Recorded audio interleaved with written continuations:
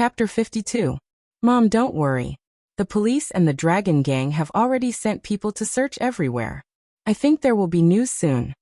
Bailey Xiong comforted the old lady. The Dragon Gang was the secret dark force of the Bailey family, and would not be easily mobilized. This time, they had sent half of their people, which showed the importance of this matter. Don't worry, how can I not worry? Ahan has been missing for 14 hours now. I can't get through to his phone, and no one knows where he went. If he was kidnapped, the kidnappers would have contacted us. No news is the scariest. The old lady's eyes turned red as she spoke. Mom, calm down. Have a cup of ginseng tea. You haven't eaten anything all day. Bai Jinxiu took the ginseng tea from the servant, and handed it to her with both hands. No, I can't eat anything right now. The old lady waved her hand and sighed. A small figure walked down the stairs and stood on tiptoe to pick up the ginseng tea, carefully stirring it. Great-grandma, you should eat something. Otherwise, when Daddy comes back and sees that you can't eat because of worry, he will be sad. The old lady touched Bailey Yi's head.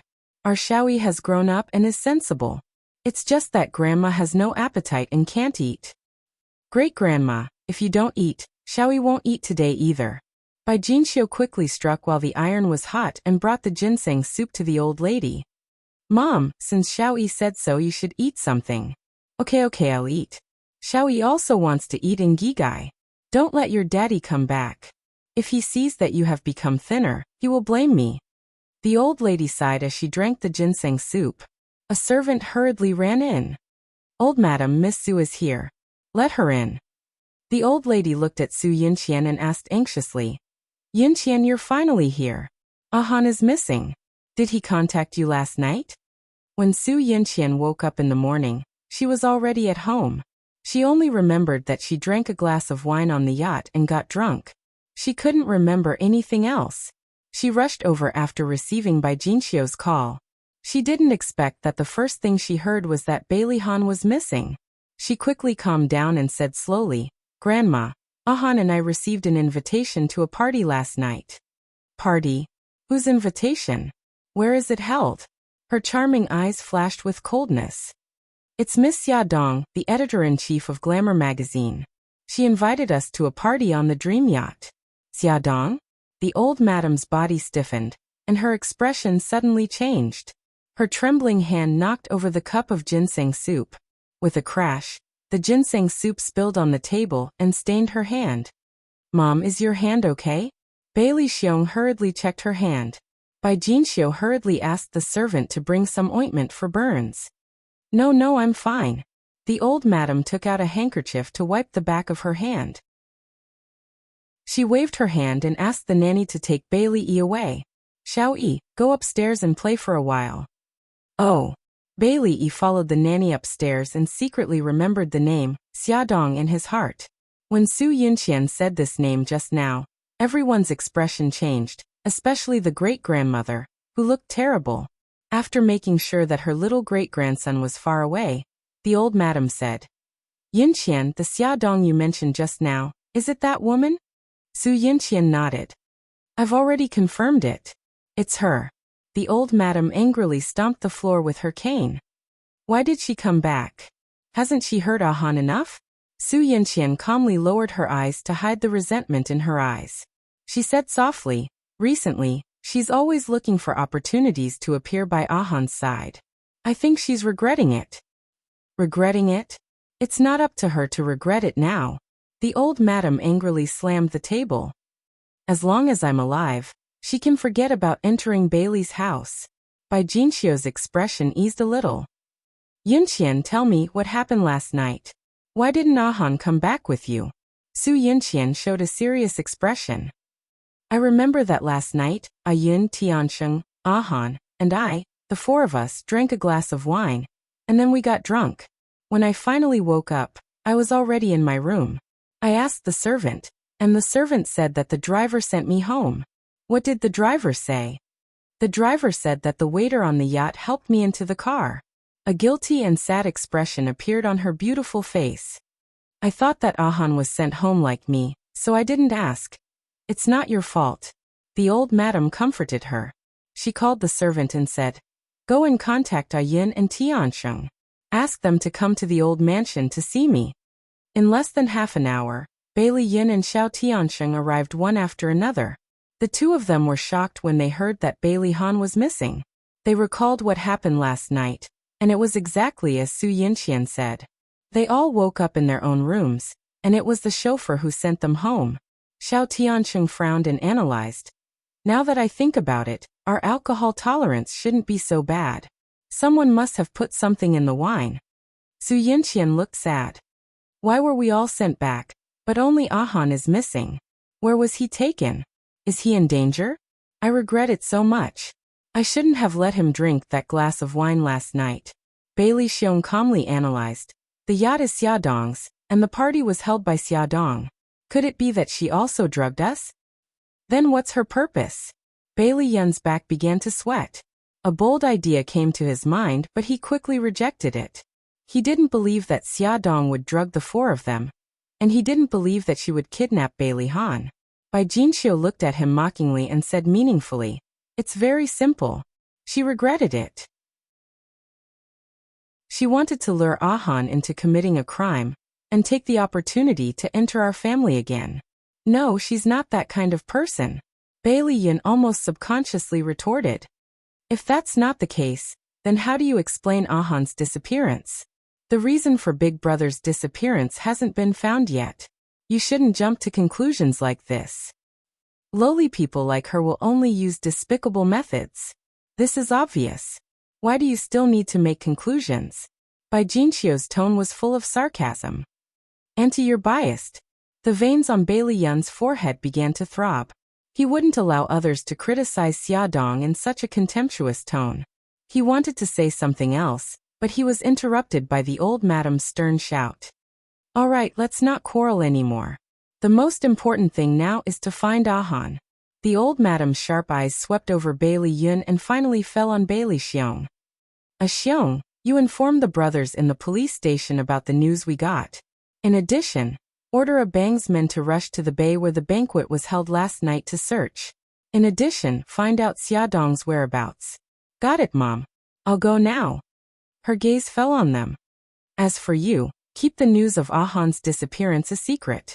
I'm worried that someone will use this news to attack the Bailey Group and Shenghao Group. Yin, you go to Ahan's company. Before he comes back, you're responsible for taking care of his affairs. Got it, Grandma. The old madam made a strict deployment and blocked the news of Bailey Han's disappearance. She also secretly communicated with the police station and the Dragon Gang to search for Bailey Han's whereabouts. At the same time, in Xiaodong's house, Xia Xiaobao and Xiao Guai, the two children, finished lunch under the care of the nanny and called Xia Yun again. Grandaunt, I'm Xiaobao. Mommy is temporarily out of town on a business trip and asked us to stay at your place for 2 days. Okay, Grandaunt will come and pick you up. No need, Auntie Nanny will send us there. Xiao Bao and Xiao Guai changed into cute siblings' outfits, carried their own small school bags, put on their sunglasses, and went to Xia Yun's house under the escort of the nanny. Grandaunt, this is the hot spring coupon that Mommy reserved for us. Let's go to the hot spring together, okay? Xia Yun loved these two children the most. How could she say no? Moreover, the coupons had already been reserved. Wouldn't it be a waste if they didn't go? So she followed her husband and took the two children to the hot spring at Misty Villa. When the Dragon Gang arrived at Xia Yun's house, what awaited them was an empty room, because Xiao Bao had already tricked Xia Yun and her husband into going to the hot spring. Xiao Bao had reserved the coupons through a public phone, and the ID card used was from Jiangdao, so the Dragon Gang had no way of finding out where they had gone. At night, Xiao Bao lay comfortably on the comfortable bed in the hot spring hotel. He had just turned on his small computer and was about to start working when Xiao Guai came in with a big bear in her arms.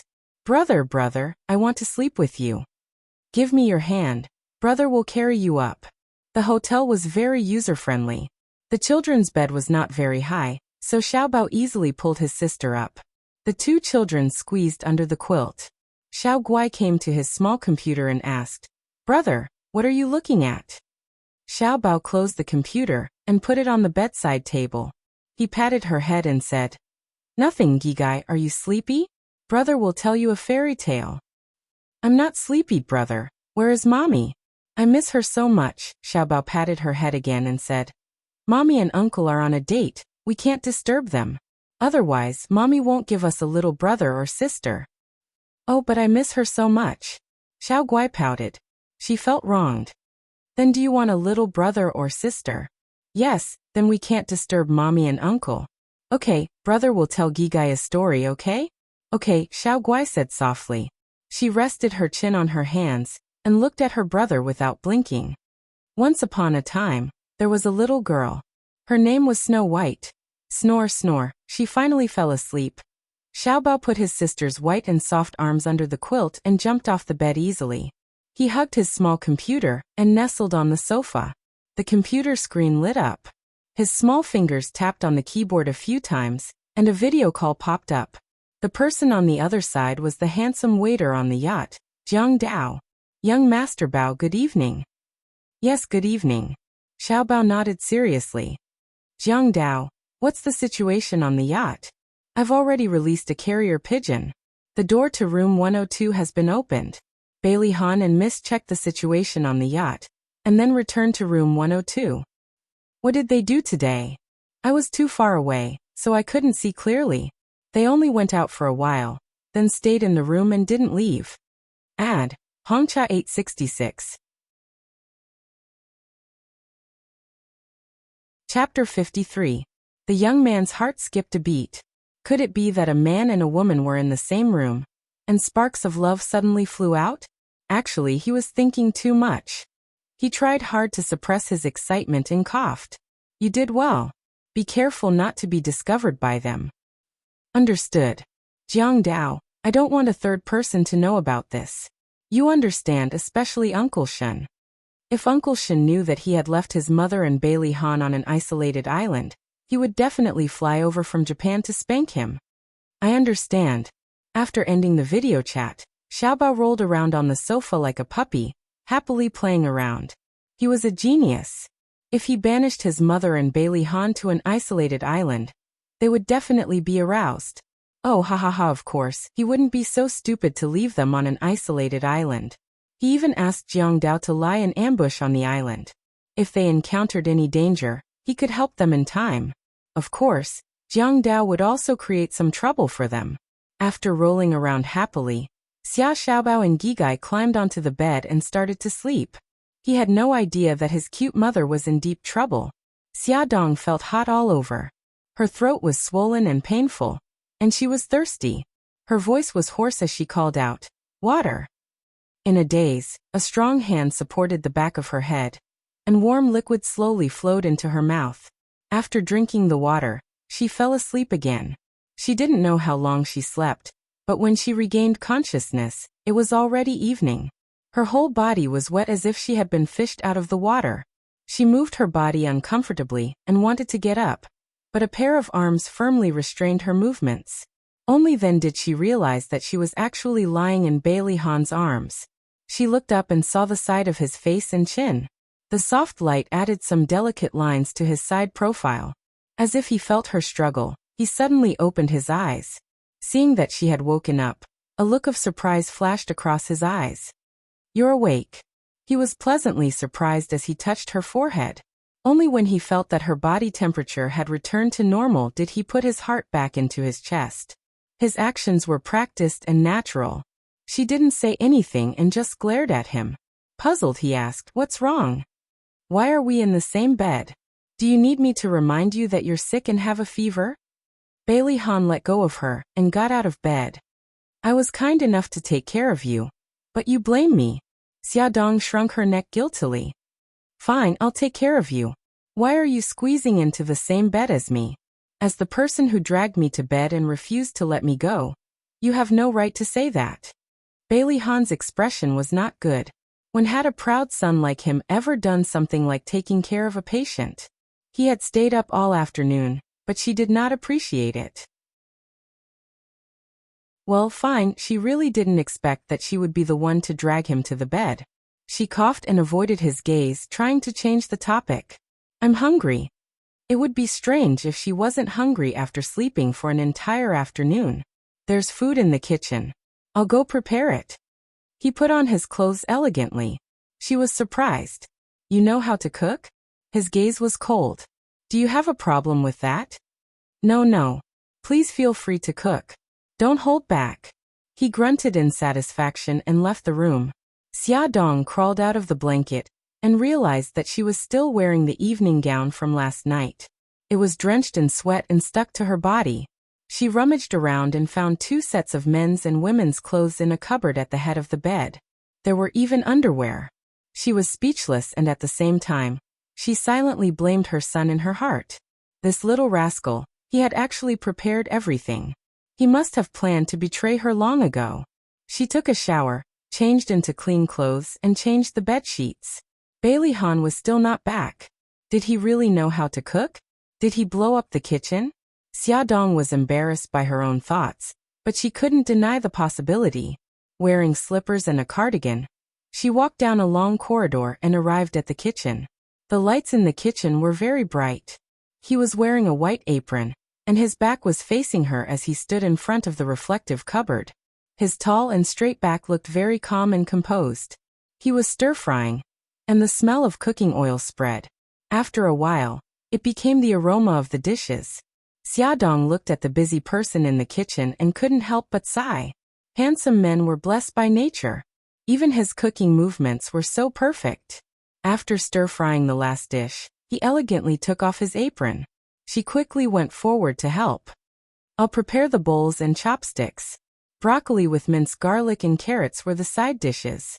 The red and green colors were fresh and delicious. The sweet and sour cabbage was sour and appetizing. There was also a dish of stir-fried bitter gourd. The seafood porridge simmered on the gas stove emitted a faint fragrance. It was relatively light and suitable for patients. During the meal, Xia Dong felt touched. This was the first time a man had cooked for her. She slowly stirred the porridge in the bowl and smiled at Bailey Han. I didn't expect you to know how to cook, and it's so delicious. I was tired of Western food when I was studying in England, so I tried to cook by myself. Bailey Han replied faintly. I thought you didn't have to do these things yourself. Shouldn't a rich young master like him have groups of servants to serve him? According to the Bailey family's rules, boys will be sent abroad to study after they turn 18. The family will pay for their tuition, but they have to take care of themselves. This was the first time Bailey Han mentioned his past to someone else. Then you must have suffered a lot. There was no surprise or sympathy on her face, only seriousness. Bailey Han was stunned and opened his mouth. His heart felt like it was wrapped in a duvet, and there was a warm feeling. No one had ever said such words to him. They only saw him in all his glory and brilliance. Clearing his throat, Bailey Han calmed himself down and said arrogantly, "These are all small things. How can they be difficult for me?" She held back her laughter.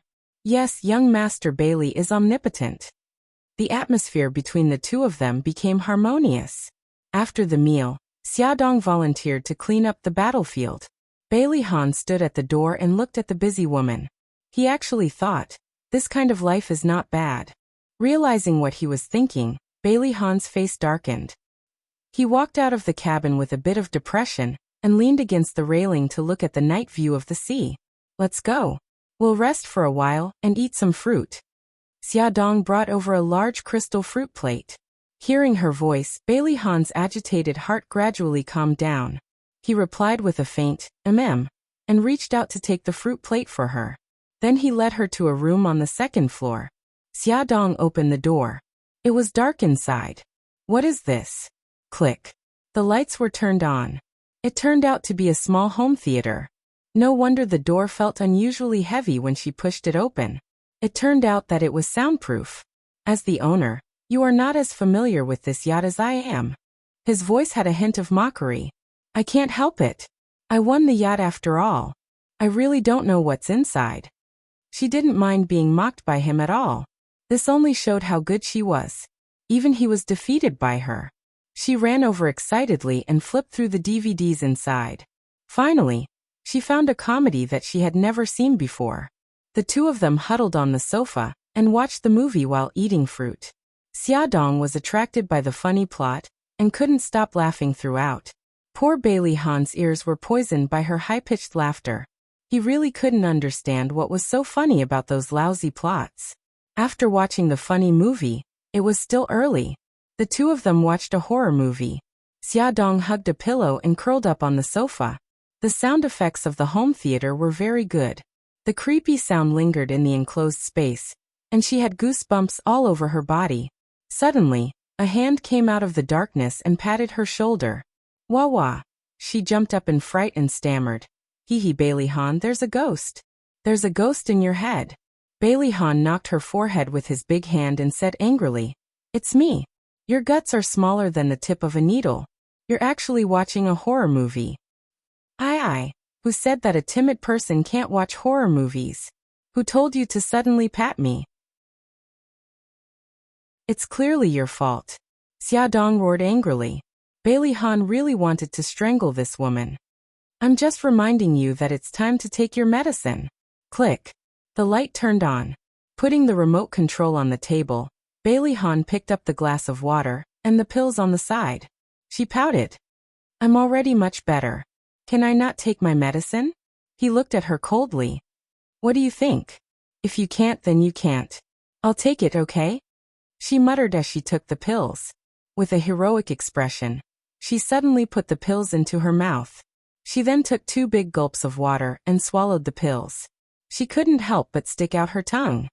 "It's so bitter, so bitter." "Here you go." He handed over a slice of apple. The corner of his mouth twitched. Who could tell him why he walked the path of an old mother? Under Bailey Han's meticulous care, Xiaodong woke up the next morning and recovered from her cold. She stretched lazily and looked into the distance. Her movements suddenly froze. Damn it, she almost forgot about their current situation. They were still on an isolated island. Bailey Han's expression was calm. He knew that his family must have known about his disappearance. They would definitely find a way to find him. However, he wasn't a person who resigned himself to fate. Before his family found him, he had to think of a way to save himself. He raised his chin towards the small island. "Today we'll go to the small island over there, and see if we can find a way to leave this place." The yacht's own lifeboat had been taken away. They had to use a lifebuoy to reach the small island about 10 meters away from them. Fortunately, the water wasn't very deep. He carried the packed backpack and swam to the deserted island with Xiaodong. When they reached the small island, Xiaodong deliberately distanced herself from the white bones. She scanned the surrounding environment. The forest behind the beach was dark and eerie. She had a very uncomfortable feeling, as if there was a very scary creature living here. Bailey Han also had a bad premonition. This island didn't have the slightest trace of human life. The surroundings were also emitting a damp and rotten smell, which faintly made people feel that it was dangerous. "I'll start a fire. You use this to spray a distress signal on the beach." Bailey Han put down his backpack and took out a can of spray paint. "Oh," Xiaodong replied. He found a relatively empty beach and began to work with his butt in the air. "I'll go to the forest to pick up some dry wood. Don't run around. This dagger is for you to protect yourself." Bailey Han threw her a dagger and said a few more words before walking towards the forest. Welfare Xinwu 799.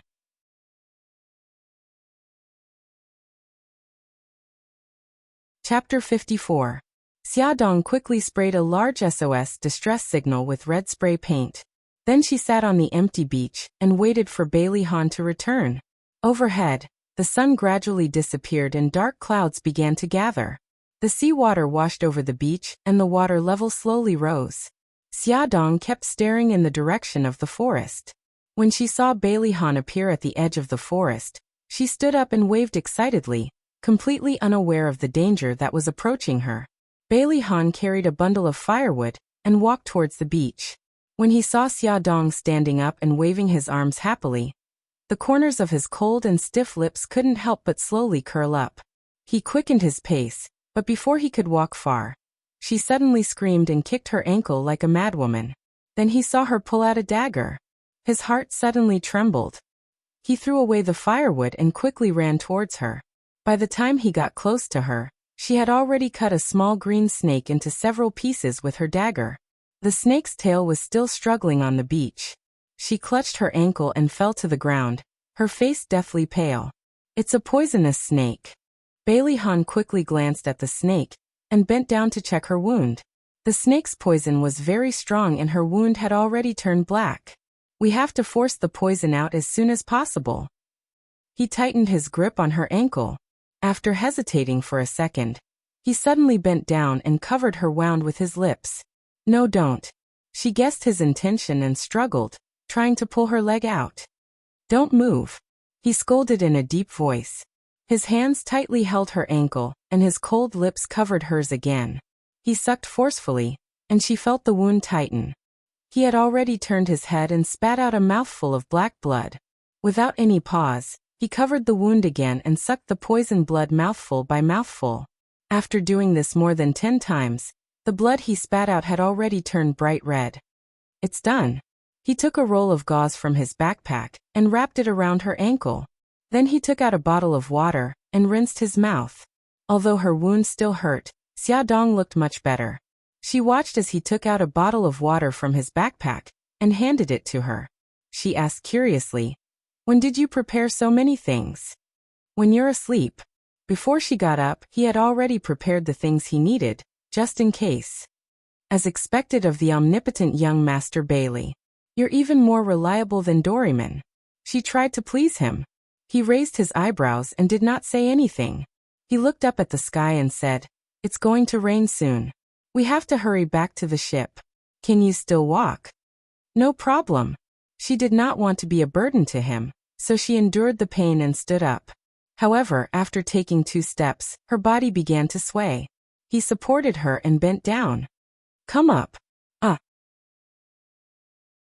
She stared at the man who was squatting in front of her in disbelief. "Come up," he emphasized. "That's not good. You support me. I can walk by myself."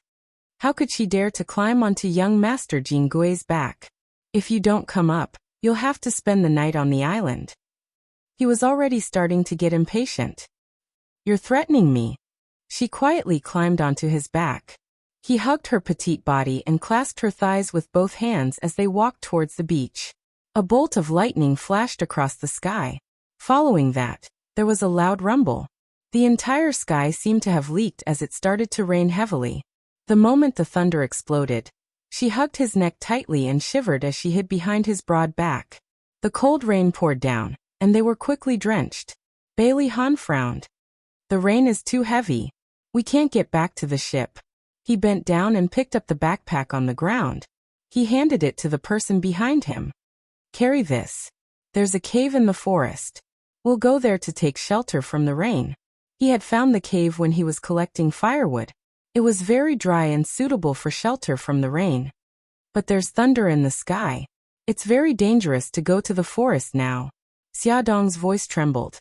"The cave is at the edge of the forest. It won't be dangerous."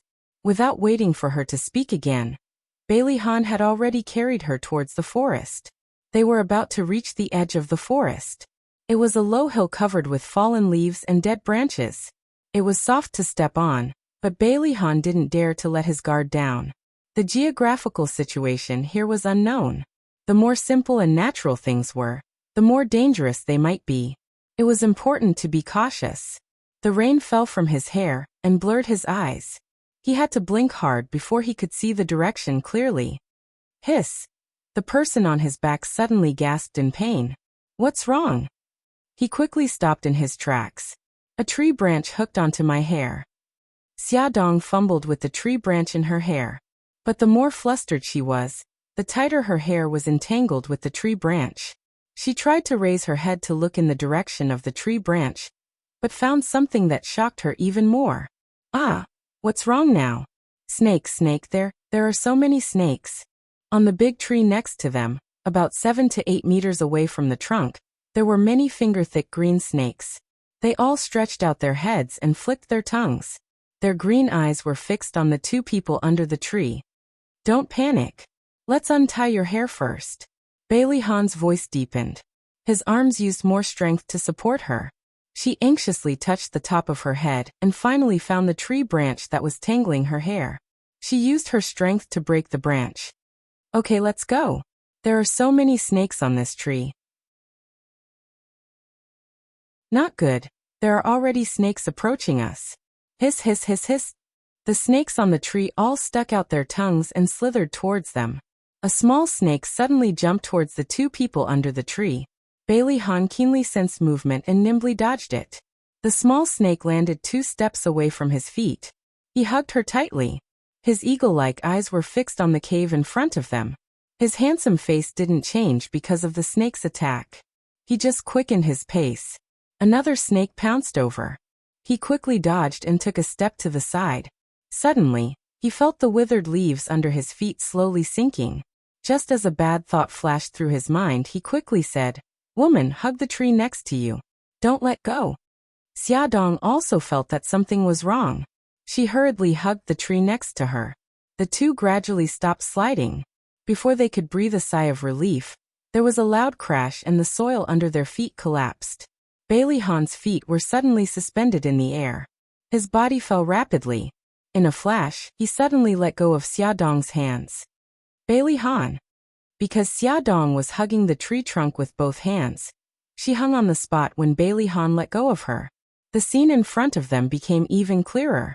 The place they were standing at earlier had become a large hole more than 2 meters wide, and she was hugging the tree beside the hole. When she moved her feet slightly, rocks and soil would fall into the hole with a pitter-patter. Bailey Han, Bailey Han. Xiaodong looked at the big hole by her feet and called out his name in panic. An unprecedented panic surged in her heart. Bailey Han, are you okay? Don't scare me. I'm fine. A calm voice came out from the hole. Xiaodong could almost imagine the man's cold face. She bit her lip and tried to calm down. Don't worry, I'll find a way to get you out. Can you see how deep the hole is? It was dark inside the hole. The air was humid, and there was a rotten smell. Bailey Han leaned against the wall of the hole, his right hand covering the outside of his left calf. He looked up and could only see a small light. He slowly said, "The hole is more than 5 meters deep." 5 meters. Where would she find a rope? Bailey Han's faint voice came again. There are ropes in the yacht's warehouse. However, the tide has risen. You can go back when the tide goes down. How are you down there? Are you hurt? Xiaodong touched the rainwater on her face and asked worriedly. I can still hold on. He avoided another question. Go to the cave to take shelter from the rain first. Wait for me. I'll definitely pull you up. After a few minutes of not hearing a reply, Xiaodong was a little anxious and called out again. Bailey Han, are you okay? After a few seconds of silence, she heard his reply. Give me a dagger. Okay, I'll throw it to you against the wall on the west side. Be careful. Xiaodong threw the dagger down against the wall. Take a rest first. I'll be back soon. Although he said he could hold on, Xiaodong was still very worried. She did not go to the cave to take shelter from the rain. Instead, she braved the rain and dragged her injured leg to look for vines nearby. She planned to connect the vines together and pull him out. At this moment, Bailey Han's situation was not much better. He tore a strip of cloth from his shirt and wrapped it around his left calf. However, the air was still filled with the smell of blood. There was a hissing sound in the cave. Something slid down the wall to his side. He knew what it was. And there was more than one. Just as the dagger was about to fall, a snake flew towards him. He dodged quickly and pulled out the dagger at the same time. With a fierce swing, the poisonous snake was cut in two and fell to the ground. The strong smell of blood filled the air. More hissing sounds could be heard. In the closed and damp cave, it was hair-raising. His malicious eyes stared at the restless creatures in the dark. Through the weak light above his head, he could barely see a shadow pouncing towards him. The dagger danced quickly. The number of snake corpses under his feet increased, and the smell of blood in the air became stronger. The wound on his left leg ruptured, and more fluid flowed out, but he didn't even frown. His eyes were fixed on his surroundings. Suddenly, a vine as thick as 2 fingers fell from the top of his head. He heard Xiaodong's urgent voice. Bailey Han, do you see the vine? Grab it. Don't worry, my other end is wrapped around the tree. It will definitely be able to bear your weight. He got rid of another snake and whispered, Okay. He grabbed the vine with one hand and held the dagger in his left hand to prevent any dangerous creatures from suddenly jumping out. He climbed up step by step. Xiaodong stood beside the tree and waited anxiously. Bailey Han wiped the rainwater off his face and raised his head to look at the entrance of the cave. The light had increased. It was about 2 meters away. He quickened his pace. At this moment he heard a crisp kacha sound. Damn it, the vine can't hold on anymore. Xiaodong saw a crack appear at the joint between the two vines. She did not have time to think. She flew up and grabbed the joint tightly with both hands. She shouted anxiously, Bailey Han, quick, the vine is going to break. Bailey Han's eyes turned cold. He grabbed the vine with both hands and sped up. Ad. Hongcha 866.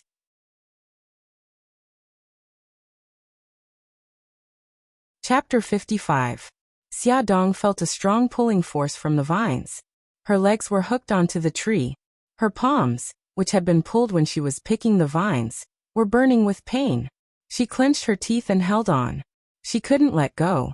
Once she did, all her efforts would be wasted. Her hands, which were tightly holding onto the vines, were already covered in scars. Red strangle marks crisscrossed on her palms. Her skin was already broken and bleeding. Crash! Gravel fell from the loose opening of the cave. The area near the tree was about to collapse. Her chest had been pulled to the opening of the cave. She could see that Bailey Han had already climbed to a position 1 meter away from the opening of the cave. Her beautiful face was twisted in pain. The wounds on her hands had already ruptured and blood was flowing out. Some of the blood even flowed along the vines and fell onto Bailey Han's face. His eyes darkened.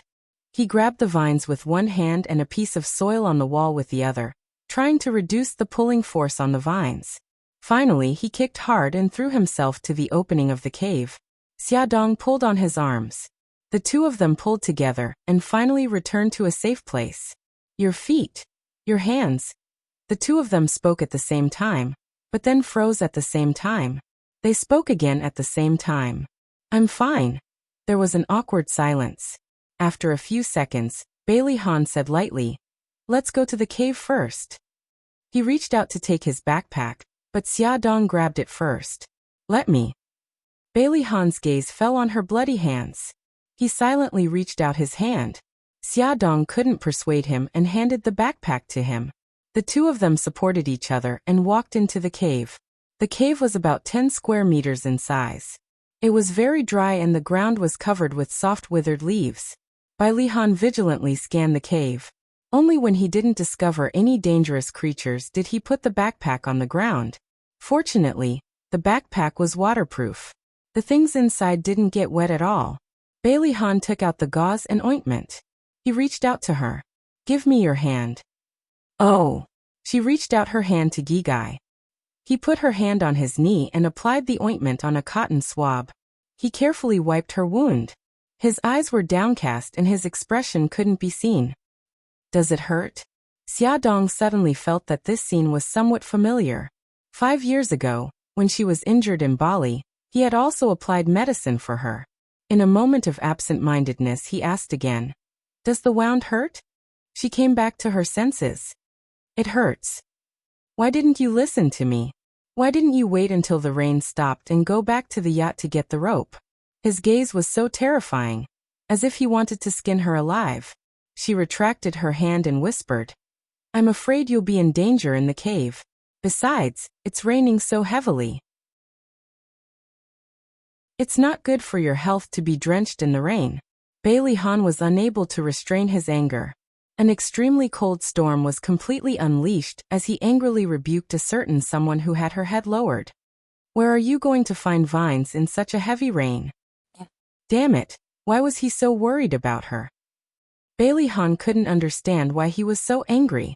At the same time, he was disgusted. He suddenly stuffed the cotton swab into her hand and said with a dark face, wipe it yourself. Xiaodong thought he was angry because she didn't listen to him. She carefully looked at him while wiping her wound. Don't be angry. I'm fine now. You're fine too. Heh, heh. She couldn't smile anymore because he glared at her fiercely. Her hand paused, and she sucked in a breath. Ugh, she had poked his wound. You're so stupid. You're so clumsy when applying ointment. Bailey Han couldn't stand it anymore. He snatched the cotton swab from her hand. After applying the ointment, he used gauze to bandage her hands. Don't touch water. Don't use too much strength. He was like a doctor, giving detailed instructions. She could only nod. Finally, she volunteered to look at his left leg. Is your leg hurt badly? Let me bandage it for you. I'm fine. He moved his left leg to avoid her touch. Be obedient and don't move. She slapped his thigh. I'm a doctor now. Listen to me. She carefully lifted up his trousers. There was only a piece of cloth roughly tied around his leg. The white cloth was dyed red, and blood was slowly seeping out of it. She stared at his wound in a daze. An uncomfortable feeling kept surging up her throat. Finally, it turned into anger. Are you an idiot? You're injured so badly and you still say you're fine. Her hysterical roar echoed in the cave for a long time. Xia Dong didn't know why she was so angry. She stared at the man in front of her, as if she wanted to find an answer. She didn't expect to see his lips slowly curl into a smile. Oh God. She was going crazy. You're still in the mood to smile? You must be crazy. You're lucky you didn't fall and become disabled. She rolled her eyes and bandaged his wound again. Fortunately, he was fully prepared. There was water and food in his backpack, but the food was frozen and needed to be heated. Bailey Han gathered all the leaves in the cave into a pile. He found a lighter and lit it. The cave immediately warmed up. She was too nervous to notice it earlier. Now that she was relaxed, Xia Dong felt very cold with her wet clothes wrapped around her body. She sat by the fire and began to dry her clothes. Bailey Han put the food on a wooden stick to heat it up. Bailey Han, I'm really admiring you more and more. You're good in the hall, good in the kitchen, and good in martial arts. Most importantly, you have wilderness survival skills. You're simply a must-have for traveling. Xia Dong ate the hot food and flattered him. Bailey Han's eyes flashed with an imperceptible smile. His expression was still cold. If you had been thrown on a deserted island for a month to survive, you would have done these things too. Xia Dong looked at him in disbelief. Can you tell me about these things? He didn't answer. She hurriedly said, If you can't tell me, then forget it. He looked at the fire and said calmly, Actually, there's nothing much to say. These are the rules of the Bailey family. After the eldest son comes of age, he has to pass many tests before he can inherit the family's power. He hid many secrets that she didn't know about. Only now did she understand that the wealth and status he had now was not because he was blessed by the heavens, but because he worked hard for it. She suddenly thought of a question and blurted out, Then will your son have to go through these tests in the future? He suddenly stared at her, his eyes becoming dangerous and cold. I don't care what purpose you have for approaching me. If you threaten my son, I will make you disappear from this world completely. The atmosphere that had just eased between the two of them stiffened again. She smiled helplessly. I didn't mean that. On the contrary, I'm very happy that you care so much about your son. He looked at her suspiciously. She calmly met his gaze, her clear eyes without any impurities. Perhaps he was thinking too much. The cold aura around him gradually disappeared. He looked outside the cave and saw that the rain was still pouring. It seems that we will have to spend the night here. At night, Xia Dong began to have a fever again. Her whole body was burning hot, and the wound that was bitten by the venomous snake began to swell and fester. Bailey Han frowned. He covered her with the coat that had been dried by the fire. He dipped the cloth in rainwater and placed it on her forehead to cool her down. He took care of her for the entire night until the wee hours of the morning, when he finally fell asleep. The two of them who were sleeping did not know that a dark shadow had sneaked out from a hidden corner of the yacht and came to the deserted island. He followed the traces and found the cave. Seeing the two injured people in the cave, a trace of worry flashed across the intruder's eyes. He sneaked back to the yacht using the original route. Xia Xiaobao, who was still on vacation at the hot spring hotel, was woken up by a phone call early in the morning. He heard Jiang Dao's voice. Young Master Bao, Miss and Bailey Han are both injured. What? Xia Xiaobao jumped out of bed, completely awake. How did they get injured? Are their injuries serious? Mrs. Ankle is injured, and she seems to have caught a cold. Bailey Han's left leg is injured. Both of their wounds have been bandaged, but I can't tell if it's serious. Xia Xiaobao jumped up and down on the bed impatiently. I announced the termination of the plan. Restore the cell phone signal on the island. Yes, young Master Bao. Early in the morning, rays of sunlight peeked out. In Bailey's old residence, the butler called Bailey Han's cell phone over and over again. Suddenly, he shouted excitedly, "Young Master's cell phone has been connected. Quick, quick, Ahu, track the signal and find out where they are." Old Madam said excitedly. Understood. Old Madam, there's news from the Dragon Gang. They've found the yacht's location. Ahu reported loudly, Old Madam, young Master's cell phone signal has been tracked. It's on a deserted island 400 nautical miles from the shallow sea. Very good. Inform Ma Bao that the helicopter can take off now. Old Madam gripped her walking stick nervously and said solemnly, Ahu, go with the helicopter. You must bring young Master back safely. After the heavy rain, the earth was fresh and clean. The rising sun brought with it a hint of warmth and shone into the cave. Bailey Han was awakened by the glaring sunlight. He closed his eyes and opened them again. Only then did he see the scene in the cave clearly. The fire had been extinguished, leaving behind a pile of ashes. There was no one else in the cave except for him. That woman had disappeared. Damn it, where did she go? Was she in danger? The thought flashed through his mind as he dragged his injured leg out of the cave. After the rain, the soil in the forest was soft. With yesterday's lesson, he was even more cautious. He hurriedly but steadily walked on the path in the forest. Walking along the gentle slope out of the forest, he saw a vast beach. The SOS that she had sprayed with red paint had long been washed away by the rain. The yacht that had been docked on the shore was also gone. He was even more anxious. Ignoring the injury on his leg, he ran towards the beach. Virum. Virum. Above him, a helicopter flew over quickly and stopped in the empty space in front of him. Young Master, are you okay? Ahu and Ah Bao alighted from the helicopter and ran towards them. I'm fine, Bailey Han said calmly. His gaze swept across the sea where the yacht had been docked, and he walked towards the helicopter. Ahu, take a few people and search this deserted island. The rest of you, return. The helicopter rose slowly, leaving a white trail in the air.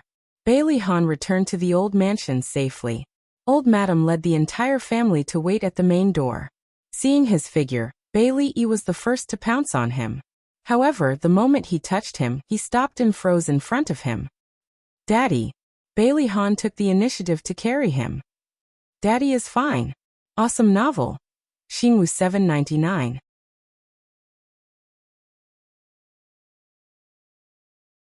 Chapter 56. With her son in her arms, she walked unsteadily to the old lady. Grandma, I'm sorry for making you worry. The old lady's eyes were red. Why is your left leg injured? Is it serious? It's just a scratch. It's nothing serious. Grandma, don't worry. Ahan, put Xiaoyi down. Be careful of your leg. The doctor is waiting in the living room. Let him take a look at your injury. Bai Jinxiu also came over. Su Yinqian was standing next to her. Her eyes were slightly red. Although she didn't say anything, they could feel her worry. Mom, Yinqian, I'm sorry for making you worry. The old lady said, Okay. You must be tired after coming back. Go in and take a look at your injury first. We can talk later. Suja checked Bailey Han's injury. The abrasions on his calf were quite serious. Fortunately, his muscles and bones were not injured. There were several scratches on his body, but they were not very serious. After rebandaging his wound, Bailey Han comforted his family. Finally, he followed Su Yinqian back to his room upstairs. As soon as they entered the room, Su Yinqian threw herself into Bailey Han's arms with tears in her eyes. Han, fortunately you're okay. Otherwise, I wouldn't have the face to live. Don't be silly. I'm back in one piece. He gently wiped the tears on her cheeks. If I hadn't gone to the yacht, you wouldn't have come and so many things wouldn't have happened. She bit her lip, her face full of guilt. It's not your fault. I was too careless. He kissed her forehead gently and pulled her into his arms. What happened after you went missing? She bit her lip and looked like she wanted to say something. Were you with Xia Dong? Yinqian, I'm tired. I don't want to talk about this now. He played down this matter. Okay, then have a good rest. I'll come to see you tomorrow. She stood on her tiptoes and kissed him on the lips. When she turned around and left, her eyes were cold. Why didn't he talk about it? Was it because he had done something wrong to her? He was the only one left in the room. He sat at the head of the bed and contacted Ahu. At this time, they had already finished searching the island, and were bringing people back to the old Bailey mansion. Ahu, what did you find? Young master, the deserted island has been washed away by a storm. There are no traces of human activity. Your mobile phone was found in the shallows 10 meters away from the beach. Is there anyone else on the island? No. All right, I got it. Lying in the bathtub, Bailey Han frowned. That woman had mysteriously disappeared. Did the person behind her take her away? Or did she encounter some danger? At this time, Xiaodong was already lying on her bed. The nanny took good care of her, who had a cold, and even found a doctor to treat her wound from the snake bite. She didn't know how long she slept, but she opened her heavy eyes and looked around in a daze. Her eyes finally lit up. She was home. However, something didn't seem right. The door was suddenly pushed open, and a small head popped out. Then it was a scream of surprise. Brother, brother, mommy is awake. There was a crackling sound. Then a small body rushed in like a cannonball. Mom, are you okay? Oh. After the shock, it was anger. Xiaodong propped herself up with one hand and grabbed the ear of the little person, lying in front of her bed with the other hand. Xia Xiaobao, I'm telling you, you're in big trouble. Mom, you don't have to shout so loudly. I can hear you. Xia Xiaobao dug his ear with a bitter face. You're full of energy. It seems like you've recovered.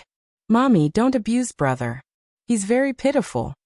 Xiao Guai blinked her big watery eyes and pleaded for her brother. Xiao Guai, you have no idea what kind of heinous things your brother has done. Xiaodong was full of grievances and had nowhere to vent. I was wrong. Xia Xiaobao took the initiative to admit his mistake. He blinked his big, watery eyes that resembled his sister's. Mommy, I was wrong.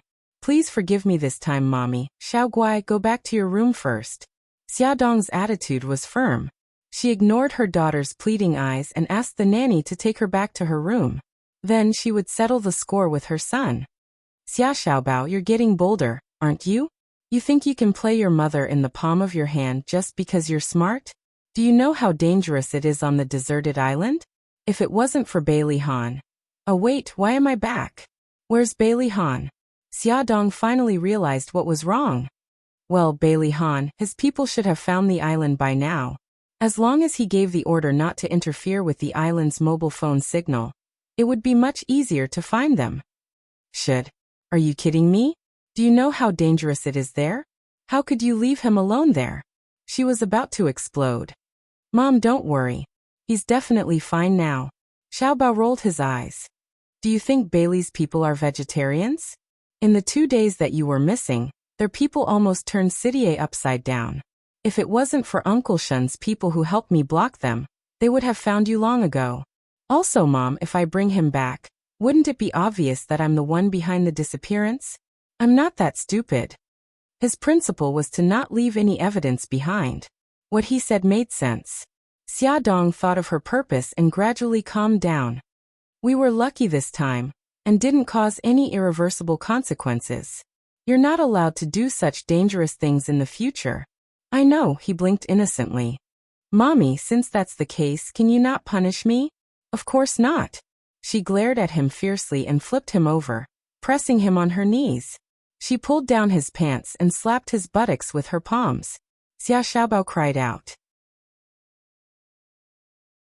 Spanking was really the scariest corporal punishment that adults could use to intimidate children.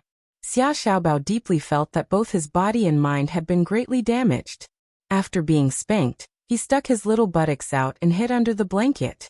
Xiaodong gently coaxed him for a long time, and wanted to apply medicine for him, but he refused.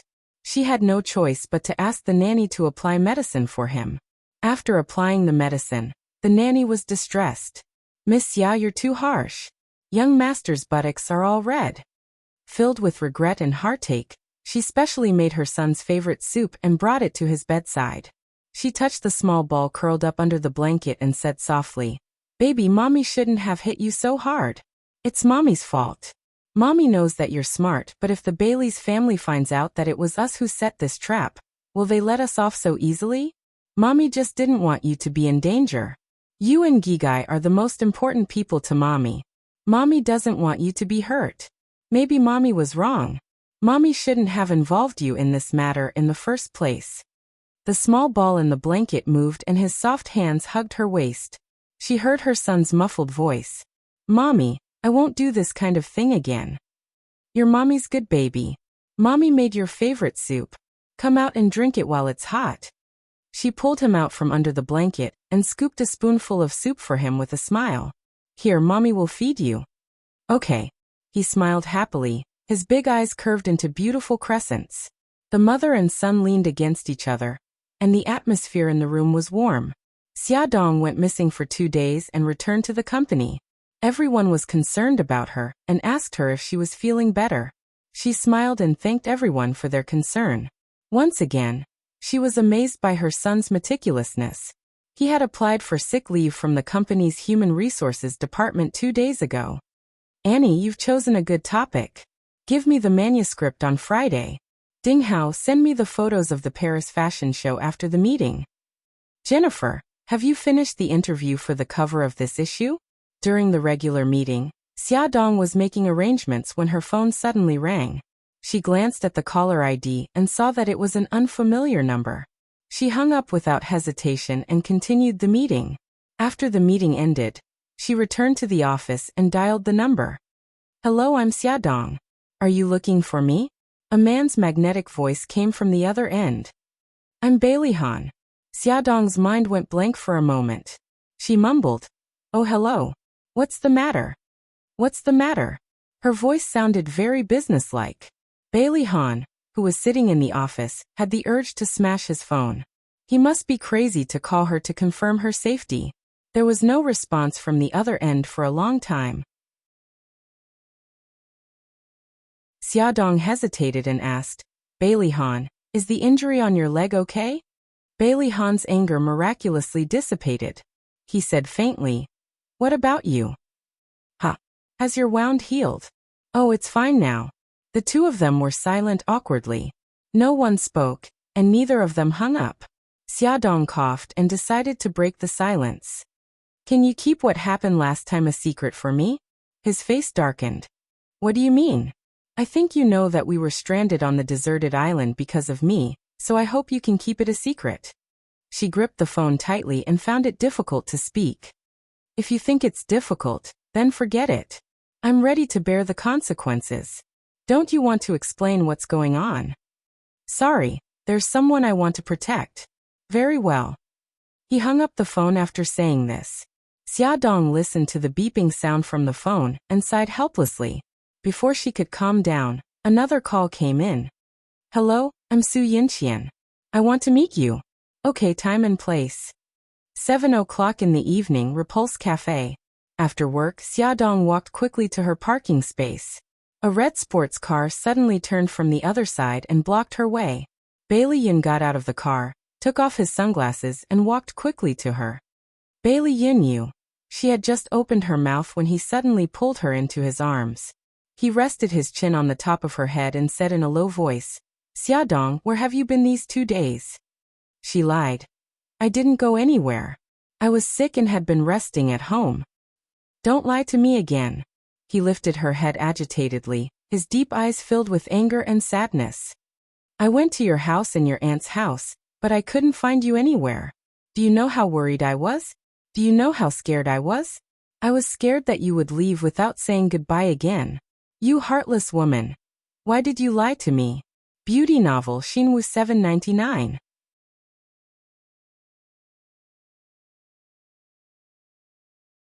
Chapter 57. She avoided his gaze guiltily. "Bailey Yun, don't be like this. Let go of me first. Let's talk slowly."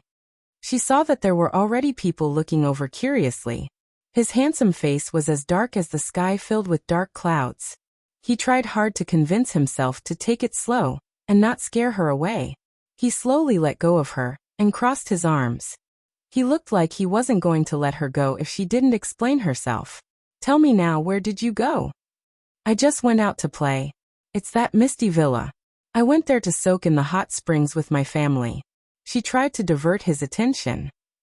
I have an appointment with someone at 7 o'clock, and it's almost too late now. Can we talk another day? His attention was indeed attracted by the second half of her sentence. He stared at her fiercely. Who are you meeting with? A man or a woman? A woman. Xiaodong rolled her eyes at him. Can you let me go now? Sure. He suddenly reached out and pulled her into his arms. A sly smile flashed across his slender fox-like eyes. But you have to put my stamp on it. He suddenly kissed her lips. Her eyes widened in shock. He covered her eyes with one hand and held her waist with the other. He pulled her closer to him and deepened the kiss. He sucked and licked her lips.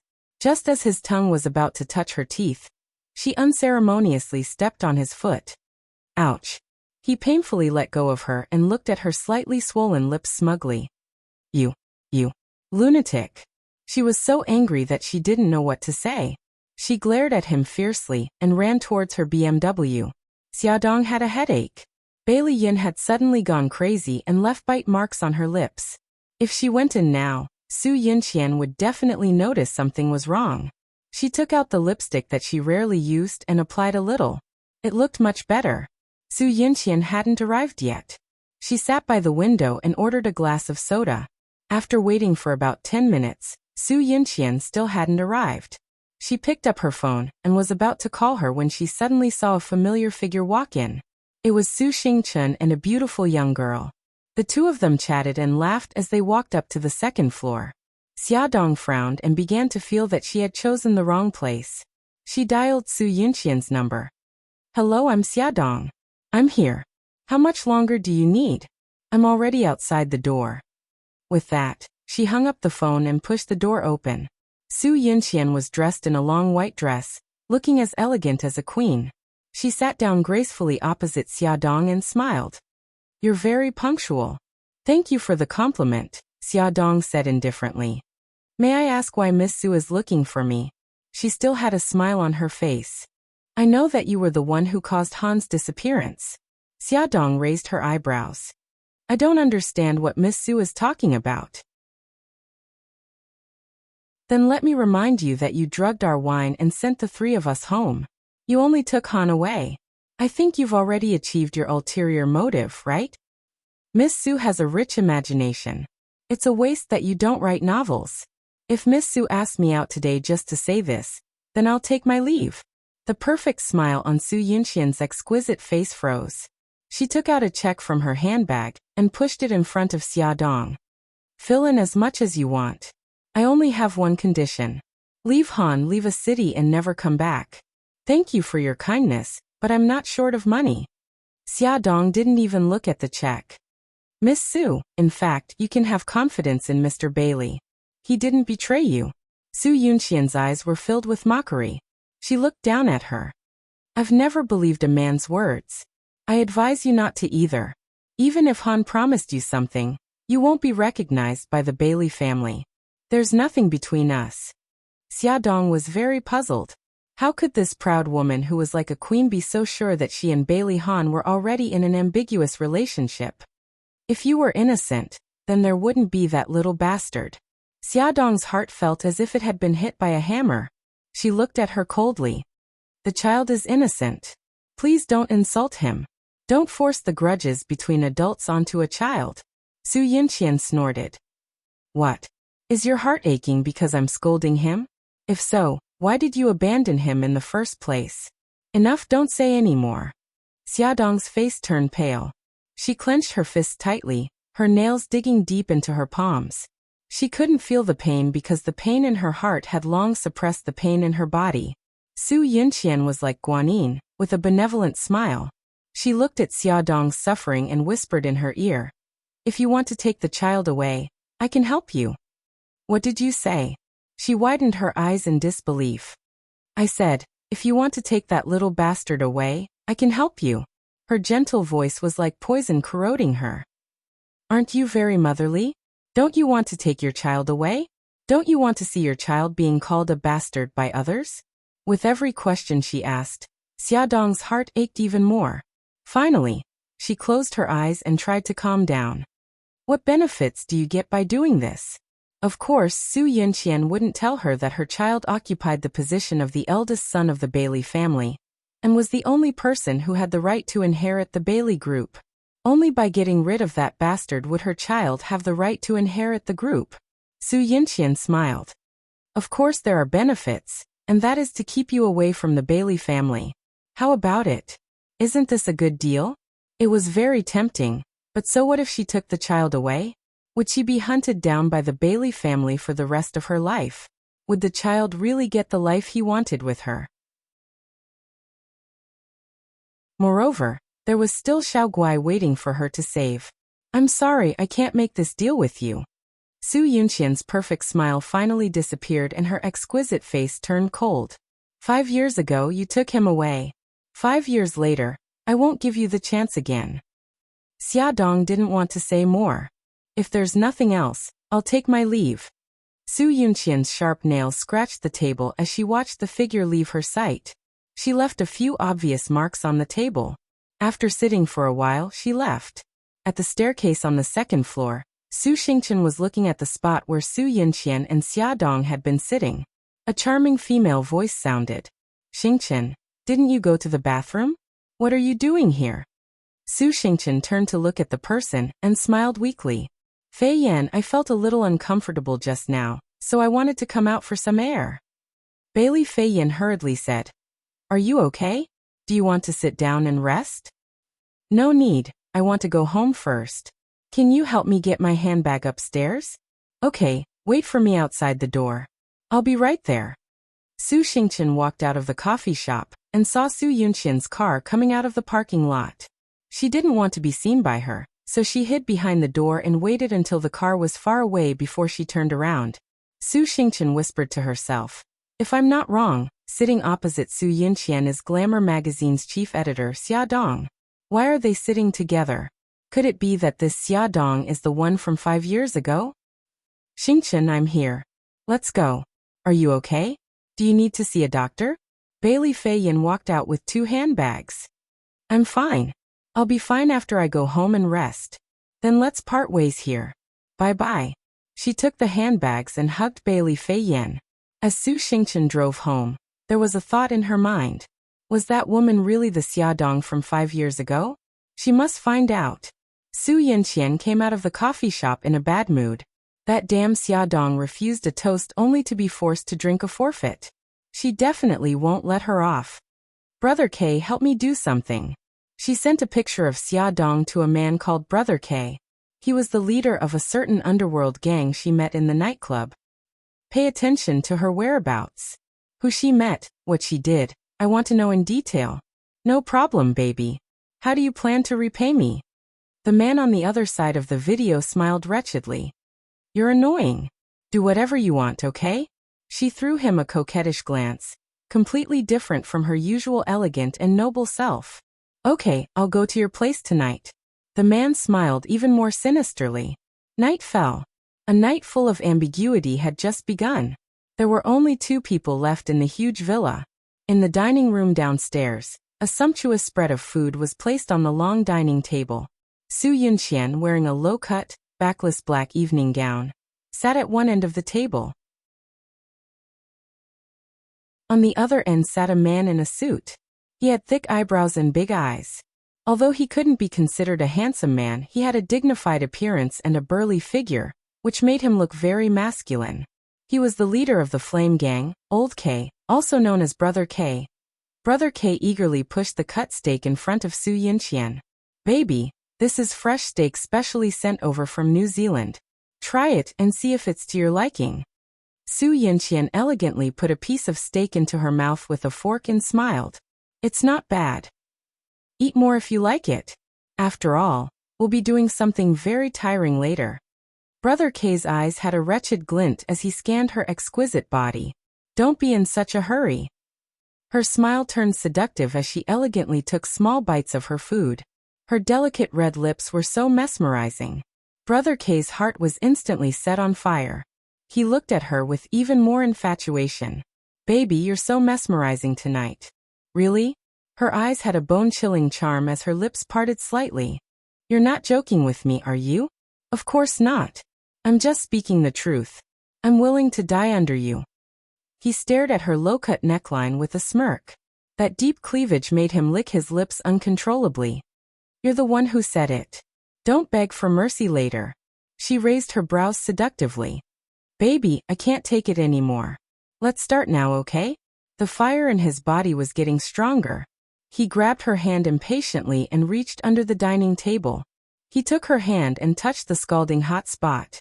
The thick and hard cylindrical object was stuffed into her palm, and the scorching heat was transmitted fiercely. A look of disgust flashed across her eyes, but a bashful expression appeared on her face. You're so naughty. Go take a shower first. I'll wait for you in the bedroom upstairs. Okay. Baby, wait for me. The man dragged out his voice and quickly ran to the bathroom. Welfare Hongcha 866.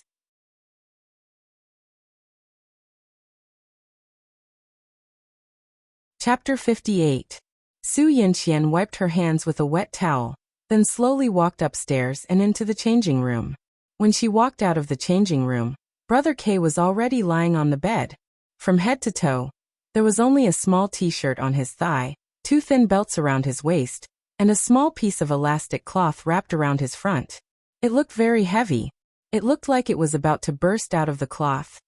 Oh baby, you're finally out.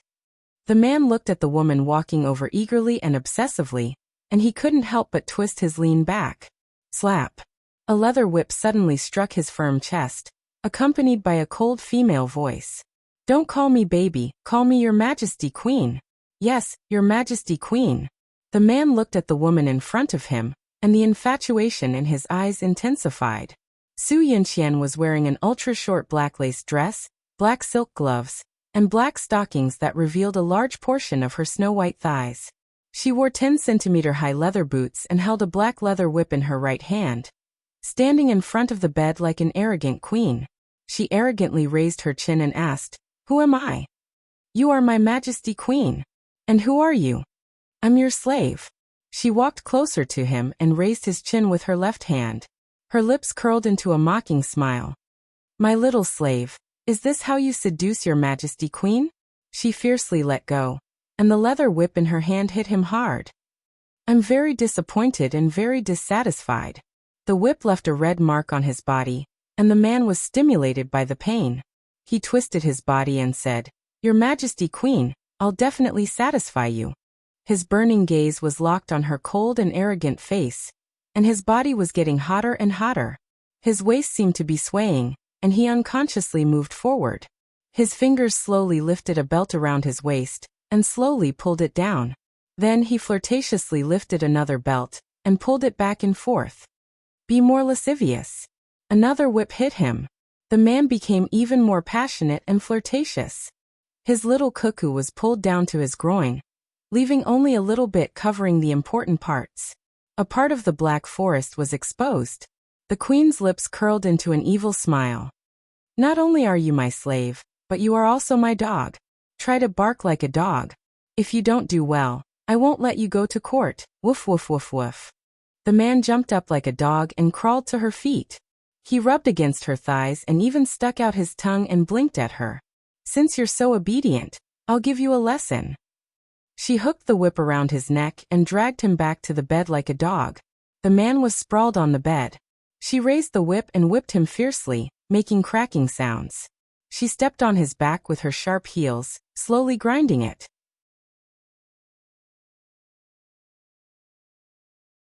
Baby, you're really heartless. Finally, she got rid of Brother K. She changed the bed sheets and quilt with great fanfare.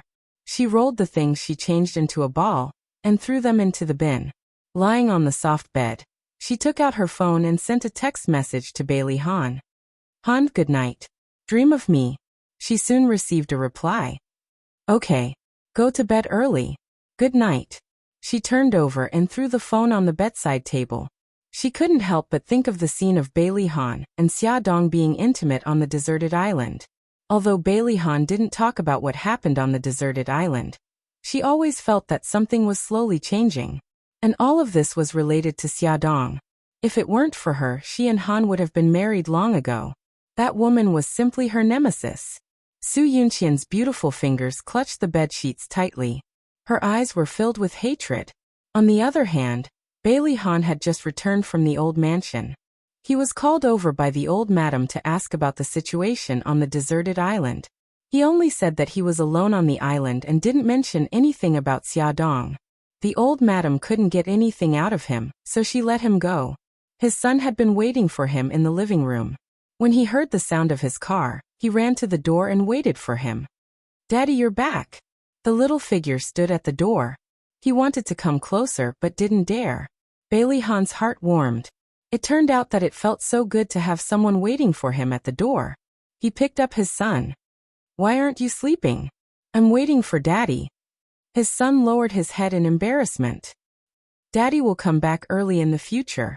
Bailey Han hugged him tightly. "It's getting late. Daddy will take you back to your room to rest."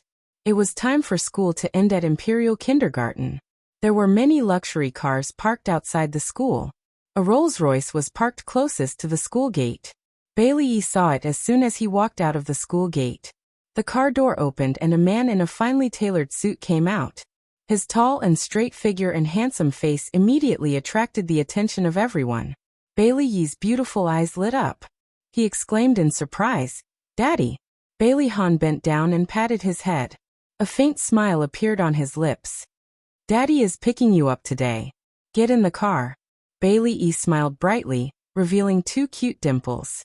When the girls in the kindergarten saw him, they exclaimed in surprise that he was so cute and handsome. The infatuated Xia Xiaoguai also exclaimed, "So handsome." She crossed her hands and rested her chin on them. Her eyes flashed with little red hearts. If it was any other time, if his smitten sister praised someone else's good looks in front of Xia Xiaobao, he would definitely express his disdain that the person was not as handsome as him. But now, all his attention was on Bailey Han.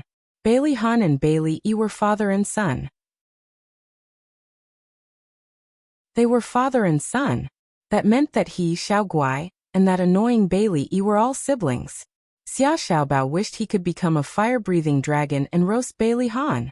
How could he do this? He had just abandoned the 3 of them, and had Bailey Yi with another woman? Oh, he was so angry. He wanted to bite someone. Xia Xiaobao pulled Xiaoguai away with a fierce face. "Hey brother, you're hurting me. Slow down." Brother, why aren't you saying anything? Why is your face so dark? Did someone piss you off?" Xia Xiaobao did not say a word. He pulled his sister far away and only stopped when he saw Xiaodong's BMW. "Xiaobao, what's wrong with you? You look like someone owes you money." Xiaodong carried her precious daughter into the car, and then poked Xiaobao's bun face. Xiaobao panted heavily, his little chest rising and falling, and his little face flushed red. After a long while, he finally blurted out a bunch of idioms in one breath. Humph, a bastard scumbag who flirts with women and abandons his wife." Xiaodong was stunned. She poked his bun face again. "Son, what's wrong with you?" "Nothing." Xiaobao rolled his eyes and turned his head away from her. "Let's go home, Mom. I hate everyone with the surname Bailey. Did Bailey Yi find trouble with you?" Her son turned his head and glared. "He dares. It's okay. Let's go home." It seemed that her son was really angry. Xiaodong patted his head. "Don't be angry. Mommy will bring you to eat good food." "Yay, brother, don't be angry. Gigai will tell you a joke." Yes. The little princess is going to tell a joke." "Let's applaud," someone asked a penguin. "What do you do every day?" The penguin said, "Eat, sleep and hit Dowdo." That person asked many penguins, and the answers were the same. Eat, sleep and hit Dowdo. He asked the last penguin, "What do you do every day?" The penguin said, "Eat, sleep." That person asked curiously, "Why don't you hit Dowdo?" Awesome novel Xingwu 799.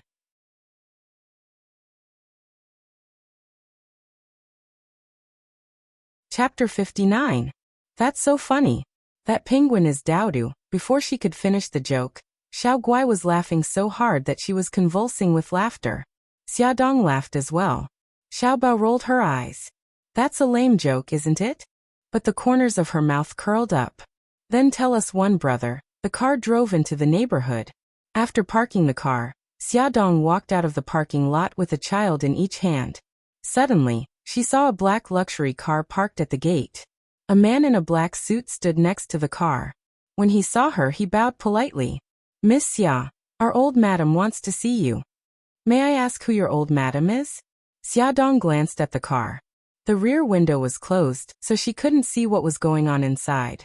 But she had a feeling that the old madam was sitting inside. The man said respectfully, Old Madam Bailey. Xiaodong froze. The Bailey's family had finally come. She held the two children's hands tightly. She wanted to protect them, and couldn't let the Bailey's family take them away from her. Please give me 10 minutes to bring my two little nephews upstairs. Okay, Miss Xia, please hurry. Xiaodong nodded and brought the two children upstairs without looking back. As soon as she entered the house, she locked the door and squatted in front of them. She looked at them seriously. Xiaobao, Xiaoguai, don't call me mommy anymore. Call me aunt. If anyone asks, just say that you're Uncle Gao Feng's children. Do you understand? Gao Feng was Xiaodong's aunt's son. He had been working in the United States National Defense Research Institute. Because of the special nature of his work, the United States government had done a very good job of keeping his personal information confidential. Even Xiaodong, his family, did not know if he was married or where he lived overseas. Therefore, it would be very difficult for the Bailey family to investigate. Xiao Guai did not understand the sudden change. She pouted and said, Mommy, do I have to call you auntie in the future? You can call me mommy at home, but outside, especially when there are outsiders around, you must call me auntie. Xiaodong hugged her children and said guiltily, Darling, I'm sorry. Believe in mommy. Everything will be fine in a few months. Once she was pregnant with Bailey Han's child, she would take the children away again. This time, she would go to Italy to stay by her godfather's side. No matter how powerful the Bailey family was, they would not dare to go against her godfather openly. Mommy, I believe in you. You will definitely do it. Xiaobao's soft lips kissed her on the cheek. Xiaoguai also kissed her on the cheek. Xiaodong also kissed them, then told the nanny to take good care of them, and then hurried downstairs. As expected, the old madam of Bailey was sitting in the back row. Seeing this smart and capable old madam again, Xiaodong was still very nervous, but she did not show it on her face at all. She smiled politely and greeted her. While she was sizing up the old madam was also secretly sizing her up. After 5 years, she had become more mature, beautiful, and charming. She exuded confidence and capability. It was no wonder that she attracted Ahan's attention again. The old madam went straight to the point. I thought you would never come back. Xiaodong smiled and replied, Life is unpredictable. I didn't expect it either. Have you forgotten what you said back then? The old madam's eyes became sharp. Back then, I promised that I would go far away and never come back to disturb Bailey Han and the Bailey family. But now I regret it. My family is here, and I want to live with them. She was neither servile nor overbearing and maintained her smile. Don't even think about bringing Xiaoyi back. Even if I wanted to, I wouldn't do that, Xiaodong said indifferently as her nails dug into her flesh. You don't have to worry about that. Tell me, what do I have to do to make you stay away from Ahan? The old madam's face was full of contempt. I'll give you another 5 million. Is that enough? Rich people were really generous. First it was Su Yunqian, and now it was the old madam of Bailey. If it was in the past, Xiaodong would have snorted at their behavior, but now she could face it with a smile. Thank you for your generosity, but there's no need. I just want to live a peaceful life. As for Bailey Han, we're just working together. We won't go beyond that in the future. The old madam glanced at her coldly. I hope you remember what you said today. If you break your promise again, then my attitude won't be so gentle. After getting out of the car, Xiaodong felt very tired.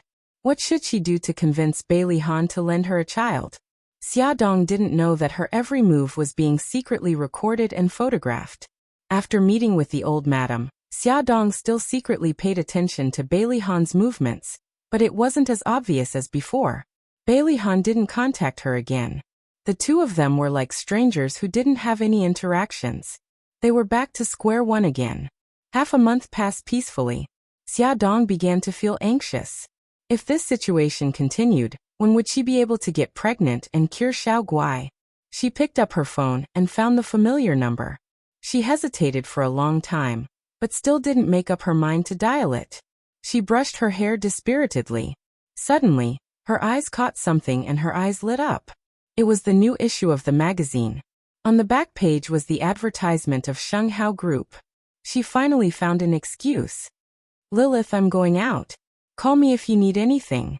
Xia Dong took her handbag and ran out of the company. After choosing for a long time in the mall, she finally picked a gift. She put it together with the magazine, carefully wrapped it, and sent it to Bailey Han's office. When Bailey Han received the package, Su Yinqian happened to come to see him. She saw the box on his desk at a glance and said with a smile, "What a beautiful box. What's inside?" Bailey Han saw that the sender was Xia Dong and felt a little strange. "Open it and take a look." As he said this, Su Yinqian had already untied the bow on the box. When she saw what was inside the box, her hand froze. "What is it? Take it out and let me see." "It's a magazine and a pillow." Su Yinqian's face was cold with her back facing him. When she picked up the things and turned around, she was full of smiles again. "Miss Xia is really considerate. She sent you such a beautiful pillow." The pillow was cross-stitched. There were 2 cartoon dolls embroidered on it. The two of them were holding hands and looked very intimate. On the back of the pillow was a big English word, happy. Bailey Han just glanced at the pillow and didn't show any special expression. He picked up the magazine and looked at the advertisement on the back. "This is the advertisement that our company published in Glamour magazine. The shooting is not bad." His voice was very calm. It sounded like he was explaining, but when it fell into Su Yinqian's ears, it was especially unpleasant. The advertising director was in charge of the advertisement. That be *tch. Why did she send Ahan a sample magazine for no reason? It seemed like she hadn't given up yet. Su Yinqian pinched her palm with her fingernails and smiled slightly. "Han, I'll leave first. I won't disturb your work." "Okay, drive carefully." Bailey Han kissed her cheek and sent her to the door. After closing the office door, he put the pillow behind him. It was soft and quite comfortable. The corners of his lips curled up slightly. Su Yinqian walked into the empty elevator and dialed Brother K's number. In the elevator mirror, her delicate face was full of hatred. "Brother K, how did you do the thing that I asked you to do last time?" "Good, I'll go to your place tonight. I want to see all the photos." There were dozens of photos scattered on the table. Each photo had the same protagonist, Xia Dong. There were photos of her driving, picking up a child at the entrance of a kindergarten. Holding the child's hand and going upstairs, Su Yinqian pointed at a photo. "Whose child is that in the photo?" Brother K reached out and pulled her into his arms. "I heard that it's her cousin's. The boy's name is Xia Xiaobao, and the girl's name is Xiao Guai. She has a cousin." Su Yinqian raised her eyebrows.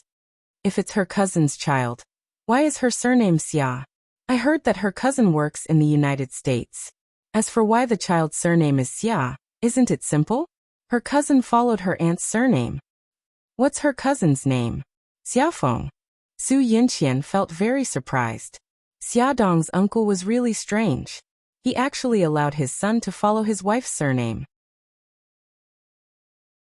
However, the surprise only lasted for a moment, and soon she focused her attention on Xia Dong. She picked up a photo, which was secretly taken when Xia Dong and the old madam of Bailey met. "Who's the person in this car?" "I don't know. The person in the car hasn't come out. It's very mysterious. According to my people, she has a very regular life.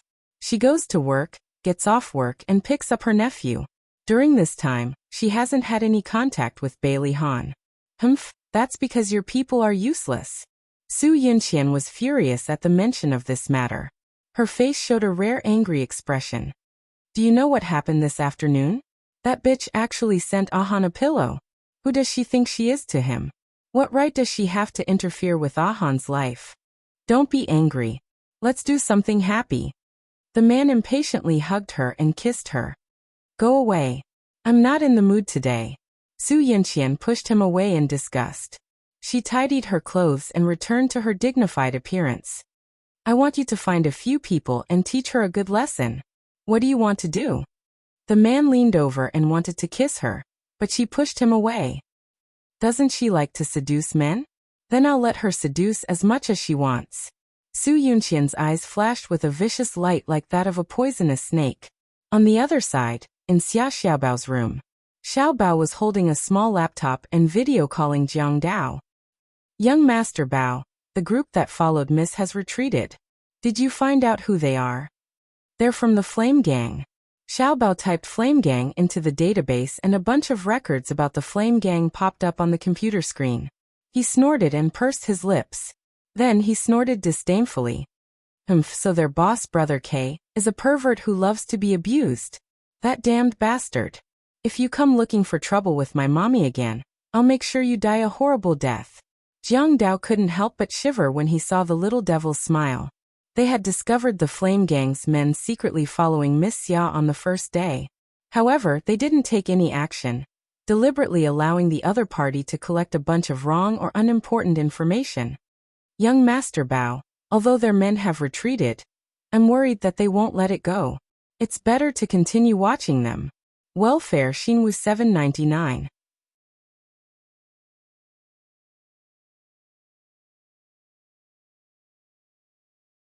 Chapter 60.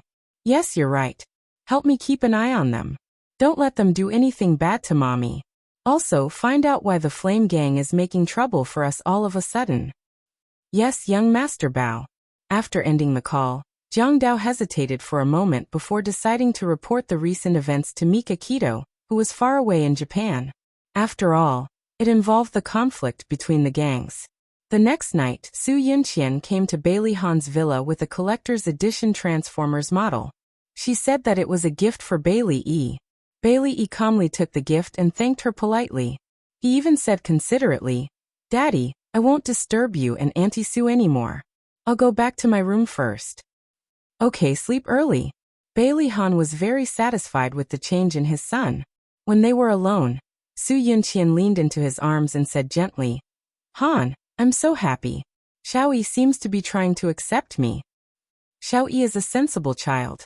He actually understands that you're good to him. He just didn't know how to express it in the past. Bailey Han was actually talking about himself. When he tried to communicate with his son, his feelings for him grew deeper and deeper. He felt proud of being a father from time to time. Han, can I stay here tonight? Su Yunqian's slender fingers wandered around his chest, and she said coquettishly, I haven't been alone with you in a long time. Whatever you say. He hugged her and his voice was gentle and doting. Then can you go take a shower now? She blinked and her voice was as soft as water. Okay. He stroked her hair and walked towards the bathroom. The sound of running water came from the bathroom. Su Yunqian took out his phone from his pocket and quickly sent a text to Xia Dong before deleting the message history. When Bailey Han walked out of the bathroom, Su Yunqian had already changed into sexy pajamas. She had 2 glasses of red wine in her hands, and there was a faint smile on her pink cheeks as she approached him. He had a towel wrapped around his lower body, and his upper body was naked. He walked over slowly with his slender legs, and the water droplets on his body slowly slid down his perfect curves until they slid down his lower abdomen into that mysterious area. It was the most perfect body she had ever seen, bar none. She suddenly felt a little hot and couldn't help but lick her dry lips. She leaned against his chest, her red lips slightly pursed as she took a small sip of red wine. Then she kissed his chest, the cold liquid and hot tip of her tongue sliding across his body. Then her lips sucked on his dogwood, her tongue deftly sliding over the tip. With a light scrape, his body froze. Bailey Han looked at the woman in front of him. Her usual elegance had long faded from her face, and her beautiful eyes were already as seductive as silk. Her delicate and smooth skin shone with a dazzling luster under the soft light. He didn't know why, but another pair of eyes appeared in his mind, and she whispered like a lover, Bailey Han, I love you. That's why I got close to you. He suddenly put his hands on Su Yunqian's shoulders and wanted to push her away. She was caught off guard and threw herself into his arms. Her voice was choked with sobs. Han, I'm so scared. I'm scared that you'll fall in love with another woman. Don't be silly. She wrapped her arms around his neck. Han, do you know that you've changed a lot recently? In the past, you wouldn't even look at other women, but now you and that Xiaodong there's nothing between us. Bailey Han sighed and said gently, don't think too much. Then tell me, what happened that night? Why did you end up on a deserted island? Yunqian, I've already explained this matter. I was alone on a deserted island, and nothing happened, okay? Bailey Han's tone was starting to become unhappy. You're lying to me, you're lying to me. Han, you've never lied to me before. His temper rose as she kept questioning him. He blurted out without thinking. Yunqian, you weren't like this before either. Where did the elegant, generous, and forgiving Su Yunqian that I liked go? She froze. She had actually lost her mind. She kept warning herself not to ask him too much, but she just couldn't help it. She was afraid that she would no longer be able to control his heart. She smiled, a sad smile with tears in her eyes. Yes, I've changed. That's because we've been dating for 6 years. After 5 years of separation, we finally met again. I've already begun to worry about losing you. 6 years of love, when will it end? As soon as she cried, his heart softened. It'll end soon. Look, Xiaoyi has already tried to accept you. Things have already started to develop in a good direction, haven't they? She still had a lot to ask him, but she knew that he was already angry just now. If she continued, it would only make him feel disgusted. She knew when to stop while she was ahead. She leaned into his arms and apologized carefully. Han, I was wrong. Don't be angry with me, okay? I'm not angry. It's getting late. Rest early. You sleep in my room. I'll go to the guest room. I want to have a child for you. She pulled him with a shy expression. A child who looks like you. After we get married, I hope the child will look like you. Good night. He kissed her forehead. After we get married. After we get married. Why not now? Was she not attracted to him at all? Su Yunqian was very angry, but she still smiled and said goodnight to him.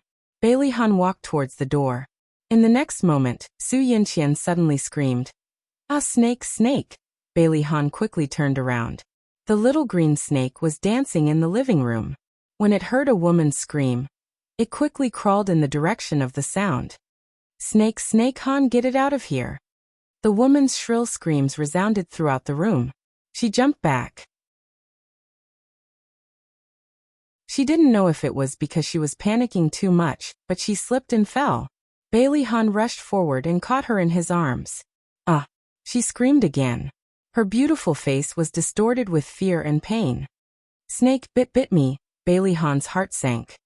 He held her waist with one hand and quickly attacked the little snake's weak spot with the other. He crushed the snake to death with his bare hands. Butler, inform the doctor that Miss Su has been bitten by a snake. Ah. Okay. After more than 10 minutes, Suja rushed over. Fortunately, the snake's venom was not very strong. He removed the snake's venom and bandaged her wound. He whispered, That's strange. Why did a snake suddenly come out of your room? Bailey Han was also very strange. His face turned ugly and he ordered the butler, Clean the villa tomorrow. If you let those dangerous things sneak in again, you don't have to work anymore. Yes, young master. The butler's old face was very pale. Su Yunqian was most afraid of snakes. She didn't dare to live here anymore, and insisted on going home.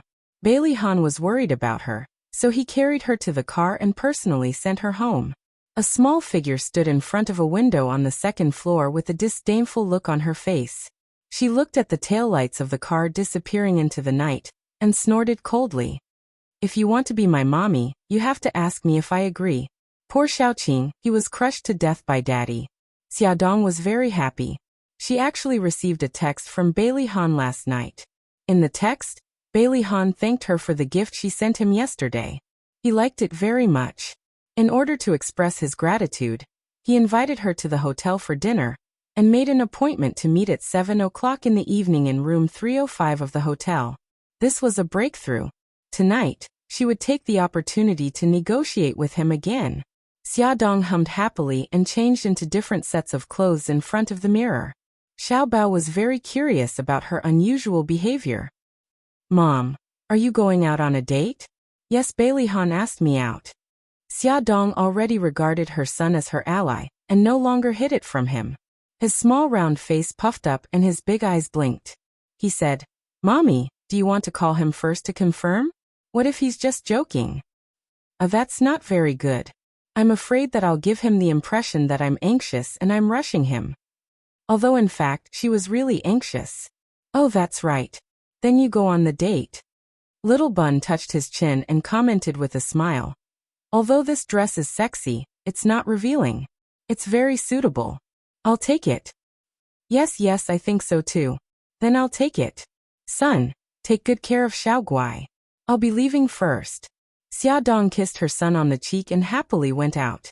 When she reached room 305, Bailey-han was still not there. A waiter brought her a drink. She didn't even look at it and gulped it down. After waiting for a while, Bailey-han was still not there. She raised her wrist to look at her watch. Strange, it's already 7 o'clock.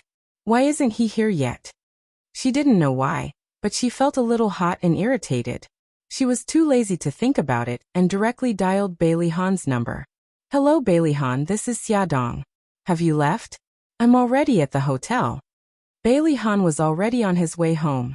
When he received the call, he was puzzled. What hotel? Xiaodong was even more irritated and her voice involuntarily rose. Didn't you ask me to meet at Grand Hyatt Hotel's room 305 last night? I never asked you out. Bailey-han thought she was playing tricks again. After saying this, he was about to hang up when he suddenly heard a scream from the phone. Ah! The phone in Xiaodong's hand was suddenly snatched away and thrown to the ground. She was also slapped in the face. Who are you? What do you want? Xiaodong angrily looked at the 5 men who suddenly barged in. They all had colorful hair, pierced ears, shiny earrings and cigarettes in their mouths. They all looked like delinquents. B*TCH. Didn't anyone tell you that this is our territory? How dare you barge into our room? Do you want to die? A man with blonde hair spat out the cigarette in his mouth and said fiercely, Did she accidentally barge into someone else's territory? That's not right. Didn't Bailey-han ask her to meet here? She thought for a moment and said calmly, Sorry, I'll leave now. She walked towards the door. When she was 1 step away from the door, someone grabbed her arm and threw her towards the sofa. She quickly adjusted her body and steadied herself with one hand on the table. B*TH, you want to leave? It's not that easy. Since you're here, stay. Play with us for a bit. The 5 of them smiled wretchedly and approached her step by step. Awesome novel Songshu 566.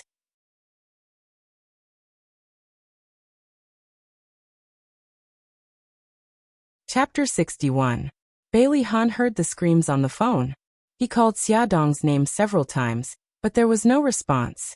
He had a bad feeling. Without hesitation, he turned the car around and drove in the direction of the Grand Hyatt Hotel. His hands gripped the steering wheel, and his fingers began to stiffen. He actually felt nervous and worried. The phone rang and he quickly picked it up. It was Su Yunqian's voice. Ahan, my leg hurts. Can you come over and keep me company tonight? He frowned slightly. Yunqian, I told Xiao Yi that I would go home and have dinner with him. I'll come over to see you tomorrow. Okay then. Are you home now? Not yet. I'm on the way. Then I won't talk to you anymore. Focus on driving and be careful. Su Yunqian threw the phone on the floor. She stood in front of the dressing mirror with a dazed smile on her face. Xiaodong, tonight, I'll make you remember it for the rest of your life. Grand Hyatt Hotel, room 305. Xiaodong supported herself with one hand on the sofa's armrest. She panted as she looked at the 5 men surrounding her. 2 of them had already been beaten to the ground by her.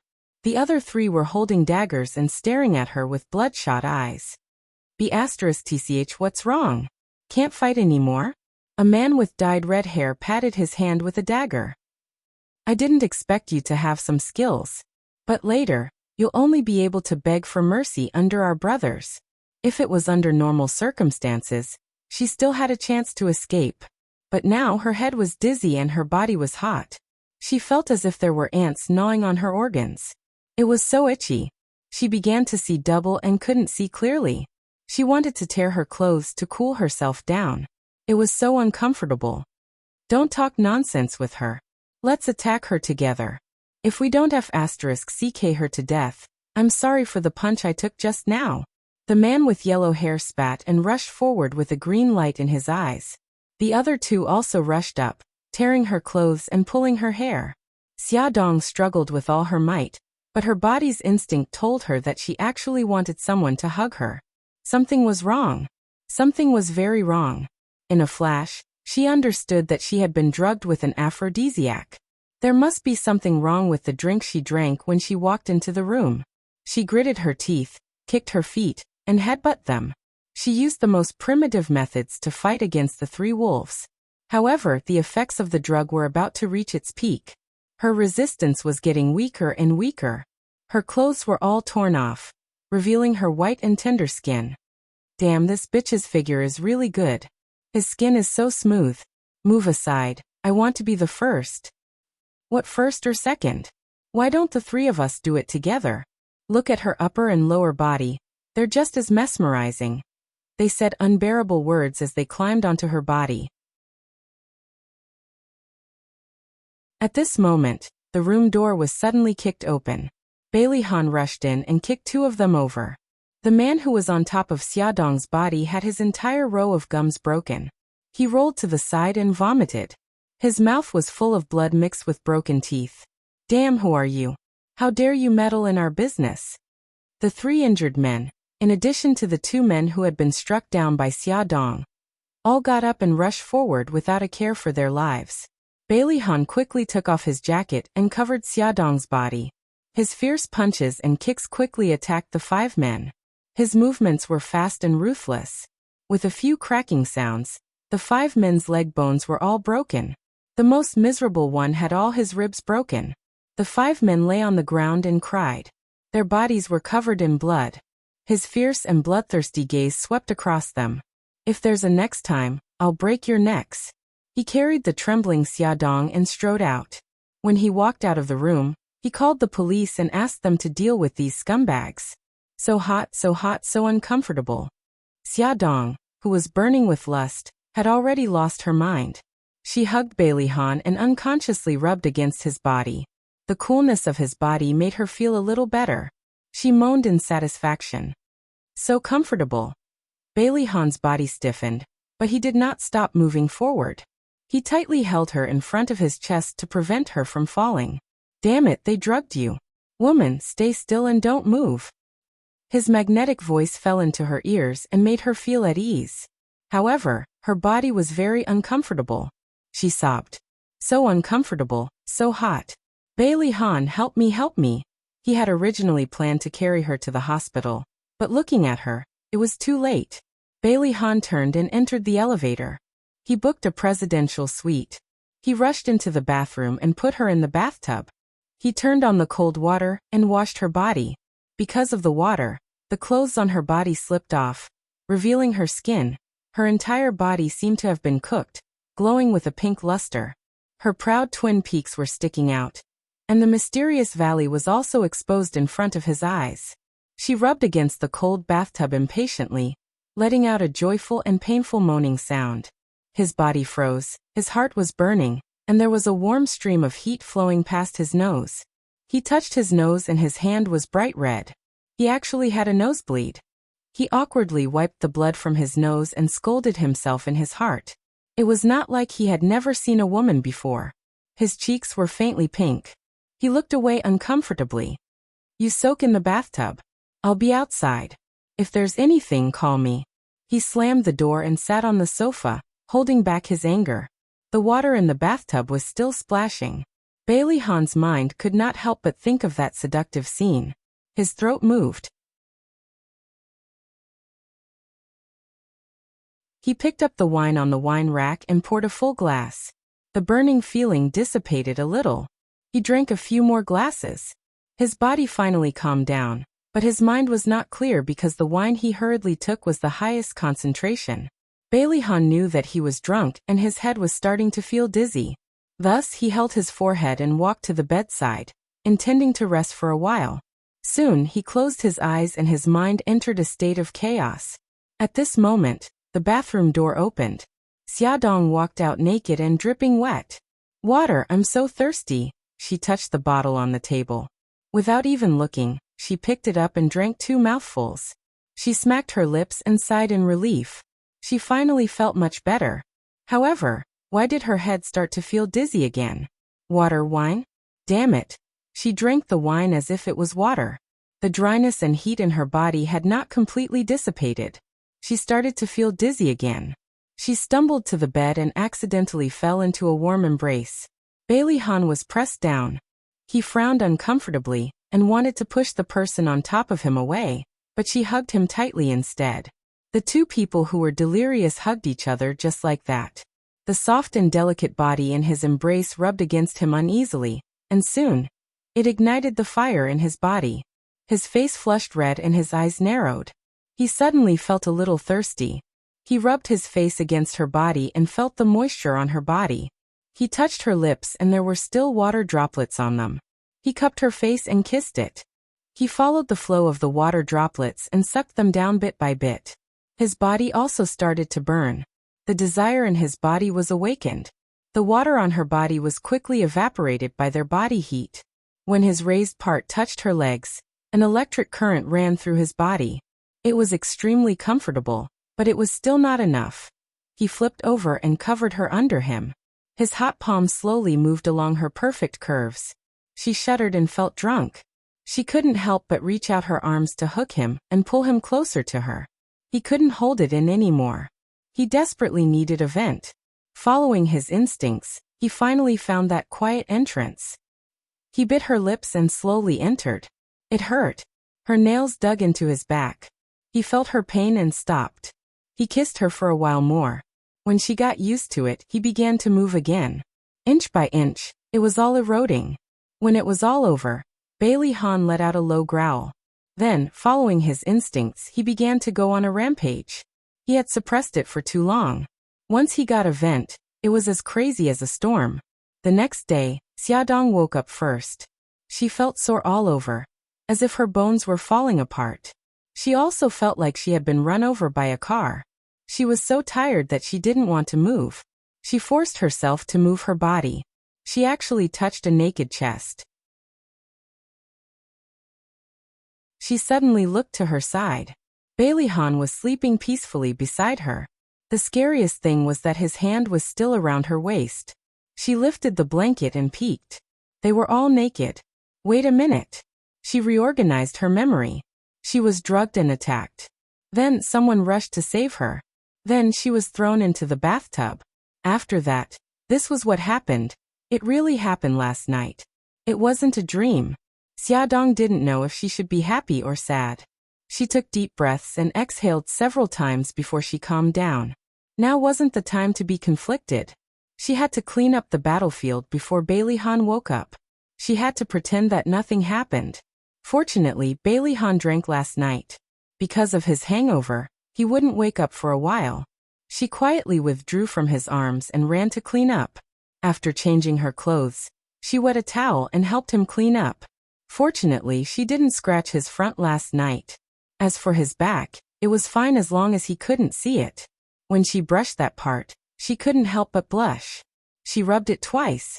Oh God, it actually reacted and stood up. She was so scared that she quickly covered it with the blanket. After cleaning up all the traces she left behind, Xiaodong glanced at Bailey Han, who was still sleeping, and ran out of the door. Her body was still hurting, but she couldn't care less. She called the company and asked for a leave of absence. When Xiaodong got home, she realized that she hadn't been home all night. The children were very worried. Xiaobao even mobilized Jiang Dao to look for her. At 11 o'clock last night, Xiaobao couldn't get in touch with her, so he sent Jiang Dao. Jiang Dao rushed to the hotel, just in time to see the police taking away a group of criminals. He guessed that his mom had fallen into a trap. Fortunately, his mom was fine. Xiaobao regretted not being more vigilant in time. He definitely wouldn't let those bad guys off. Xiaodong roughly explained what happened last night. Of course, she skipped the part where she had sex with Bailey Han. Mom, you must be tired. Get some rest, Xiaobao said considerately. When she got back to her room, Xiaodong still hadn't calmed down. She called Yisiki and confided. Yezi, I succeeded, but I'm not happy at all. I wanted to persuade him to do IVF with me, but I didn't expect that we would still have sex. Yisiki comforted her. Since it already happened, don't think too much about it. Anyway, he was willing. Beauty novel Songshu 566.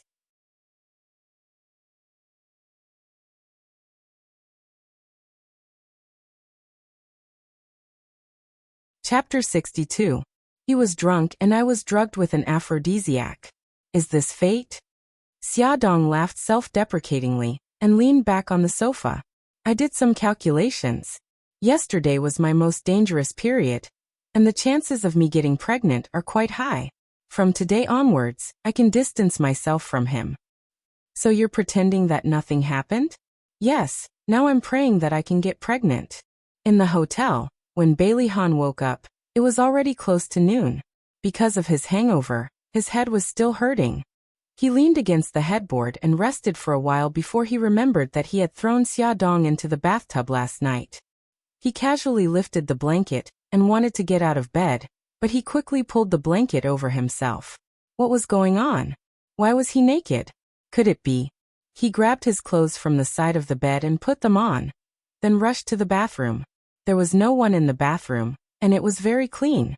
There was only a tank of water in the bathtub. His handsome face darkened. That woman ran away again.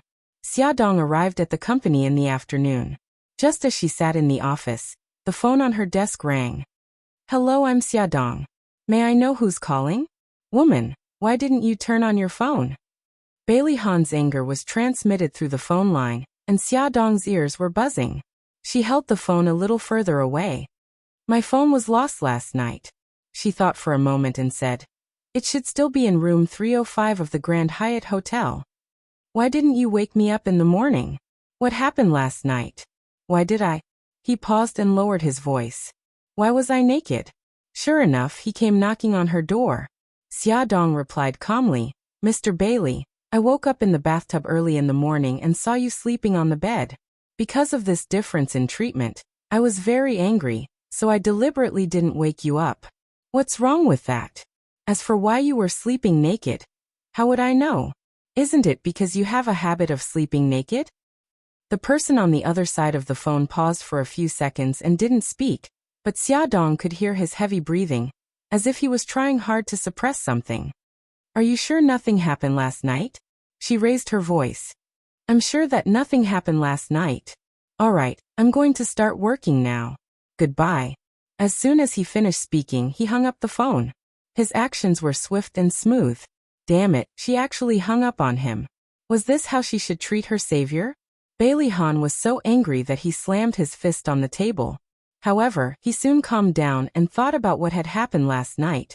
He realized that Xiaodong had been set up by someone, and that person knew a lot about them. Bailey Han specifically contacted the police chief and tactfully expressed his high concern about the attempted gang rape case last night. He also expressed his cordial attitude towards the victim. The police chief naturally understood what he meant and immediately said that he would investigate the situation as soon as possible and would not disclose any information about the victim. Su Yunqian quickly realized that her plan had failed. She angrily smashed the teacup, and her face was as cold as ice. Trash, all trash. You can't even handle such a small matter. Now that you've alerted the enemy, it'll be even more difficult to deal with her next time. Brother K said seriously. Those brothers have been arrested and sent to the police station. If they can't handle it and say something they shouldn't, then it'll be very troublesome. In for a penny, in for a pound. Just make sure they can't speak. Su Yunqian looked at him disdainfully. This man was so useless. She really wondered how he became the leader of a gang. Baby, you're so smart. Brother K smiled and kissed her. He took out his phone and dialed a number. He said, Wild Wolf, find someone to get rid of those people in the police station. Also, tell the brothers to be careful. The person who saved that woman last night is definitely not simple. Su Yinxian's eyes flashed. Who was the person who saved that B*TCH last night? Those who saw him are all in the police station. I'm also very curious about who it is. Su Yinxian glanced at him. Be careful these days. Let's not see each other for the time being. If someone finds something that can be used against us, you know what to do. Don't worry. Even if I die, I won't give you up. He leaned over and touched her charming face. How could I bear to do that? Don't you think so, baby? Su Yinxian leaned on his chest with a coquettish smile on her face. You're just making me happy. But there was a flash of darkness in her eyes. Stinky man, if you dare to give me up, I'll make sure you die without a burial ground. Dead people were the best at keeping secrets. Brother K and Su Yinxian both had the same idea. They wanted the informants in the police station to get rid of the 5 troublesome people. However, the informants did not even have the chance to do anything. The bureau chief attached great importance to this case and locked the 5 criminals in a special room. Other than the bureau chief himself, no one else was allowed to get close to them. The bureau chief quickly used all his means to get information from the criminals. The leader of the Yin Gang, Old K, was the mastermind behind this. He immediately reported this information to Bailey Han. Almost at the same time, Jiang Dao also found out that the attack on Xia Dong had something to do with the Yin Gang. Because the situation was serious, he also reported this matter to Mikakito. Therefore, Old K was in trouble. The Black Street was the most chaotic and dangerous area in a city. The people who gathered here were all fugitives and wanted criminals with criminal records. It was also the place where the major underworld forces were entrenched. Fights were common here, and it was common for people to die here. Old K received a call from one of his underlings, saying that their forces in the Black Street had been wiped out. His underlings anxiously asked him for help.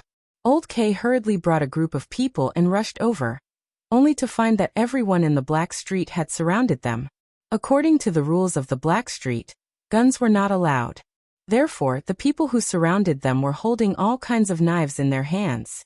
Some of them were even holding iron bars.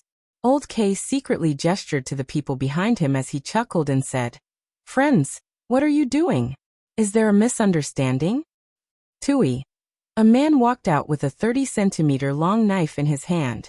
He had a head of exploding hair and wore ripped jeans and a t-shirt. He looked like a biker gang in anime. Old K, I can only say that you're unlucky to have offended someone you shouldn't have.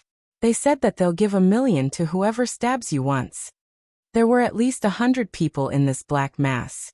If each of them gave him a stab, then he would be cut into pieces.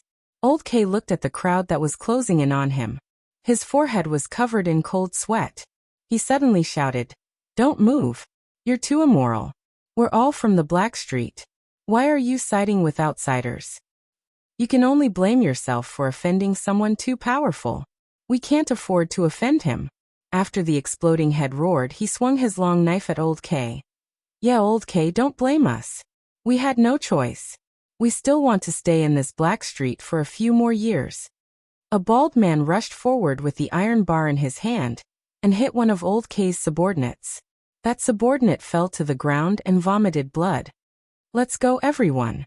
For that $1 million. Let's go. Kill Old K." Crazed shouts rose up like a tidal wave, and a vast group of people besieged him. Swords and sticks did not have eyes, and with a single slash, an arm was gone. Blood flowed everywhere, and severed arms and legs fell to the ground in a horrifying manner. Old K didn't care about the rules anymore. He took out a pistol and fired at the crowd. The person at the front covered his wound and cursed, "F***ck you Old K, you bastard. You actually used a gun. Brothers, take his gun and cut him into 1,000 pieces." Bang, bang, bang. The sound of gunfire continued.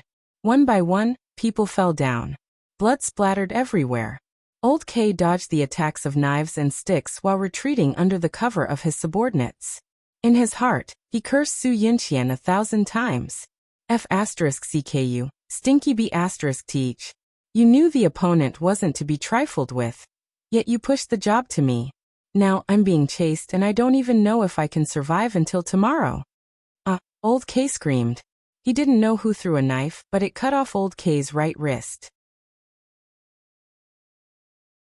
His right hand fell to the ground, still holding the pistol tightly. Old K endured the pain and wanted to pick it up, but he was kicked away by someone behind him. His severed hand and pistol fell into the smelly ditch. "Stop, everyone, stop. I'll give each of you $1,000,000. Let me go." At this time, old K was panicking. He was like a stray dog.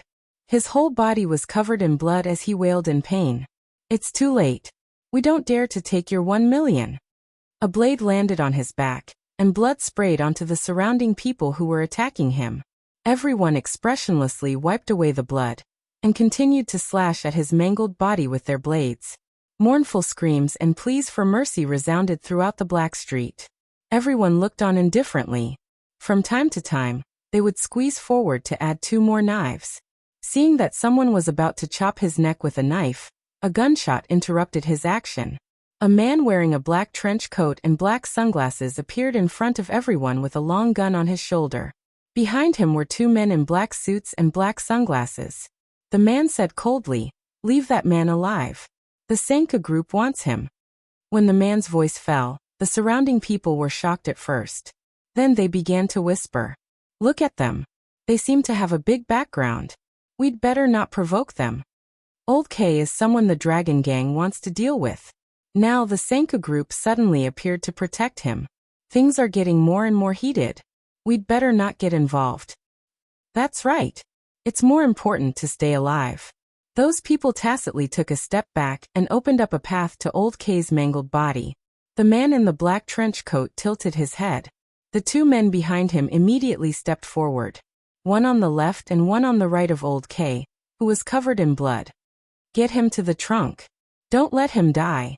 The man in the black trench coat took the lead, and stepped into a Maybach. He took off his sunglasses, revealing a handsome Asian face, Jiang Dao. The Maybach sped all the way out of the black street's sphere of influence, and entered a luxurious entertainment club from the back door. 2 of his subordinates carried old K up to the 10th floor of the building through a secret passageway, and entered a room. The room was decorated very luxuriously and looked very unique.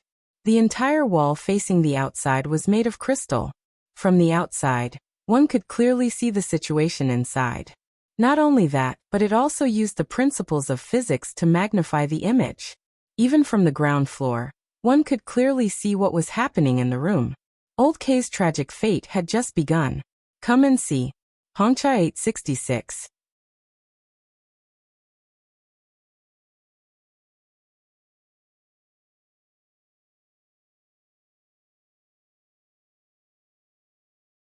His body, hair, face, and mouth were all covered with that kind of fishy, pungent liquid. Old K's body had been injected with a strong aphrodisiac. He was clearly in great pain, but he still couldn't help but twist his body to accommodate their movements. The 5 men's mission was to humiliate old K. Not only did they want to ravage him, but they also wanted to make him reach the height of his shame and sweep his dignity into the trash can. Death became his most extravagant wish. He was now in a situation where he couldn't live, but neither could he die.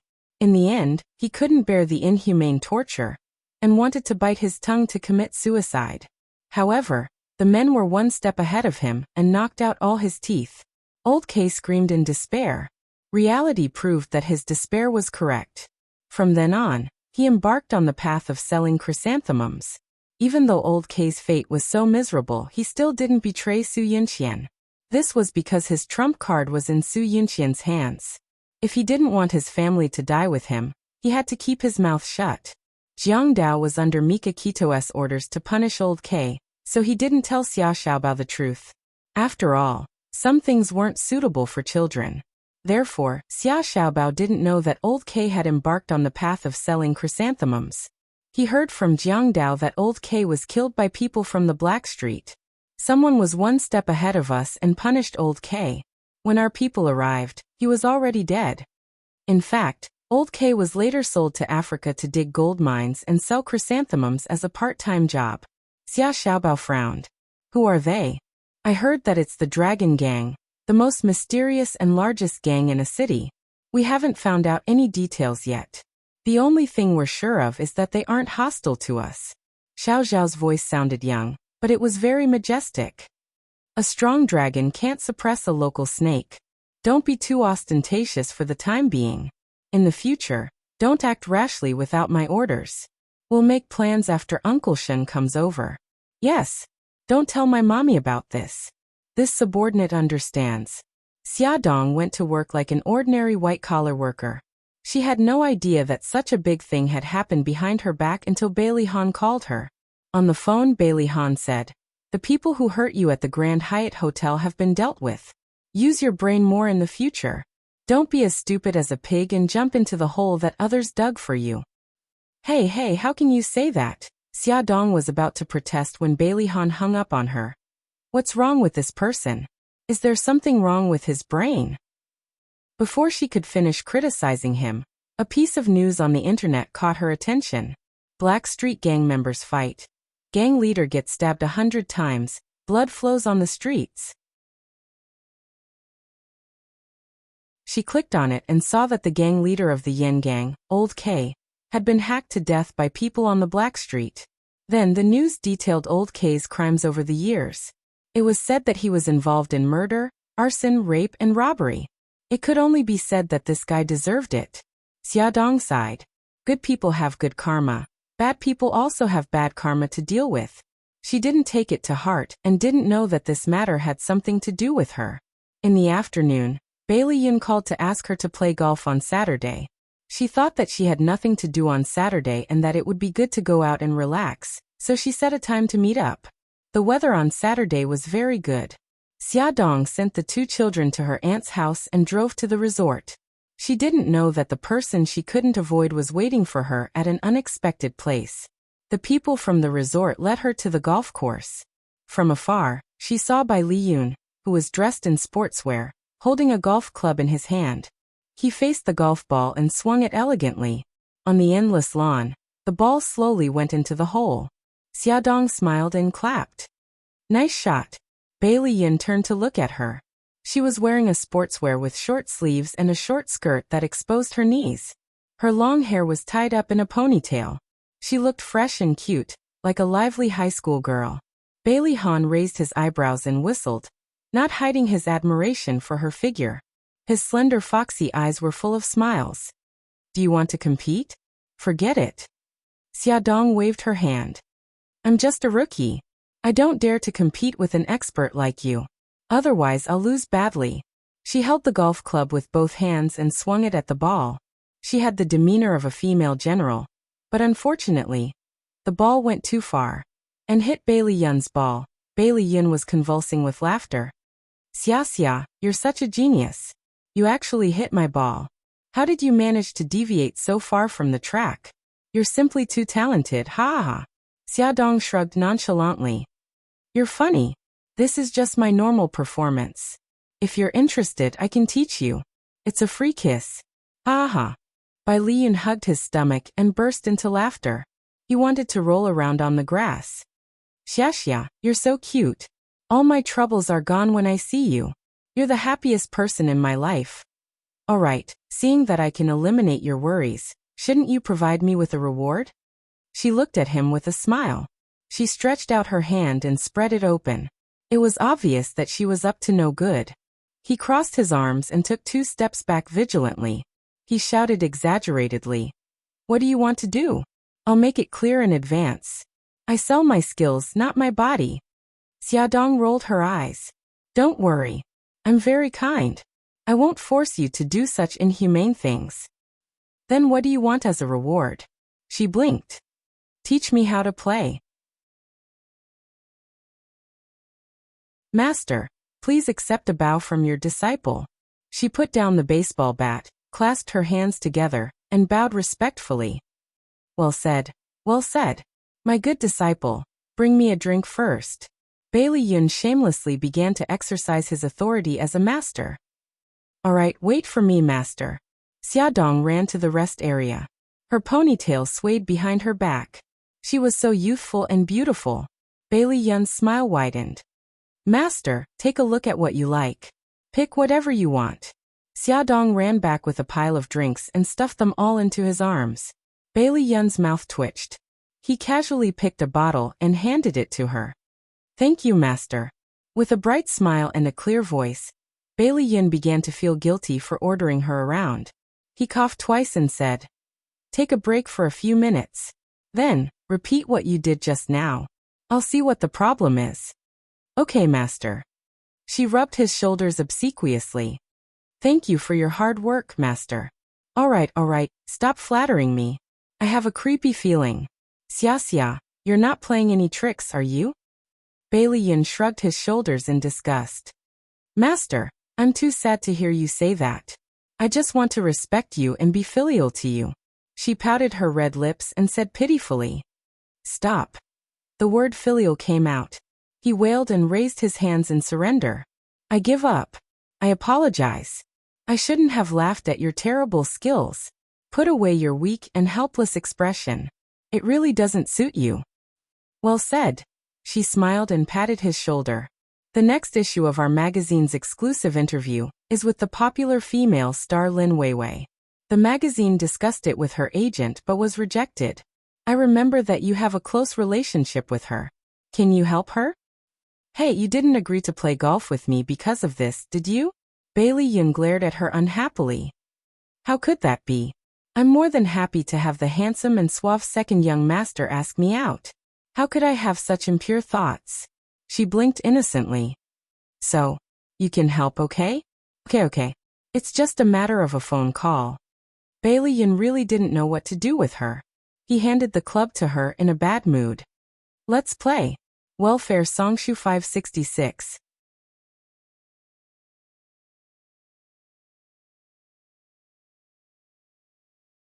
Chapter 64. She smiled as she swung her golf club. This time, her golf ball didn't collide with someone else's ball. Instead, it flew far away and hit the person who was playing in the distance.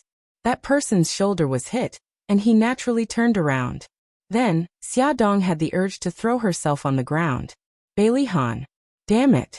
Who could tell her why Bailey Han was here? Of course, Bailey Han saw her as well. His obsidian-like eyes flashed with complicated emotions. He said a few words to his partners who were playing basketball with him, then walked over to Xia Dong and the others. Xia Dong covered her face. She didn't want to see anyone. Bailey Yun's hand landed on her shoulder and he sighed. Just based on your golf skills, I'm deeply ashamed. Bailey Yun, if you mock me again, I'll bite you to death. Bailey Han was walking over. He was walking towards them. She was already very frustrated, but this guy was still adding fuel to the fire. Bailey Yin looked meaningfully at the person who was walking towards them. His lips curled into a faint smile. Don't worry, I'm here. Besides, I only hit him. He won't go so far as to kill you. Sop. Give me a piece of tofu and I'll just kill myself. Bailey Han was wearing a set of white sportswear. The bright color made him look less cold and hard than usual. Instead, he looked more casual and at ease. Taking advantage of the endless lawn, he slowly walked over. It really did give off the feeling of an orchids and jade trees. However, his voice was as cold as ever. Your ball. There was no expression on his face. His deep black eyes looked at Xia Dong. He stretched out his arm and slowly opened his palm. In his palm was the golf ball that she had just hit. So he wasn't here to pick a fight, but to return the ball? Xia Dong's brain instantly stopped working. Thank you. She reached out to take the ball from his palm. Her fingers brushed across his palm, and he immediately felt a numb feeling flowing through his palm. His heart tightened, and he quickly grasped her hand, wrapping her hand in his palm as well. Xia Dong's body stiffened. She tried to pull her hand away but couldn't. Bailey Yin took a step forward and put his arm around her waist in a protective posture. There was an apologetic smile on his face. Brother, Xia's golf skills aren't good. She didn't mean to hit you. Please forgive her. Yes, it was an accident. I'm sorry. Please let go of me. Bailey Han looked at Bailey Yun's hand around her waist. Xia Dong. Bailey Han, stop right there. Bailey Han pulled her forward a few steps and finally stopped. Right here. I'll teach you how to play. Let go. I don't need you to teach me. I already have a master. Xia Dong used her left hand to pry his hand away. Brother, Xia has already acknowledged me as her master. I won't trouble you anymore. Bailey Yin followed over. He had a smile on his face, but his eyes were cold. Bailey Han's aura became even colder. He glared daggers at Xiaodong. Since you hit me, you have to apologize. I've already apologized. You're not sincere enough. I won't accept it. What do you want? Xiaodong didn't understand what was wrong with him. Learn from me until the ball goes into the hole, without hitting anyone. I'm responsible for your lethality. He crossed his arms and looked at her coldly. You're joking, right? I've never joked. Hold the cue stick. He didn't wait for her to refute. He pushed the cue stick into her arms and ordered coldly, start now. She was angry and glared at him. Why should I listen to you? He said leisurely, because your ball hit me. As the victim, I have the right to ask for compensation. Bailey Yin blocked him. Brother, Xia has already said that she's not willing. Don't force her. Two equally outstanding men, one on the left and one on the right, stood opposite Xiaodong, staring at each other with murderous gazes. She could almost feel the electric currents converging in the air, and she, who was sandwiched in the middle, felt immense pressure. She quietly took a step back with her right foot and retreated. Bailey Han grabbed her waist and said casually, "Deserted island." Xiaodong immediately froze. This despicable iceberg man actually threatened her. But she just had to be threatened by him. Bailey Han said again, "Did I force you?" She smiled stiffly. "No, why would you?" "Since you didn't, let's start. Relax your body. Put your right hand here, and put your left foot like this." Bailey Han completely ignored Bailey Yin and guided her movements seriously. Bailey Yin was furious. He glared at Xiaodong with disappointment. Xiaodong smiled at Bailey Yin to please him. Before her smile was complete, Bailey Han turned her cheek away. "Focus when you're playing." Bailey Yin angrily threw the cue stick and left. She sat in the rest area and watched as that person placed his hand on her waist and helped her to correct her posture. She watched as he held her arm and helped her swing the cue stick. Bailey Yin was so angry that he threw the ball and turned to leave. He drove his flashy car and sped away like a gust of wind. Bailey Han saw Bailey Yin explode in anger from the corner of his eyes. The corners of his lips curled up, and he leaned closer to her. Unknowingly, his voice became gentle. "Hold the cue stick like this. Look over here and aim." "Very good." Xiaodong took a step back according to the method he taught her. She accidentally stepped on his foot and quickly apologized. "I'm sorry." When she turned around, she realized that the two of them were so close that she could feel his body temperature and hear his heartbeat. Almost instinctively, Bailey Han hugged the woman in his arms. When he realized what he had done, Xiaodong had already raised her hand and slapped him. "I am sorry. I suddenly remembered that I still have something to do. I'll leave first." Xiaodong didn't dare to look at his livid face and ran away. When she ran far away, she suddenly remembered that her things were still on the court and ran back. Bailey Han was still standing in the same place. There was no expression on his face, but the murderous aura that he released made the people around him afraid to come close. Xiaodong rushed over and grabbed her things. She laughed awkwardly and was about to sneak away again when he grabbed her wrist. "You hit me and you want to leave just like that? What else can I do? Do you want me to stay and wait for your revenge? Treat me to afternoon tea." He said that he wanted her to treat him, but he didn't give her any time to answer. He grabbed her wrist and left. She shouted anxiously from behind, "Fine, I'll treat you. I won't go back on my word. Please don't run so fast, okay?" When she was dragged into Bailey Han's Rolls-Royce, Xiaodong was already out of breath. "Bailey Han, what do you want?" "Afternoon tea," he answered calmly. "Buckle your seatbelt." Xiaodong didn't have the strength to complain and buckled her seatbelt. The Rolls-Royce drove out of the resort. Bailey Han said, "Let's go to the top of the mountain. Let's go to the shallow beach. You can see the sunset there." Since she couldn't avoid the fate of having afternoon tea with him, she should at least choose a place that she liked. "The host is treating. Of course we choose a place that the guest likes," he retorted lightly. "Since the host is footing the bill, why can't the host have the final say? We'll go to the shallow beach today, We'll go to the top of the mountain next time when you treat. He suddenly turned to look at her. Are you hinting that I can ask you out for tea another day? I'm just saying. Don't take it seriously. Bailey Han smiled slightly and changed their destination. He drove to the shallow beach and found a quiet and elegant tea house. The tea house was close to the sea. Standing in the corridor, they could feel the sea breeze and hear the sound of the tide. They chose a table near the balcony.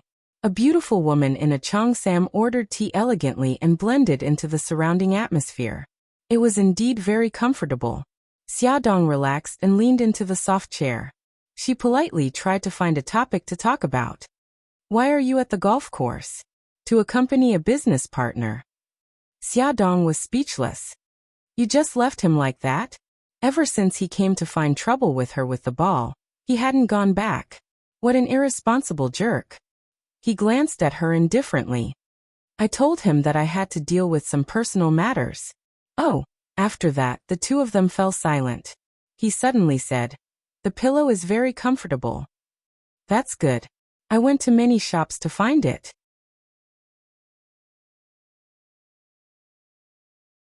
According to the shop owner, the amount of stuffing in this pillow has been scientifically calculated, and it's the most ergonomic. After the gift was approved, she happily talked about her shopping experience. Help me buy 5 more. I want to give them to my family. Ha! Did he think she was a purchasing agent? How much did you spend? Report to me and I'll return it to you tenfold. He really thought she was a purchasing agent. Grandpa, Grandma, my parents and my son, 1 each. Wait, sorry to interrupt. Mr. Bailey, I can give you the contact number of the shop directly. You can get your assistant to buy it. I believe in your taste. He took a sip of tea with a calm expression. But don't you think it's troublesome? I don't think so. He looked as though it was only right. Of course you don't think so. Because I'm the troublesome one. She gritted her teeth. He smiled. Then I'll have to trouble you. In return, I'll treat you to tea next time. You don't have to force yourself. Really, I think we can keep a distance and not do anything that will cause misunderstandings. He looked at her in surprise. Miss Xia, why would you have such a strange idea? Isn't it normal for friends to help each other? She wanted to bang her head on the table. She never knew that he had such a rogue side. He smiled. Any other questions? No. I'll send it to your office next Monday. She had a bitter expression on her face, and her tone was full of resentment. Miraculously, he felt very happy. The depression that had accumulated at the golf course was all swept away. As an emotional single-celled animal, Bailey Han didn't hesitate to interpret his happiness as the thrill of revenge. Who asked her to hit his shoulder with her lousy golf skills? As for asking her to treat him to afternoon tea, that was purely to make up for it. Young master didn't define this behavior as pestering, or any similar words. Although she was forced, Xiaodong still put in a lot of effort when choosing the pillows. She chose a pair of white-haired old men with youthful faces for the old madam and old master. She chose a misty rain painting in Jiangnan for Bai Jinxiu. She chose a landscape painting in early autumn for Bailey Xiong. The pillow she chose for Bailey Han's son was a mother cat holding a baby cat with a large English letter love on the back. Beauty novel Songshu 566.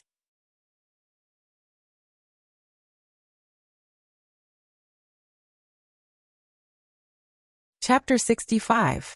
On Monday, Bailey Han looked up at the door of his office every hour or two. It was not until the afternoon that his secretary knocked on his office door with a big box in her arms. There were 5 pillows, and all of them were very beautiful, especially the one for his son. Bailey Han regretted not getting one more for himself. Although he already had one in his office, he could have gotten another one to use at home. Xiaodong had just finished a meeting when her phone rang. It was Bailey Han. My family likes the pillows you chose. To express my gratitude, I'll treat you to dinner tonight. Do you have time? Xiaodong raised her eyebrows. I don't have time tonight, tomorrow night, or even Friday night. She had to go home to accompany her son and daughter. How could she have time to accompany him? It's okay. I'll make an appointment for Saturday. His attitude was so good that there was nothing to say. There was no sign of anger at all. This made Xiaodong panic. Could it be that he wanted to pursue her? No, that's not right. He already has a fiancé. Then why was he playing tricks to get back at her? Okay. She gritted her teeth. Before she was completely sure that she was pregnant, she couldn't be too ruthless. It was as if Bailey Han had been possessed. He was a completely different person. He was so gentlemanly and polite. After she entered the dining room, he even pulled out a chair for her. When they were eating, he even carefully put food in her bowl. Xiaodong ate as if she was sitting on pins and needles. She couldn't understand what he was thinking at all. Indeed, an icy face suited him better. A week later, Xiaodong felt that she could finally be free. Because she was pregnant. For the sake of caution, she deliberately used 5 pregnancy test kits. The test results all showed that she was pregnant. Her efforts had finally paid off. Xiaodong happily told Yisiki the good news. She hugged her son and daughter and kissed them fiercely. Babies, Mommy will take you out for a picnic this weekend. She had been busy with borrowing seeds and hadn't played with the children in a long time. Okay. Mommy is the best. Xiao Guai hugged her neck and cheered. Mom, did you pick up money on the street? Did you get a raise? Got a promotion? Or did you win a prize? Xiao Bao asked with a doubtful look on his face. Xiaodong giggled. No. Mommy just wants to go out and play with you. She had another plan, and that was to kick Bailey Han out of the picture. No matter what his motive was, he would definitely not get close to her in the future after seeing her worst side. Xiaodong arranged to meet at a bar.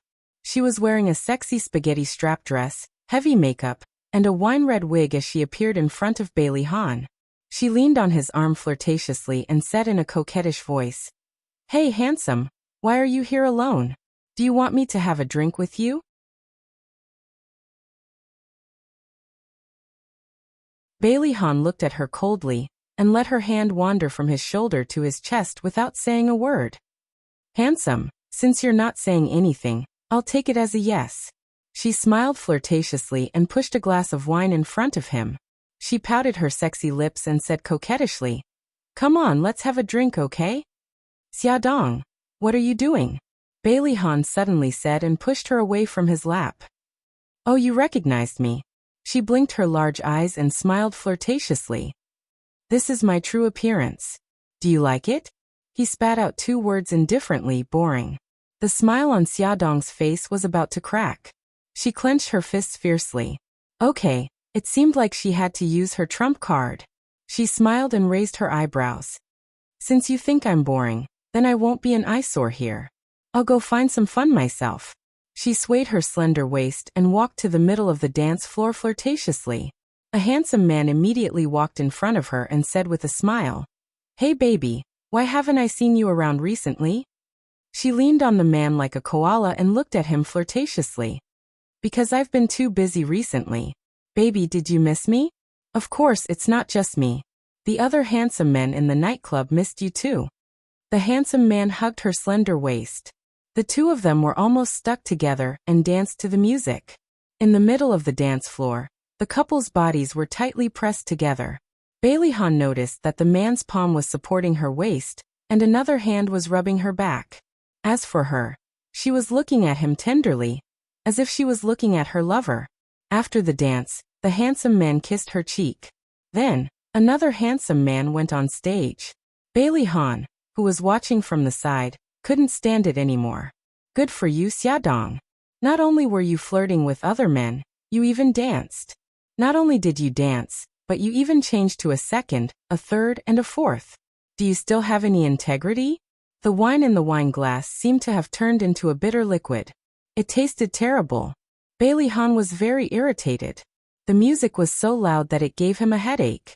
The usually calm and rational young Master Bailey didn't care about his image, and rushed to the dance floor with a fierce face. He grabbed Xiaodong's wrist and said, That's enough. Come with me. Xiaodong flung his hand away and shouted angrily, What right do you have to control me? You're not my boyfriend nor my husband. What right do you have to control me? Her shout was especially loud. Everyone on the dance floor fell silent, and focused their attention on the two of them. Bailey Han's face darkened. His handsome face was cold and he stared at her with a sharp gaze. Say that again? Xiaodong raised her chin. Say it again then. Who's afraid of who? You're not my boyfriend nor my husband. What right do you have to control me?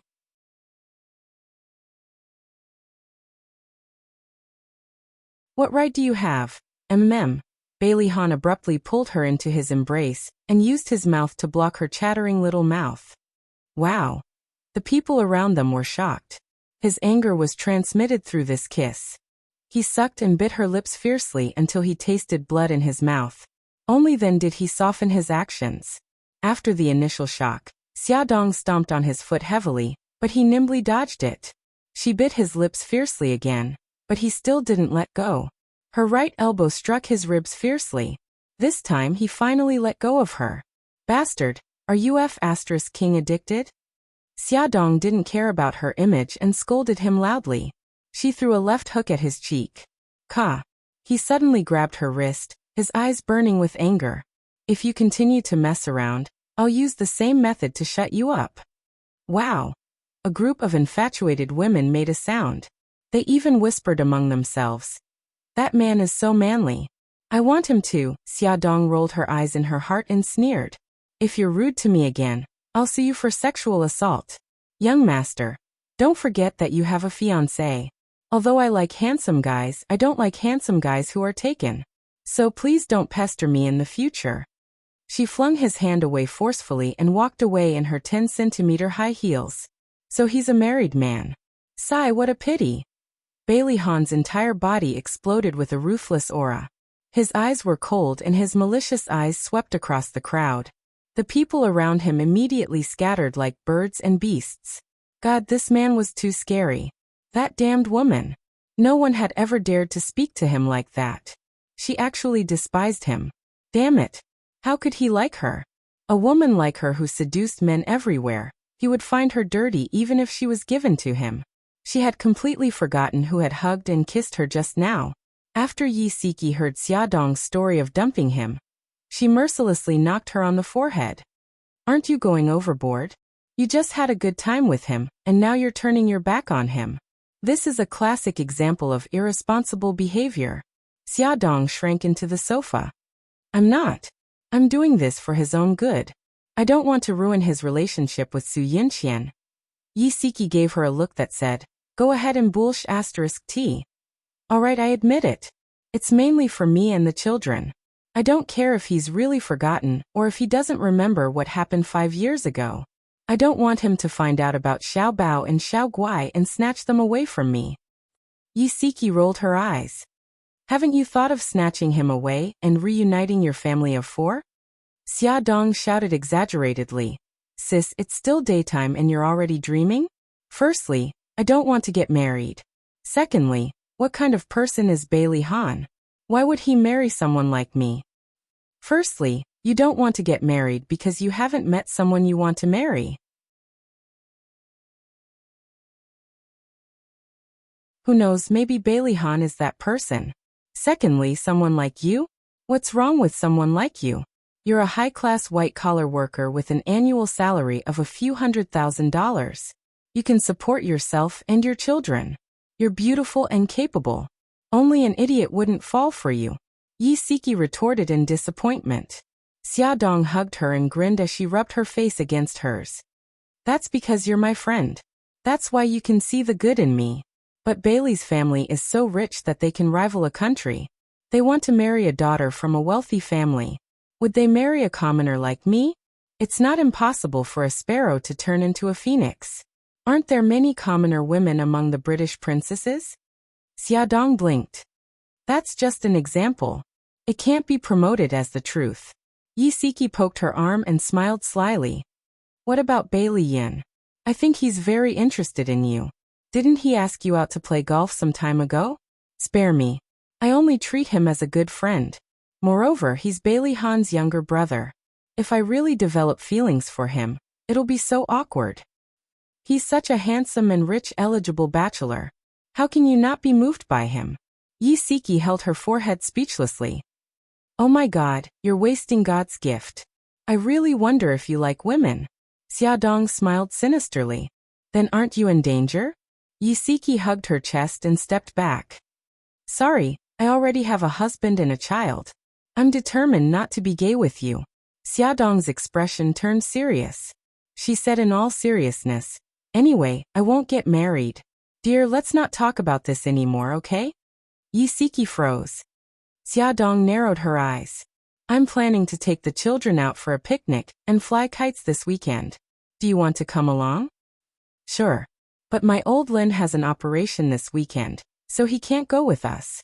I know your gynecologist is very busy. Let's not make things difficult for him. Take your Nyonyo and my 2 little guys to the suburbs this weekend. Since there were women and children, Xiaodong didn't dare to take everyone to the mountains. She drove the car to the suburbs highway.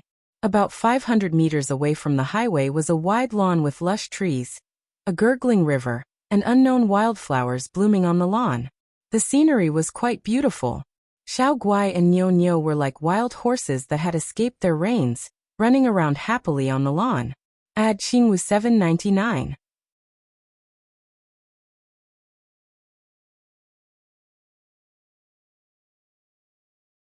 Chapter 66. Xiaodong was worried about Xiao Guai's health, so she reminded her to run slower and not fall.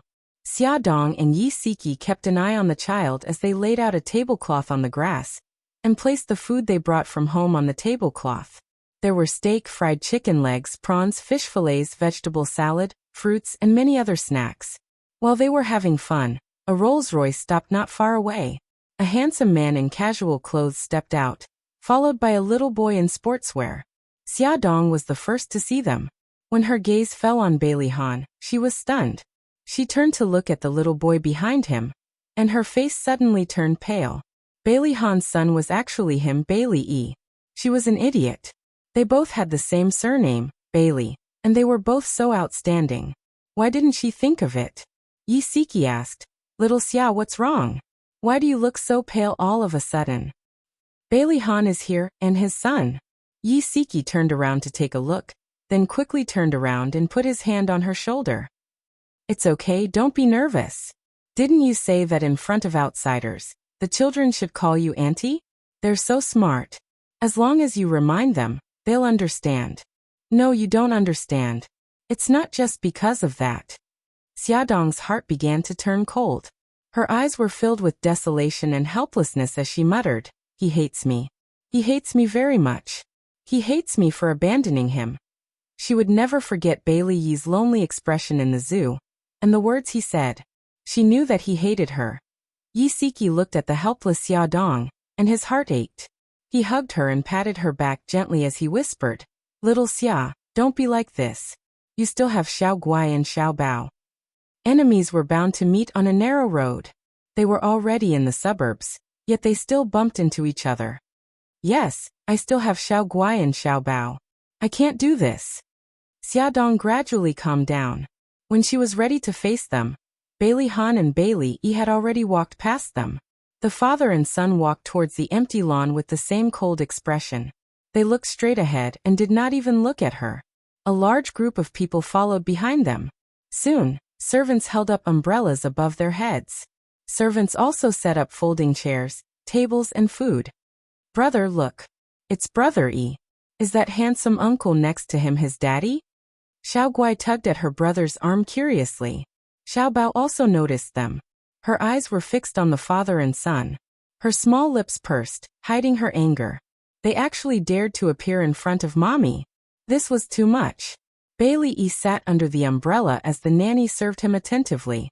Bailey Han looked around, and then walked towards the river. His assistant, Lu Zihao, followed behind him with a document in his hand. As he walked, he read, President, the survey results show that the lawn has a total area of 2,400 square meters. The lawn is 560 meters away from the road and 278.9 meters away from the river. What do you think about building a water park here? Bailey Han suddenly turned around and asked him, Will it be too far from the city? Generally, amusement parks were built in the city with convenient transportation. This area has already been planned as the outer development circle of the city. Otherwise, I wouldn't have spent 20 million to buy this land. In addition, within a year, 2 highways will be diverted here, so transportation will be more convenient. Bailey Han had bought this land, but he had not decided what to do with it. His son's plan for the amusement park made his eyes light up. He brought his son along to inspect the site to see if it was suitable. The result was satisfactory. Building a water park was very practical. After telling Lu Zihao some things, he stood alone by the water and thought about things. From time to time he heard the laughter of children. He knew that it was the child that Xia Dong and her friend had brought. He did not turn his head to look. He wanted to ignore everything about her, and not let her control his emotions. However, Bailey Yi, who was sitting alone under the umbrella, could not help but look at them. They were flying a kite. Xiao Guai was holding the kite from behind, while Xia Xiaobao was running in front. When the kite was in the sky, he handed the string to her. "Brother is so nice," Xiao Guai giggled. Her crisp laughter echoed on the quiet lawn. She opened her palm and gave the chocolate in her hand to Xia Xiaobao. "Brother, this is your favorite chocolate. I saved it for you." Xia Xiaobao touched her soft hair. Nyonyo ran over with a pastry and stuffed a piece into each of their mouths. The three children pointed at the pastry crumbs on each other's faces and laughed. Hearing their joyous laughter, Bailey Yi's little face was expressionless, but his clear eyes revealed a hint of admiration. When Bailey Han came back, he saw this scene. He touched his head. "Didn't you bring a net to catch butterflies? Daddy will catch butterflies with you." Bailey Yi wanted to make a butterfly specimen, so he took the opportunity to go out with his father and brought a net to catch butterflies.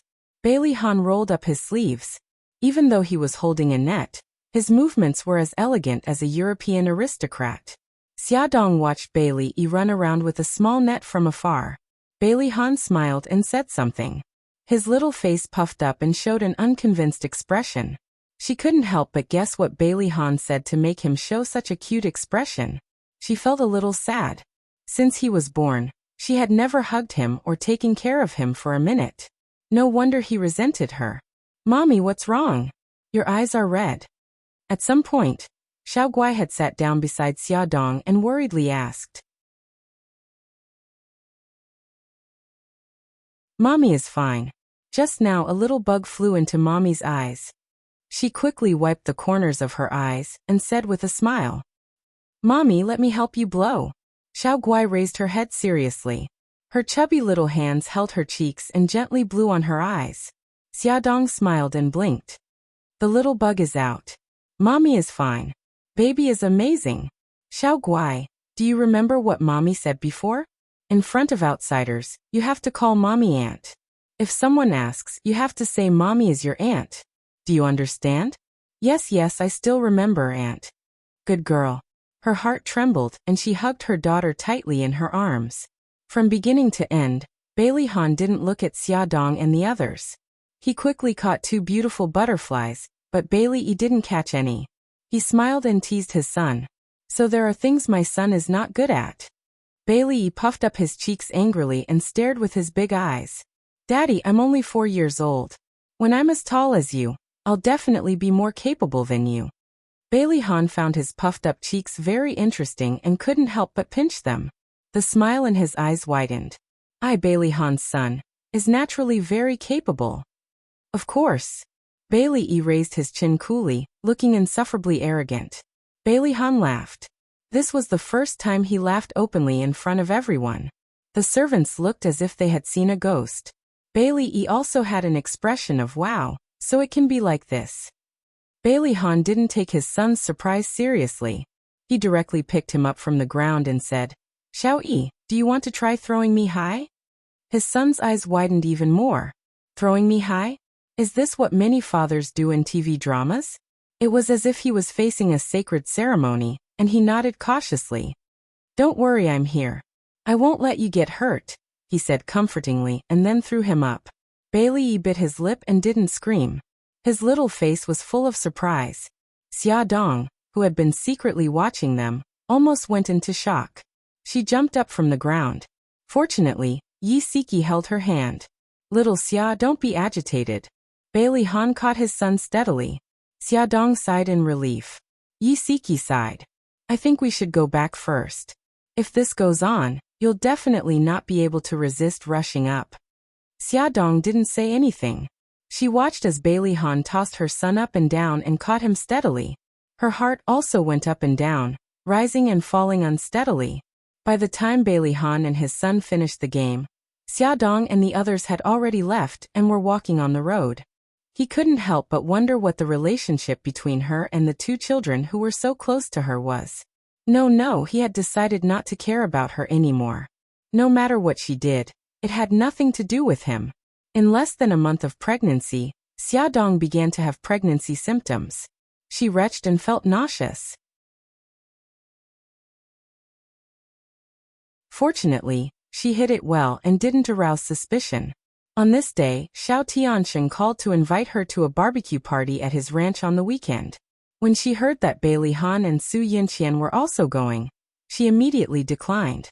Xiao Tianxing said with a smile, "Yun already expected that you would refuse, so he asked me to tell you that if you don't come, you will ask Lin Weiwei to refuse the interview with your magazine."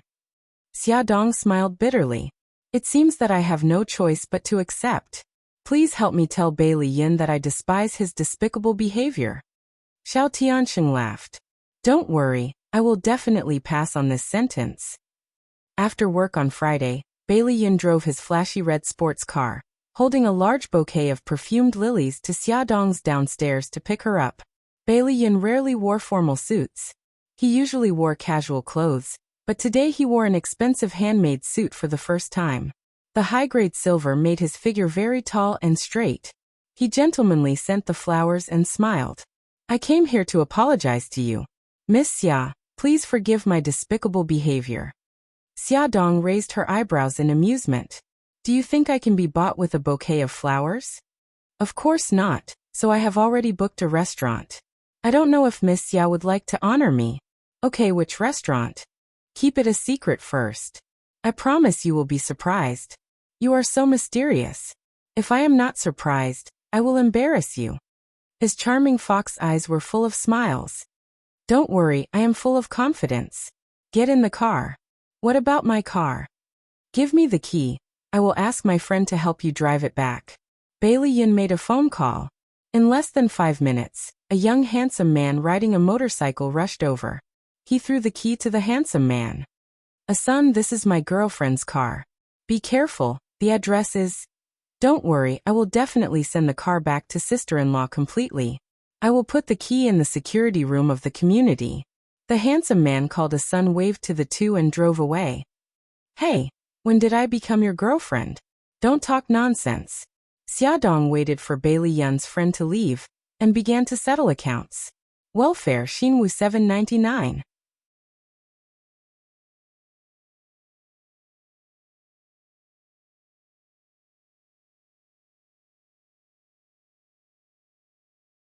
Chapter 67. "I'm just trying to make Ah-sun pay more attention to you. Don't be angry, I'll take you to eat something delicious later." "Appa, you've watched too many Korean dramas." "Haha, Xia, you're so cute, get lost." The sports car drove from the city to the suburbs, and then from the suburbs to the mountain road. The sky was already dark, and the car was still winding around the mountainside. Xiaodong joked, "Are you taking me to the wilderness in Strange Tales from a Chinese studio?" Bailey Yin laughed. "Don't worry, there are no fox spirits or female ghosts in painted skin here.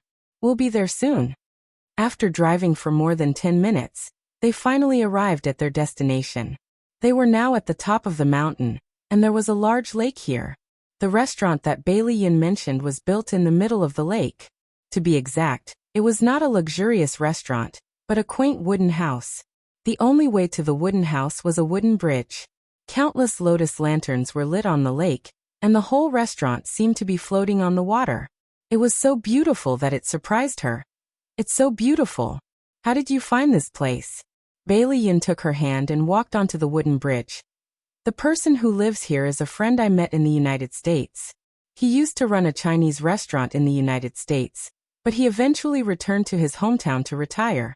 This is where he settled down." He pointed to the hillside opposite the lake for her to see. "Over there is the villa that he built. This wooden house is the place where he entertains his friends when he's itching for skills." Walking into the wooden house, the decoration was very simple, but it was all very quaint. She could see the patterns on the wooden table and wooden chairs, and it made her feel relaxed and happy. A white-haired old man walked out from the inner room. His wrinkled face was peaceful. Ayun, is this the lady you were talking about? Bailey Yin raised his eyebrows. Yes, Uncle Chun. I brought her here to see you. Of course, there's another reason, which is to freeload your food and drink. Xiaodong nodded politely. Uncle Chun, sorry to trouble you. Uncle Chun laughed. It's no trouble at all. Have a seat first, and the dishes will be served soon. After that, he beckoned a pretty girl to pour tea for them, and he went back into the room. After a while, the sumptuous dishes were served one by one. The tomato-stewed beef brisket with some coriander was very attractive in color. The milky white ginseng chicken soup emitted a fresh, sweet, and mellow aroma. There were also fresh and delicious stir-fried seasonal vegetables, which were verdant and tender, which aroused people's appetite and made them restless. Uncle Chun, aren't you joining us?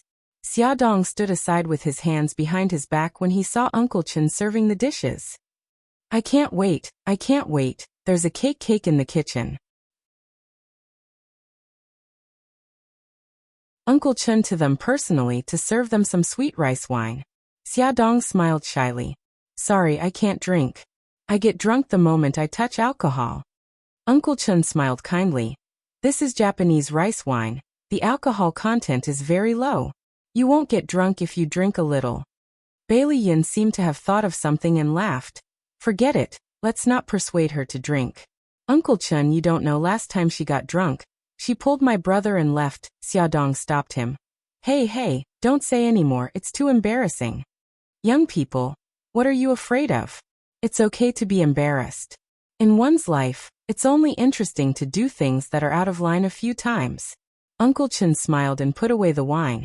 Ayun, don't drink anymore, you still have to drive. Not sure if she was moved by Uncle Chen's words, but Xiaodong suddenly had the urge to try. She took a sip of the wine in the cup. The fragrance lingered in her mouth, and there was no smell of alcohol at all. Unknowingly, the cup of wine went down her stomach. She blinked and laughed. This is the first time in my life that I didn't get drunk after drinking. But your face is already red. Bailey Yin supported his head with one hand, admiring her red cheeks from the wine. At this moment, she was really beautiful. Her eyes were like treasures, and there was a faint mist in them. Her eyes flashed with an intoxicated luster. He couldn't help but reach out and use his finger to trace her delicate eyebrows, caressing her plump lips. Her eyes revealed surprise and uneasiness. He suddenly retracted his hand and smiled mischievously. How is it? Are you satisfied with the place I brought you to? She smiled and nodded. Couldn't be more satisfied. Bam! The lights suddenly went out, and Uncle Chen's voice came from the quiet room. Let's welcome the last dessert. Under the cold moonlight, Uncle Chen walked out from the room with a cake in his hands, and the cake was lit with candles. Ayun, happy birthday. Uncle Chen placed the cake on the table. Thank you, Uncle Chen. Bailey Yun's eyes flashed with a smile. He saw Xiaodong's shocked expression under the candlelight, and then she puffed her cheeks. Just when he thought she was going to be angry, she suddenly laughed again. So it's your birthday today. Happy birthday. I also want to give you a present. Bailey Yun was very curious. What present? She smiled and didn't answer. She turned to Uncle Chen. Uncle Chen, do you have any musical instruments here? Uncle Chen was a classical music enthusiast. I have an arrow here. That's great, can I borrow it? Of course. Uncle Chen took the arrow. Bailey Yin watched as she took the arrow, skillfully plucked the strings, and then tuned it. She tilted her head slightly and focused on the arrow, as if she was about to start a sacred work. Her fingertips slowly plucked the strings, and just as the notes jumped a few bars, Uncle Chen became excited. It was a reflection of the moon. He didn't expect this little girl to play the arrow, and what was even more incredible was that she played it so well. The ethereal music flowed slowly under the moonlight, and her fingertips gently slid between the strings. She lowered her eyes and focused on playing. The moonlight shone on her body, and she was as charming as the goddess of moonlight. Bailey Yin was intoxicated by her music, and his deep eyes watched her all the way until the song ended. She raised her head and smiled slowly. Bailey Yin, happy birthday. Thank you. This is the most special present I've ever received. His heart trembled, and he tried hard to suppress something in his voice. Uncle Chen was very excited. Xiao Xia, I didn't expect you to play the arrow. There aren't many young people who know this nowadays. My uncle likes the arrow very much, and under his influence, I learned it for 2 years. I haven't touched it in a long time, and my hands are a little rusty. I've embarrassed myself in front of Uncle Chen.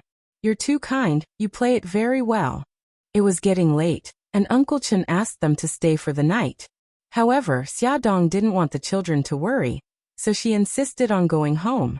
On the way back, the alcohol started to kick in, and Xia Dong felt a little dizzy. Walking on the wooden bridge was like walking on clouds. She put her hands behind her back and looked up at the night sky, taking light steps. Bailey Yun's heart skipped a beat when he saw this, and he quickly grabbed her arm. Xia Xia, watch your step. She turned back and giggled. I'm fine. Look, I can even dance. She stood on her toes and struck a classic ballet pose. She wanted to twirl around for him to see, but he grabbed her arm tightly and said helplessly, Okay, I know you're very good. Let's stop fooling around and go home, okay? Yes, let's go home. I miss Xiao Bao and Xiao Guai so much. Let's go quickly. She hugged his arm and giggled foolishly. Bailey Yun couldn't help but facepalm. Sure enough, he couldn't let her drink. Bailey Yun tied her to the seat with the seatbelt and patted her head. Xia Xia, I'm going to drive. Gigai, don't move. Okay, I know. Hurry up and drive. She grinned and laughed. Her rosy cheeks glowed seductively under the soft light, and her pure smile made him feel inexplicably happy. Her plump lips parted slightly, and his hand slowly moved from her head to her cheek. His eyes were filled with desire. Hee, it tickles. She laughed until her shoulders trembled. You naughty guy. His charming thoughts were broken by her laughter. He helplessly pinched her cheeks, exhaled a long breath, and started the car. The night scenery outside the car quickly passed by. The person beside him breathed steadily and slowly fell asleep. Bailey Yin occasionally glanced at her, and the smile in his eyes never disappeared. The car stopped in her neighborhood. Bailey Yin looked at her sleeping quietly and couldn't bear to wake her up. Suddenly, a pleasant ringtone sounded. She suddenly woke up, bounced up from the back of the seat, and rummaged around for her phone. Hello, baby. I'll be back soon. She picked up the phone and looked around. I'm already downstairs. I'll be up soon. After hanging up the phone, she exhaled and smiled awkwardly. Have we been here for a long time? I fell asleep. I was drunk. I didn't do anything strange, right? No, we just arrived. Bailey Yin was a little disappointed. I didn't do anything strange when I was drunk, right? He raised his eyebrows and smiled. You didn't do anything strange other than wanting to become a little swan and jump on Swan Lake. Ouch, Xia Dong covered her face in shame. I'm really not suitable for drinking. It's okay. I've seen a more exaggerated side of you. Bailey Yin smiled and patted her head. She was speechless. Thank you for your comfort. I'm even sadder after hearing it. He laughed delightedly. Her mouth twitched. I'll go up first. The dinner was great. Thank you. I'll pick you up tomorrow. We'll go to the ranch together. Okay. She got out of the car and waved at him.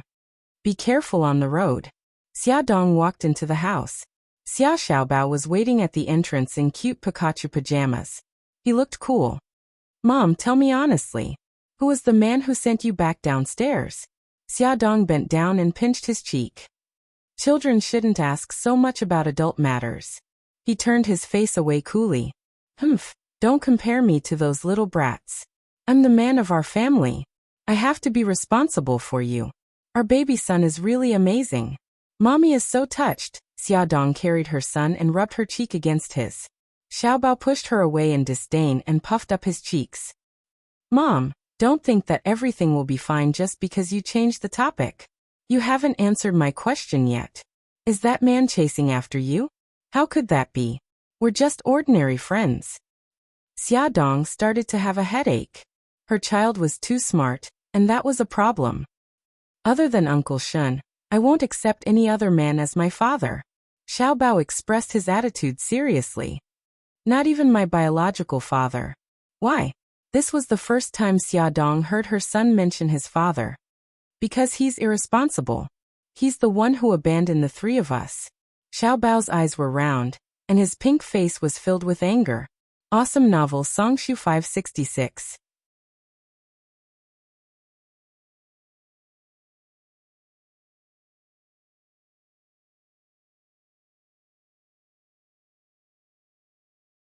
Chapter 68. Xia Dong was speechless as she rubbed her son's hair. Baby, you've misunderstood your dad. He didn't abandon us. No. I wouldn't misunderstand him. He's the one who abandoned us. He saw it clearly. He was hugging another woman and laughing so happily. He even had a new son. It was that annoying guy, Bailey E. This misunderstanding was huge. Xia Dong wanted to explain, but after thinking about it, she didn't say it. She didn't want the children to be involved in adult matters, and she didn't want her smart son to find out that Xiao Guai was sick. She'll just let Bailey Han take the blame for this one time. Xia Dong was wearing a blue and white riding suit with sheepskin boots. Her hair was tied up on top of her head, and she wore a cowboy hat. She looked valiant and very charming. Even Bailey Yin, who was used to seeing beautiful women, couldn't help but light up. Bailey Yin whistled frivolously. Xia Dong imitated him and looked him up and down. He was wearing a maroon riding suit and standing in front of the sports car. He looked handsome and unruly. She raised her eyebrows. Not bad. So you can be a man at times. Bailey Yun's face immediately darkened. I've always been a man. Xia Dong smiled but didn't say anything. She had an expression that said, I'm not going to explain. Bailey Yun's face darkened even more. Although they left early, it was already noon when they arrived at the ranch. The ranch was built on a wide lawn. In front of the White House, there was a large patch of grass. The car drove through the private driveway to the garage. Xia Dong happened to see Bailey Han and Su Yunqian standing side by side. They were talking about something with a smile on their faces. Xia Dong and Bailey Yun were the last to arrive. Xiao Tiansheng, Xiao Qifeng and Su Jinan all brought female companions. Su Xingchen was Su Jinan's female companion. She didn't expect to meet so many people who didn't want to see her again. Xia Dong felt like running away. Well, our last pair of guests have arrived. Please take a rest, and then go to the stud farm to pick your favorite horse. As the host, Xiao Tianxing was very enthusiastic to call the servants to serve everyone. When Bailey Han saw Xia Dong and Bailey Yun walking over side by side, he frowned slightly. Su Yunqian noticed the slight change in his expression. Han, isn't that Miss Xia? When did Ah Yin change his girlfriend again? Bailey Han's face was indifferent as he said lightly, they are just ordinary friends. Su Yunqian clenched her fists and changed the topic with an elegant smile. Han, shall we go and choose a horse? There were a lot of fine horses in the ranch. Xiao Tianxing asked the steward of the ranch, Abel, to sneak out the horses. Bailey Han chose a Juju-bred horse. It was tall and had a very moist coat. Han, look, that horse is so beautiful. Su Yunqian pointed at a white horse in surprise. I want it. Abel hurriedly said, Miss Su, that horse's temper is quite fierce. You should choose a more gentle pony. The white horse proudly raised its neck and stayed away from the other horses. It seemed that it disdained to be with them. It was obviously unruly. Bailey Han also didn't agree with her choice of horse. But it's really beautiful. I want it. Su Yunqian pulled Bailey Han's arm. Her beautiful eyes were full of expectation. Han, my riding skills are very good. Let me try, okay? Bailey Han patted the back of her hand and softened his voice. Yunqian, Gigai, listen to me. If there is an accident, it's not a joke. Okay. Su Yunqian reluctantly looked away from the white horse. She looked around and finally chose the same Juju-bred horse as Bailey Han. The two horses were very close to each other. From time to time, they would rub their ears against each other. It was obvious that they were a loving couple. She chuckled. Han, look, they are just like us. They are also a couple. Bailey Han smiled and reached out to help her get on the horse. Hold the reins and watch your step. Su Yinqian agilely got on the horse and straightened her back. The white riding suit made her look more noble and elegant. She was like a noble goddess who couldn't be violated. She smiled. I haven't ridden for a long time. It feels so strange to suddenly sit on a horse. Let's go for a walk by the river. Beilihan also got on the horse. He pulled the reins and walked side by side with her horse. Xiaodong was distressed at the moment. She was pregnant and couldn't ride a horse. She just wanted to pretend that she wasn't feeling well. She didn't expect Xiao Tianqing to be so enthusiastic and give her a horse before she could find an excuse. Our heroine, look at this horse. Her name is Empress. It's the most beautiful horse in the stud farm. What do you think? Do you like it? Xiao Tianqing led the white horse over. It was the horse that Su Yinqian liked. The white horse's fur was moist and its eyes were bright. Xiaodong couldn't help but reach out and touch its neck. She's very beautiful. It matches her name very well. I once had such a beautiful horse. Xiao Tianqing's eyes flashed with a strange light. He suddenly grinned. Xiaodong, Empress seems to like you very much. It had to be known that Empress was the most precious horse. She had a proud personality. It was the first time in history that she had tolerated a stranger like Xiaodong touching her. That's because I'm popular. Xiaodong's hands moved more gently. She combed Empress' hair and joked. You're called Empress and my horse is called Princess. Are you relatives? Xiao Tianqing was surprised to find that Empress took the initiative to rub her neck against Xiaodong's body. My God, am I seeing things? The proud Empress actually took the initiative to get close to someone else. Even I, the owner, have never received such treatment. Bai Liyun raised his eyebrows in amusement. How can you compare yourself to Xiaxia, who is loved by everyone and loved by everyone? You're obviously not on the same level. Xiao Tianqing punched him in annoyance. Damn it, will you die if you don't use your poisonous tongue once? Bai Liyun nimbly dodged and smiled mischievously. Yes, I'll suffocate to death. Xiao Tianqing's mouth twitched. He was too lazy to pay attention to him. He said to Xiaodong, who was watching the show from the side.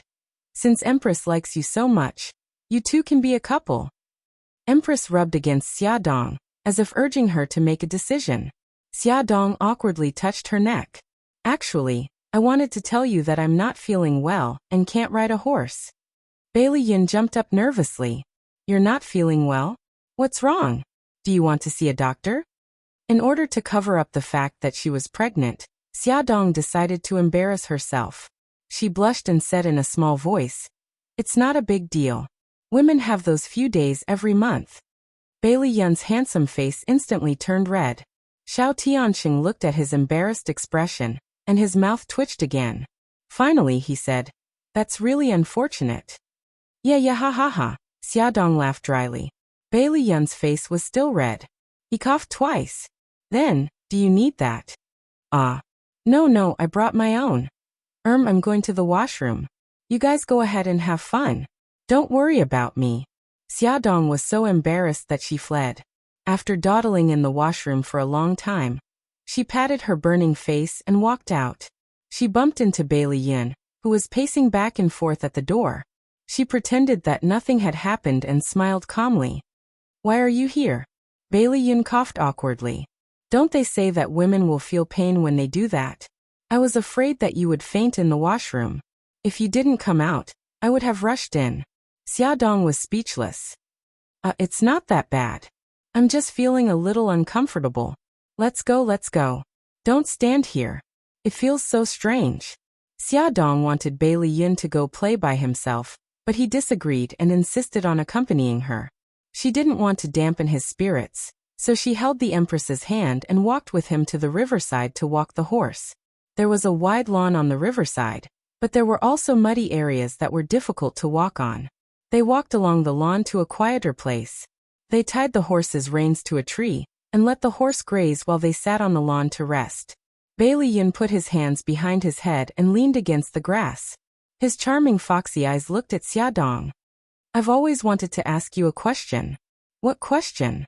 Xiaodong sat beside him and supported her head with one hand. Why did you come back?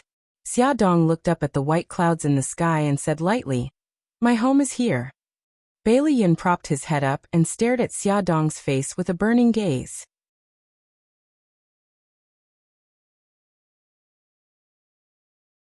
"Is it because you can't bear to part with me?" Xia Dong rolled her eyes. "Bailey Yun, can you be more serious?" "I'm very serious. Can't you tell that I'm a very coquettish person deep down?" Bailey Yun stroked his hair coquettishly and winked at her. "Hurry up and admit it, Xia Xia. Actually, you can't bear to part with me." Xia Dong held her forehead. "Actually, your zodiac sign is a fox." He was always flirting and coquettish. Bailey Yun touched his chin and blinked his charming foxy eyes. "Fox. That's a good name. This will be your exclusive nickname for me in the future, darling Xia Xia." Who was going to save her? Bailey Yun rolled a few times on the grass and rolled in front of her. His handsome face suddenly leaned in front of her, and the tip of his nose touched hers. His voice was low and bewitching. "Xia Xia, forget the past and start over with me, okay?" "Fox, you're too close." Xia Dong pushed his face away and smiled bitterly. "I also want to forget the past and start over, but some things can't be changed. If Xiao Guai wasn't sick, she definitely wouldn't have had anything to do with Bailey's family." Bailey Yun's eyes darkened and he pursed his thin lips. "You came back for Xiao Yi?" Xia Dong's body stiffened. "No." He stroked her hair. "That's good. Xiao Yi is the darling of our family. My grandma will definitely not allow you to take her away." She pursed her lips. "I understand. As long as Xiao Yi was living well, she shouldn't have any other thoughts." Bailey Yun sighed deeply and took her into his arms when she wasn't paying attention. "Since that's the case, what are you still worried about? Is it that hard to start over?" Xia Dong didn't know how to answer him, so she didn't answer. She leaned in his arms and listened to his strong heartbeat. A part of her heart softened and she said softly, "Bailey Yun, thank you." He hugged her tightly. "What are you thanking me for, She chuckled. "Thank you for always being my friend and for jumping out to help me when I needed help." From an angle that she couldn't see, Bailey Yun smiled bitterly. So after all that he had done, she still only treated him as a friend.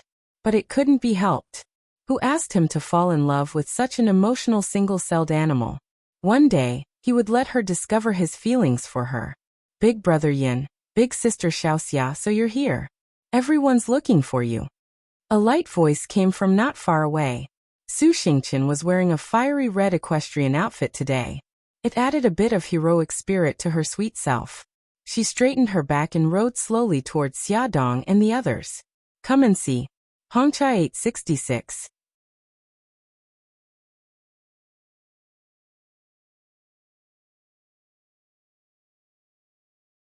Chapter 69. Bailey Yin let go of Xia Dong and pulled her up.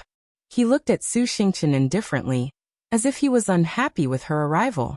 When Xia Dong heard her call her Sister Xiaoxia, she knew that she already knew her identity and didn't want to have anything to do with her. She nodded politely. Su Xingqian realized that she wasn't welcome and playfully stuck out her tongue.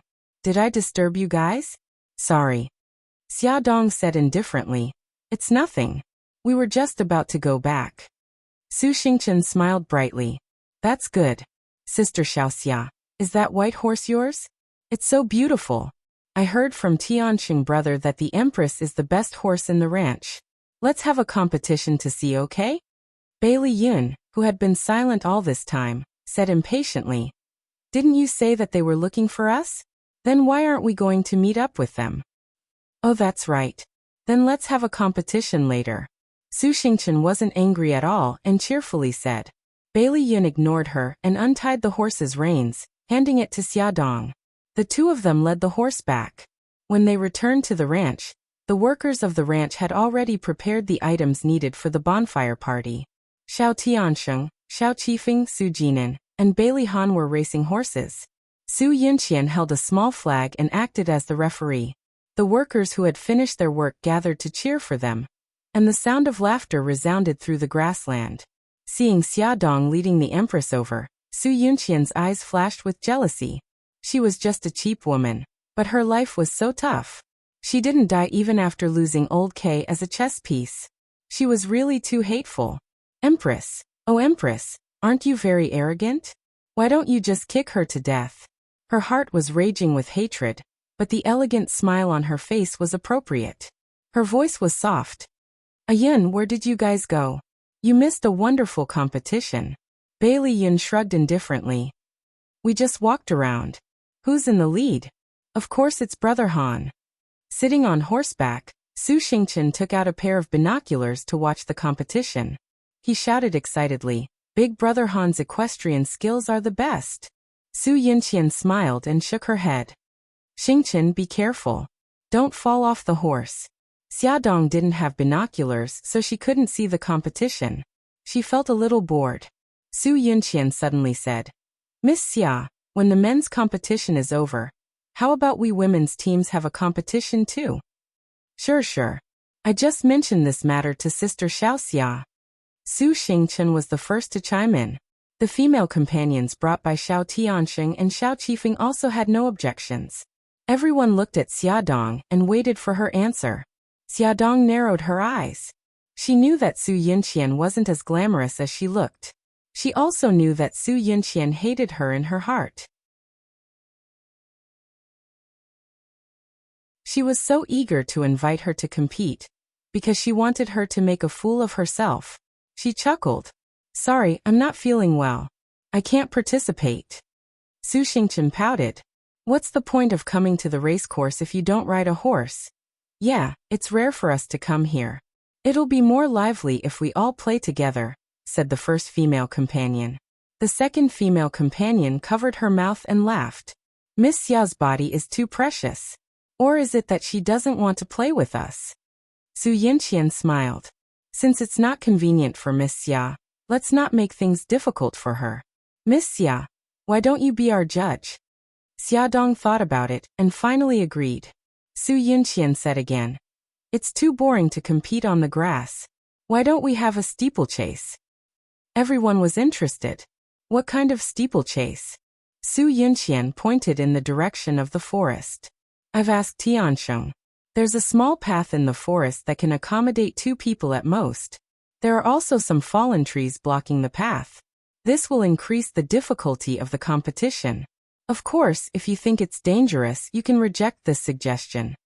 Su Xingchen clapped and cheered. How interesting. I'll be the first to support it. Seeing that Su Xingchen had agreed, the 2 female companions were too embarrassed to reject. They gritted their teeth and braced themselves to agree. As the only male present, Bailey Yin frowned. I don't agree. I think it's too dangerous. Big Brother Yin, I just went into the forest to take a look. Although the path is narrow, the trees are sparse. The difficulty isn't too high. As long as we're careful, there won't be any danger. Su Xingchen puffed up her cheeks and blinked her big eyes. Or do you think that us girls aren't as good as you guys, so you don't agree with us doing this? Su Yunqian's lips curled into a meaningful smile. Ayun Xingchen is right. You can't look down on us. We've all specially learned horsemanship. The 4 girls were all daughters of famous families. They had dabbled in all kinds of swordsmanship and horsemanship. Bailey Yun shrugged. All right, my good intentions are treated as ill intent. I won't care about you guys anymore. Do as you please. He glanced at Xiaodong in relief. Thankfully, Xiaoxia wasn't free and didn't have to mix with them. However, he didn't know that the moment Xiaodong agreed to be the referee, she had already been dragged into it.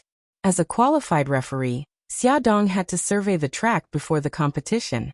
Bailey Yin originally wanted to go with her, but Bailey Han and the other 3 men's competition had just ended. Xiao Tianxing said that he had missed the competition and had to be punished, so he was dragged away to drink as punishment. Xiaxia, wait for me to come back.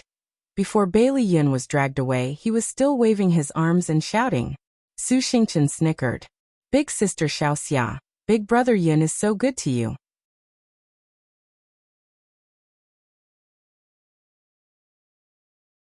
He can't bear to be separated from you for even a moment. How about Miss Xia wait a little longer? Wait for second young master to come back, then you guys can go together. I didn't think that the fickle second young master would have such a cute side. Xiaodong was embarrassed by their words and blushed. All right, stop talking nonsense. We're just normal friends. Oh, so you're just normal friends. Then I still have a chance. And Miss Xia, you're blushing. Xia Dong's mouth twitched. Let's not delay the competition. I'll go survey the track first. You guys can gossip. Because it wasn't convenient for her to ride a horse, she spent a few minutes walking into the forest. According to their agreement, they traversed the entire forest. Sure enough, the path in the forest only allowed 2 horses to walk side by side. If they wanted to cut in, they could only pass through the trees. The trees weren't very dense, so technically speaking, it wasn't very difficult. There weren't many fallen trees blocking the path. After walking for about 10 minutes, they only encountered one. After walking for another 10 minutes, the path was blocked by another thick tree. This piece of wood seemed to have fallen for a long time. Some parts had already started to rot. There were many vines wrapped around it.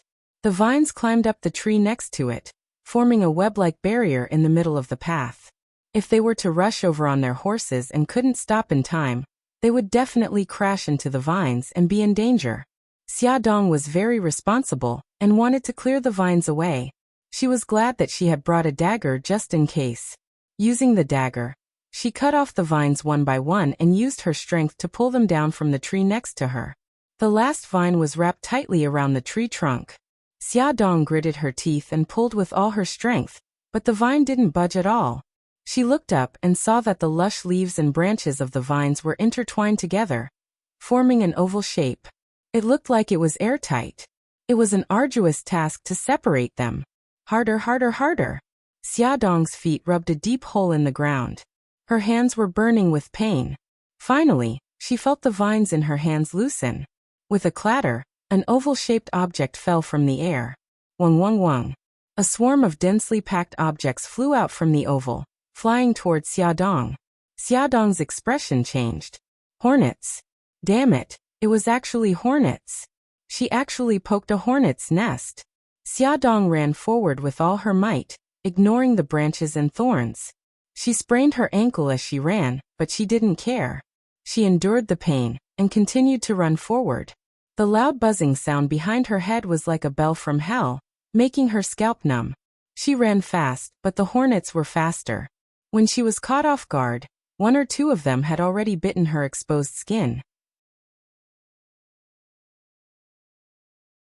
She slapped a few of them away, but soon, more hornets surrounded her, and their sharp stingers fiercely stung her skin. Hiss hiss. She was in so much pain that she almost cried. She broke a branch and waved it to hit the hornets. Her footsteps were also messed up, and she deviated from the path. Suddenly she slipped and her whole body rolled down the hill. This was a slope of about 50 degrees. It was covered with gravel and dead branches and leaves. Although it greatly cushioned the impact of rolling down, the trees were sparse. In her panic, Xia Dong couldn't grab any obstacles and rolled all the way down. Plop! Finally she rolled to the foot of the hill. She gritted her teeth and turned over, avoiding the oncoming tree stump, and crashed into a pile of grass. Her whole body was in pain. Xia Dong was in so much pain that she was about to faint. Especially the part of her face that had been stung by the hornets. It was already swollen and pressing on her visual nerves. Her vision had begun to blur, and even breathing was painful. Her child. Would anything happen to him? Xia Dong turned sideways with difficulty to avoid pressing on her abdomen. She trembled and covered her abdomen with her hands. The pain, coupled with the toxins released by the hornets in her body, made her consciousness weaker and weaker. She wanted to call for help, but her voice was pitifully weak. Finally, she fainted weakly in the grass.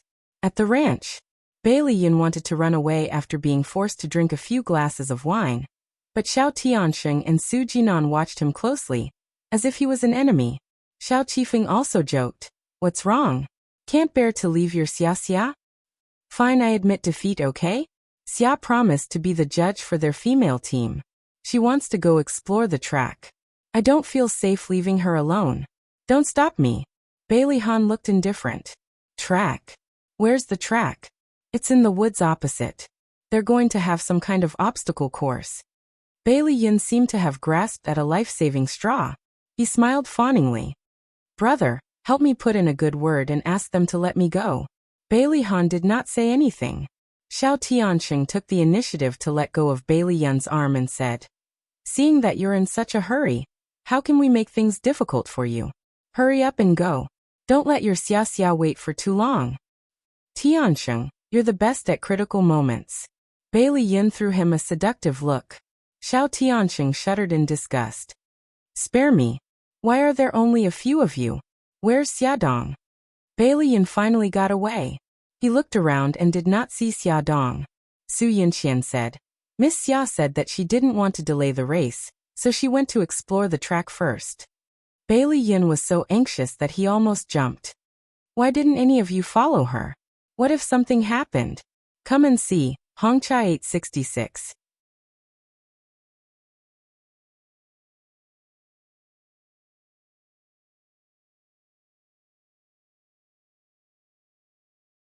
Chapter 70.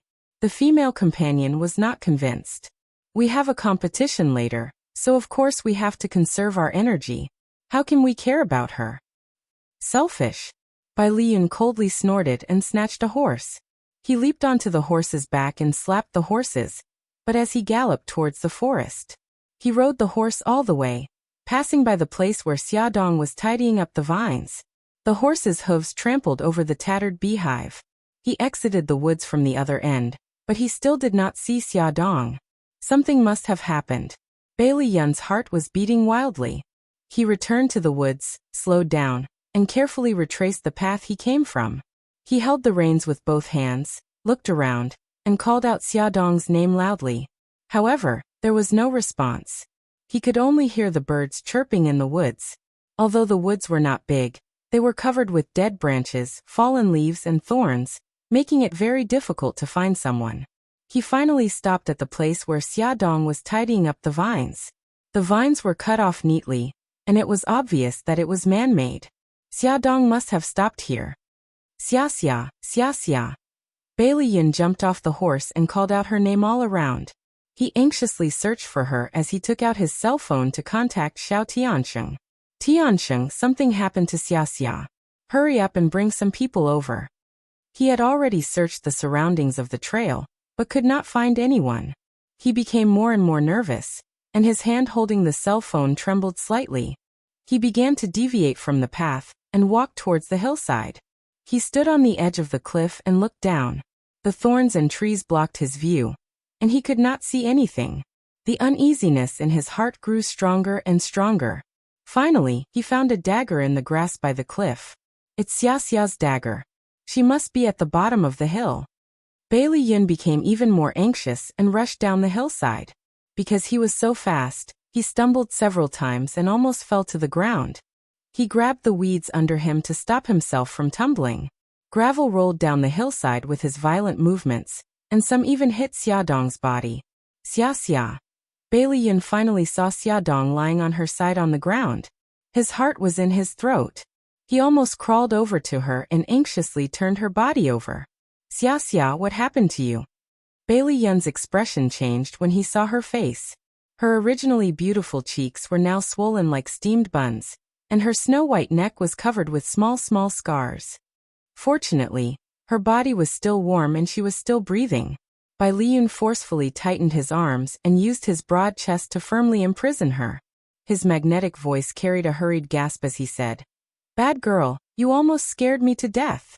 Her soft body leaned against his chest and did not respond at all.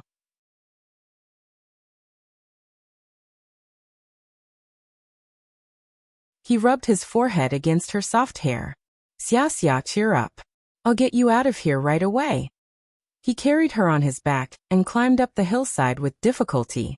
Bailey Yun grabbed the branches and vines with one hand and tightly held Xiaodong on his back with the other. He climbed up with 3 sliding steps. It only took him a few seconds to rush down the hillside, but it took him almost 15 minutes to climb up. When he climbed up in a sorry state, Xiao Tianxing and the others had also arrived on horseback. When Bailey Yun dragged Xiaodong up with difficulty, Xiao Tianxing jumped off his horse and rushed up to help him hold Xiaodong back. "Hey Abel, hurry up and call the doctor." Xiao Qifeng was still on horseback and took out his phone to contact Abel, who was guarding the ranch. Looking at Xiaodong's pitiful face, Bailey Han tightened his grip on the reins. His knuckles gradually turned white, but there was no expression on his face. He just sat on the horse's back without saying a word. His eyes were cold and emotionless. Xiao Tiansheng helped Bai Liyan help Xia Dong onto the horse's back. Bai Liyan sat behind Xia Dong and hugged her tightly in his arms as they returned to the ranch. Bai Liyan carried Xia Dong and ran into the room that had been prepared. Abel let an old doctor in his 50s or 60s in. Bailey's second young master, this is Dr. Li. Dr. Li, this is Bailey's second young master. Bai Liyun hurriedly stepped aside. Dr. Li, I'll have to trouble you to examine her. Dr. Li nodded. Second young master, please go out first and call a girl in. I will examine her later and need her help. Bai Liyun hurriedly said. Abel, please call a maid in. The maid quickly went in. Bai Liyan immediately went to wash his face and change his clothes. When he returned to the guest room, Dr. Li had already finished the examination. This miss is fine, but she looks seriously injured. Doctor, please examine her carefully again. Dr. Li was not displeased at all. He stroked his beard and patiently analyzed. She is wearing riding clothes and is wrapped tightly. There are only a few abrasions on the back of her hands, and a few places where she was hit by gravel. As for her face, she was only stung by a wasp. Although it hurts, it is not serious. Once the wasp venom is removed, she will be better soon. Bai Liyun's worried heart finally relaxed. When will she wake up? Tomorrow. I have already removed the wasp venom for her. In 2 or 3 days, the swelling on her face will disappear. I plan to send her to the hospital and take an X-ray. Will it be safer? An X-ray must be taken, but she is now in a coma and is not suitable to move around. Don't worry, she is fine. Well, I respect your opinion. Dr. Li, sorry to trouble you. Second young master, you are too polite. I will come to see her tomorrow. Don't worry.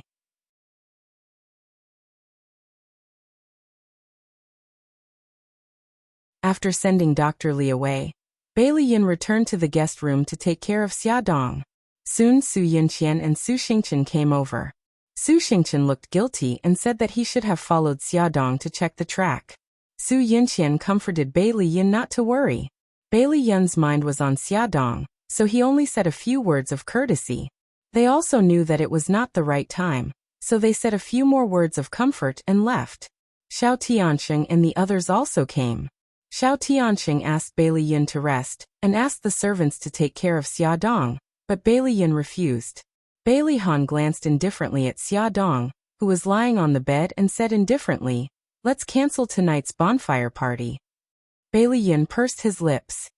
"Let's hold it as usual. If Xia wakes up and finds out that the bonfire party was cancelled because of her, she will feel uneasy."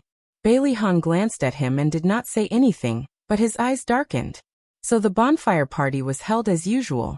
Bai Liyan stayed by Xia Dong's side. In the middle of the night, she suddenly groaned in pain. Her brows were tightly knitted, and she tossed and turned in bed. She slept very restlessly. Her face was red and her lips were a little dry. Bai Liyan touched her forehead.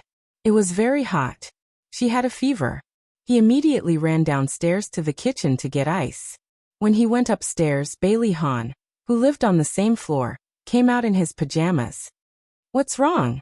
Bai Liyan paused. Xia has a fever." Bai Lihan frowned. "Ask Dr. Li to come and see her. Why are you waking her up in the middle of the night? Or do you have a better idea? I'll ask the servants to get him." Bai Liyan stuffed the ice into his hand. "Brother, help me look after Xia." Bai Liyan rushed downstairs, and Bai Lihan entered the guest room with the ice. He saw the person lying on the bed at a glance. Her face was so swollen that it was almost impossible to recognize her original face. Her face was flushed, and her brows were tightly knitted. She was sleeping very restlessly. He pursed his lips and put the ice wrapped in a towel on her forehead.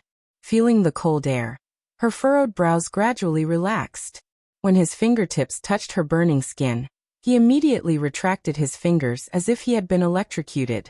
A feeling of self-loathing grew in his heart. She had already said that she wanted to draw a line between them, so why should he care so much about her? He stood up abruptly and left the guest room resolutely. When Bai Liyan returned to the guest room, There was only Xia Dong in the room with ice on her forehead. A few minutes later, Dr. Li came over with a medical kit. Dr. Li, it's great that you're here. Xia has a fever. I don't know if she has an internal injury. Young Master Tingrui, don't worry. Bring me some more ice. I'll examine her. Bailey Yin went downstairs to get the ice. Dr. Li examined Xia Dong and muttered, so she has a cold.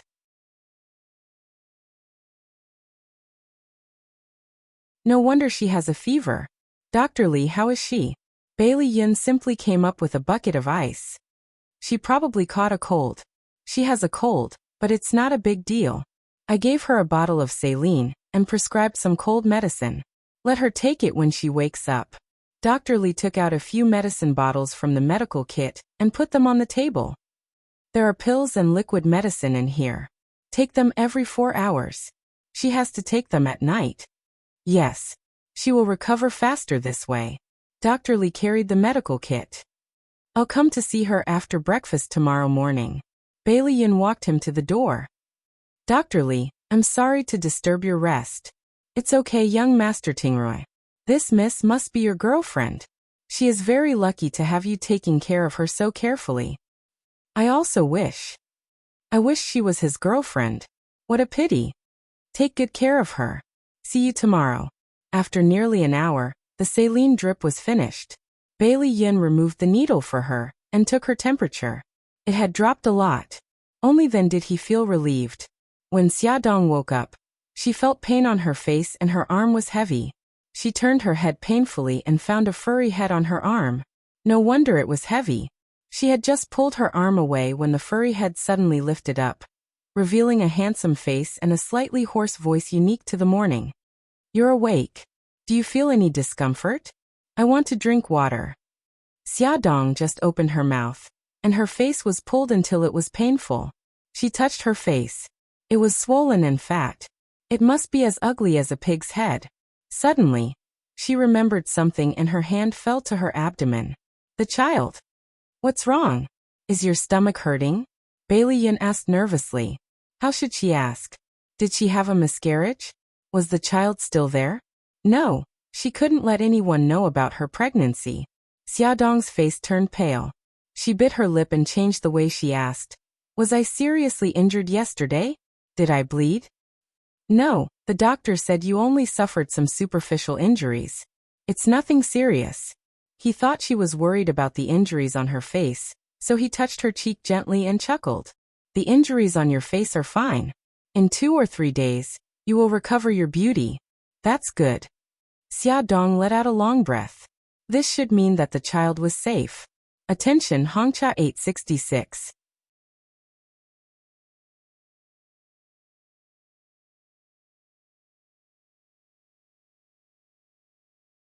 Chapter 71. You've caught a cold. Come Gigai, take the medicine.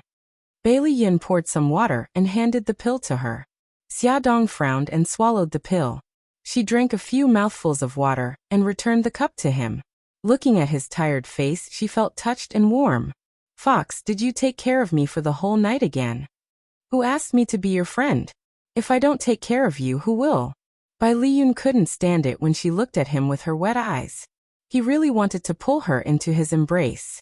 He reached out his large palm and rubbed her messy hair. You rascal! Why are you trying to be brave? Didn't I tell you to wait for me? Xia Dong smiled. I'm sorry. I didn't know I would be so unlucky. I actually poked a hornet's nest. In the end, I was chased by the hornet and accidentally rolled down the hill. You actually poked a hornet's nest? Bailey Yin didn't know whether to be angry or amused. The corner of his mouth twitched for a long time. In the end he sighed. Liking her was destined to be a mess. He should have accepted his fate a long time ago, shouldn't he? At 8 o'clock in the morning, Dr. Li came over for a checkup.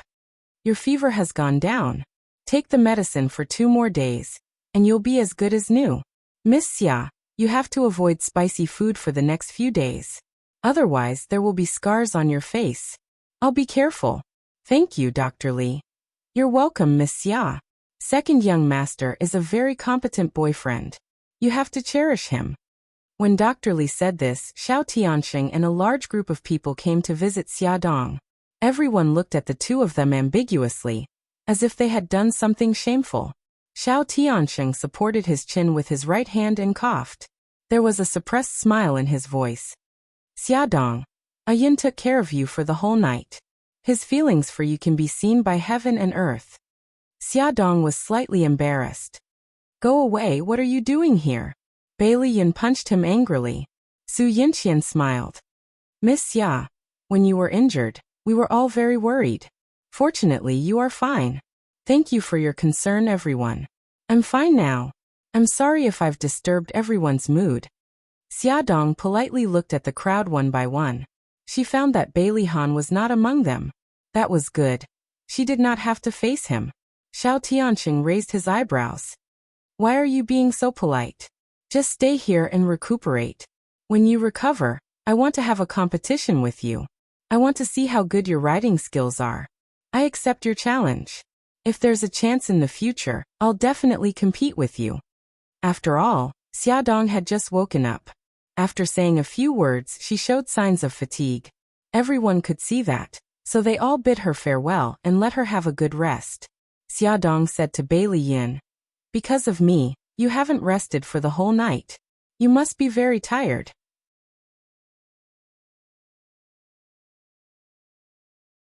I have servants here to take care of you. Go back to your room and rest first. Bailey Yin nodded and pulled the blanket over her. He instructed the servant. Don't forget to give Miss Xia her medicine on time. Got it, second young master. After Bailey Yin left, Xiaodong said that she was hungry and wanted to eat porridge. She sent the servant away and then called home. She was afraid that the children would be worried, so she only said that she had caught a cold. She cheered up and said a few words to them. When she heard the servant knocking on the door, she hung up. On Sunday afternoon, the guests left one after another because they had to work the next day. Bailey Han and Su Yinqian also left. From the beginning to the end, Bailey Han did not look at her again. Xiao Tianxing was a hands-off boss, so he had no pressure at work. He tried his best to persuade Xiaodong to stay at the ranch to recuperate, but Xiaodong did not want to disturb him anymore. Moreover, she did not want the children to worry, so she went home under the escort of Bailey Yin. Bailey Yin insisted on sending her to the door. He stayed in the living room of her house, and instantly turned into an old mother. He nagged her a lot about what she should eat and what she should not eat. Fortunately, most of the swelling on her face had disappeared, so Xiaodong did not cause a large-scale panic when she got home. However, she was still bombarded by Xia Xiaobao and Xiao Guai. Mommy, what's with the wound on your face? Who was that handsome uncle just now? Is he your boyfriend? Mom, tell me the truth. You didn't come home at night for the past 2 days, and you even made your head look like a pig's head. What happened? Xiaodong pinched the two little buns' faces. Mommy is fine. I was just kissed by 2 wasps, Xia Xiao Guai. Oh so the wasp's kiss was so scary. Xia Xiaobao. Oh. Mom, you idiot. Xia Xiaobao was deeply ashamed of having such a careless mother. He wiggled his little butt and went back to his room. After rummaging for a long time, he wiggled his little butt and came out again. He stuffed an ointment into Xiaodong's hand and raised his chin coolly. This ointment, apply it externally 3 times a day. It won't leave any scars. I don't tell ordinary people. Xiaodong was instantly embarrassed. She took the ointment and saw that it was written in Japanese. Son, where did you get this ointment? I stole it from Uncle Shun. She knew it. No matter what, the ointment was quite effective. When she got up the next morning, the redness and swelling on her face had miraculously disappeared. Her pig-headed face was as beautiful as before. She had taken the entire morning off to go to the hospital for a pregnancy test. She wondered if that thrilling experience had affected the child. This was the first time she had done a pregnancy test since she was pregnant. Lying on the hospital bed, she felt a little complicated. Doctor, how is my child? Is it healthy? The doctor pushed his glasses up the bridge of his nose. Miss Xia, you're not pregnant. What? Xiaodong was so agitated that she jumped up from the hospital bed. That's impossible. I used the pregnancy test kit, and it showed that I'm pregnant. Doctor, please take a closer look. The doctor sighed. Miss Xia, I've already checked very carefully. You're really not pregnant. As for the pregnancy test kit, it might have expired, so it's not accurate. Then it's already been more than a month. My period hasn't come yet, and I've already started vomiting. How do you explain that? That's just a psychological effect. You really want a child, so your psychological desire has played a role in hinting at your body, showing the symptoms of a fake pregnancy. Xiaodong didn't know how she walked out of the hospital. The doctor's words echoed in her mind over and over again. She wasn't pregnant. She wasn't pregnant. She wanted to laugh out loud. God, you're too good at making fun of people. Why wasn't she pregnant even though she had worked so hard? If she wasn't pregnant, what would happen to her Xiaoguai? Xiaodong grabbed her hair in frustration. What was more frightening was that she thought she was pregnant and purposely did things to make Bailey Han feel disgusted. She deliberately drew a line between them. Now that she knew she wasn't pregnant, she wanted to get close to him again. Based on how disgusted he was with her, was it still possible? Xiaodong sat on the bench in the garden in a daze. She didn't even notice that her phone was ringing. It wasn't until a passerby beside her reminded her that she picked up the phone dejectedly. Hello. Xia. A man's deep and magnetic voice came from the phone.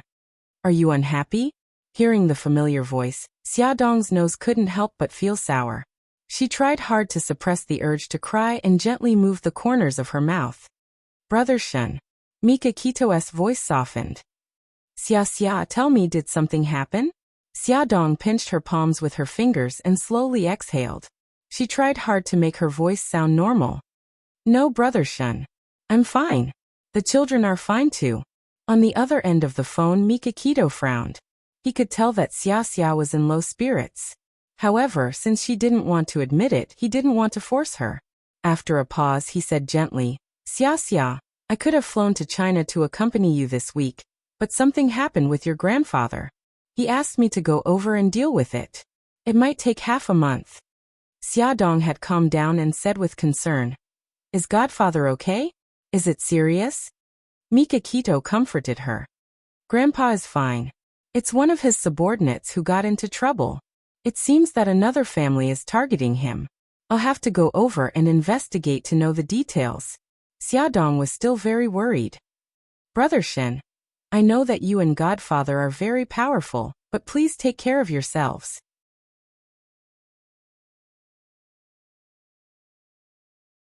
Don't make me and the babies worry, okay? Don't worry. We'll be fine. Xia, I miss you and the babies very much. Mika Kito's voice was low and mellow like fine wine with a hint of drunkenness. Xiaodong listened to his soothing voice and seemed to be intoxicated by the gentle wind. Her worries gradually dissipated. Her bright eyes curved into beautiful crescents and the corners of her lips curled up. She said softly, Brother Shen, I miss you too. Xiaodong could not see that Mika Kito, who was far away in Japan, had a gentle smile on his face because of her words. His slender fingers stroked Xiaodong's photo and he chuckled softly. Xia, wait for me. I'll come to China to accompany you in half a month. Okay. You have to protect yourself. Don't let yourself get hurt. Also, no matter how busy you are, you can't forget to eat. And you can't drink. You know that your stomach is not well, but you still like to drink. You men are so annoying. Xiaodong nagged at Mika Kito. The smile on his face grew brighter and brighter, scaring the hell out of his subordinate who came in to call him for a meeting. I've said so much. Do you remember it all? Xiaodong's mouth was dry from talking. She was very dissatisfied when she realized that the person on the other end of the phone only gave a perfunctory, okay. I'm listening very attentively. Mika Kito's voice was full of laughter. If I said that all my attention was on your voice, but I didn't remember a single word of what you said, would you repeat it? Brother Shun. Xiaodong called his name angrily. Mika Kito could almost imagine how cute Xiaodong's delicate face would be when she was angry. He could not help but laugh out loud. Xiaodong was speechless at this careless man. She said angrily, Brother Shen, if you continue to be so perfunctory and let your guard down, I'll make you recite everything I said. Mika Kito held back his laughter. I won't tease you anymore. I've remembered everything. Really? Xiaodong could not help but laugh. Okay, that's good. You must be very busy. I heard Takeda knocking on the door to call you for a meeting. Hurry up and go to the meeting. Although you're the boss, you can't let them wait for too long. Okay, take care. When Bai Tangshan hung up the phone, there was still a smile on his face. When he raised his head to look at Ueda, who was waiting at the door, his expression had turned cold. It was as if the smiling man just now was just Ueda's imagination. Come and see. Hongcha 866.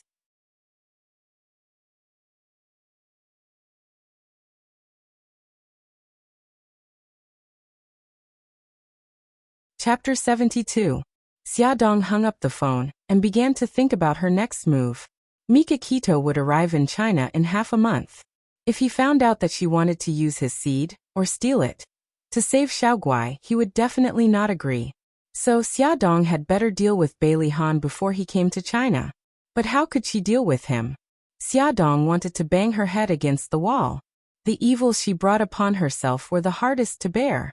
How could she have been so ruthless in the past? Bai Lihan must have completely abandoned her. When they were at the ranch, he did not even look at her. Even when she was injured, he did not say a word. After thinking about it for a long time, she could only come to one conclusion. She had to be thick-skinned. The first thick-skinned tactic was to pester him. Scene 1. Hello, who is this? Mr. Bailey. Hello, I am Xiaodong. Beep beep beep beep. Scene 2. Xiaodong sent the latest issue of the magazine to Bai Lihan. Inside the box, she even put a handmade card to express her gratitude to him as a business partner. In the end, Bai Lihan's secretary called her. Miss Xia, the president asked you to send the sample magazine to the advertising department in the future. He also asked you to stop sending him strange things. Xiaodong fell to the ground. Scene 3. Xiaodong found out from Bai Liyan that Bai Lihan was having a gathering with a few old friends at Charm Bar. So, she dressed up so seductively that she almost could not recognize herself after changing her appearance. She purposely walked around Charm Bar in an attempt to attract his attention. When she finally saw him alone, she quickly went up to him and winked seductively. Handsome, are you interested in having a drink with me? However, he pushed her away and looked at her with disdain. You're too dirty. I'm not interested. Xiaodong's face was covered in blood. Xiaodong had been defeated repeatedly. She had long been thick-skinned. As long as there was a collaboration with Shenghao Group, she would dress up beautifully. From time to time, she would appear in front of Bai Lihan and create a lot of coincidental encounters. However, he did not even look at her. Just like that, a week passed. Xiaodong felt deeply defeated. He curled up on the sofa at home and licked his wounds. Xia Xiaoguai's soft little body leaned over. Mommy, what's wrong? You don't look happy. Xiaodong rubbed her daughter's soft hair. Mommy is fine. I'm just a little tired. Xia Xiaobao's beautiful black eyes flashed. He had long noticed that his mother was a little strange recently. From time to time, she would dress up beautifully and go out in high spirits. However, she would come back dejectedly. He had secretly followed her a few times and discovered her secret. However, his mother was unwilling to tell him, so he could only pretend not to know. He touched his little chin and his bright eyes turned.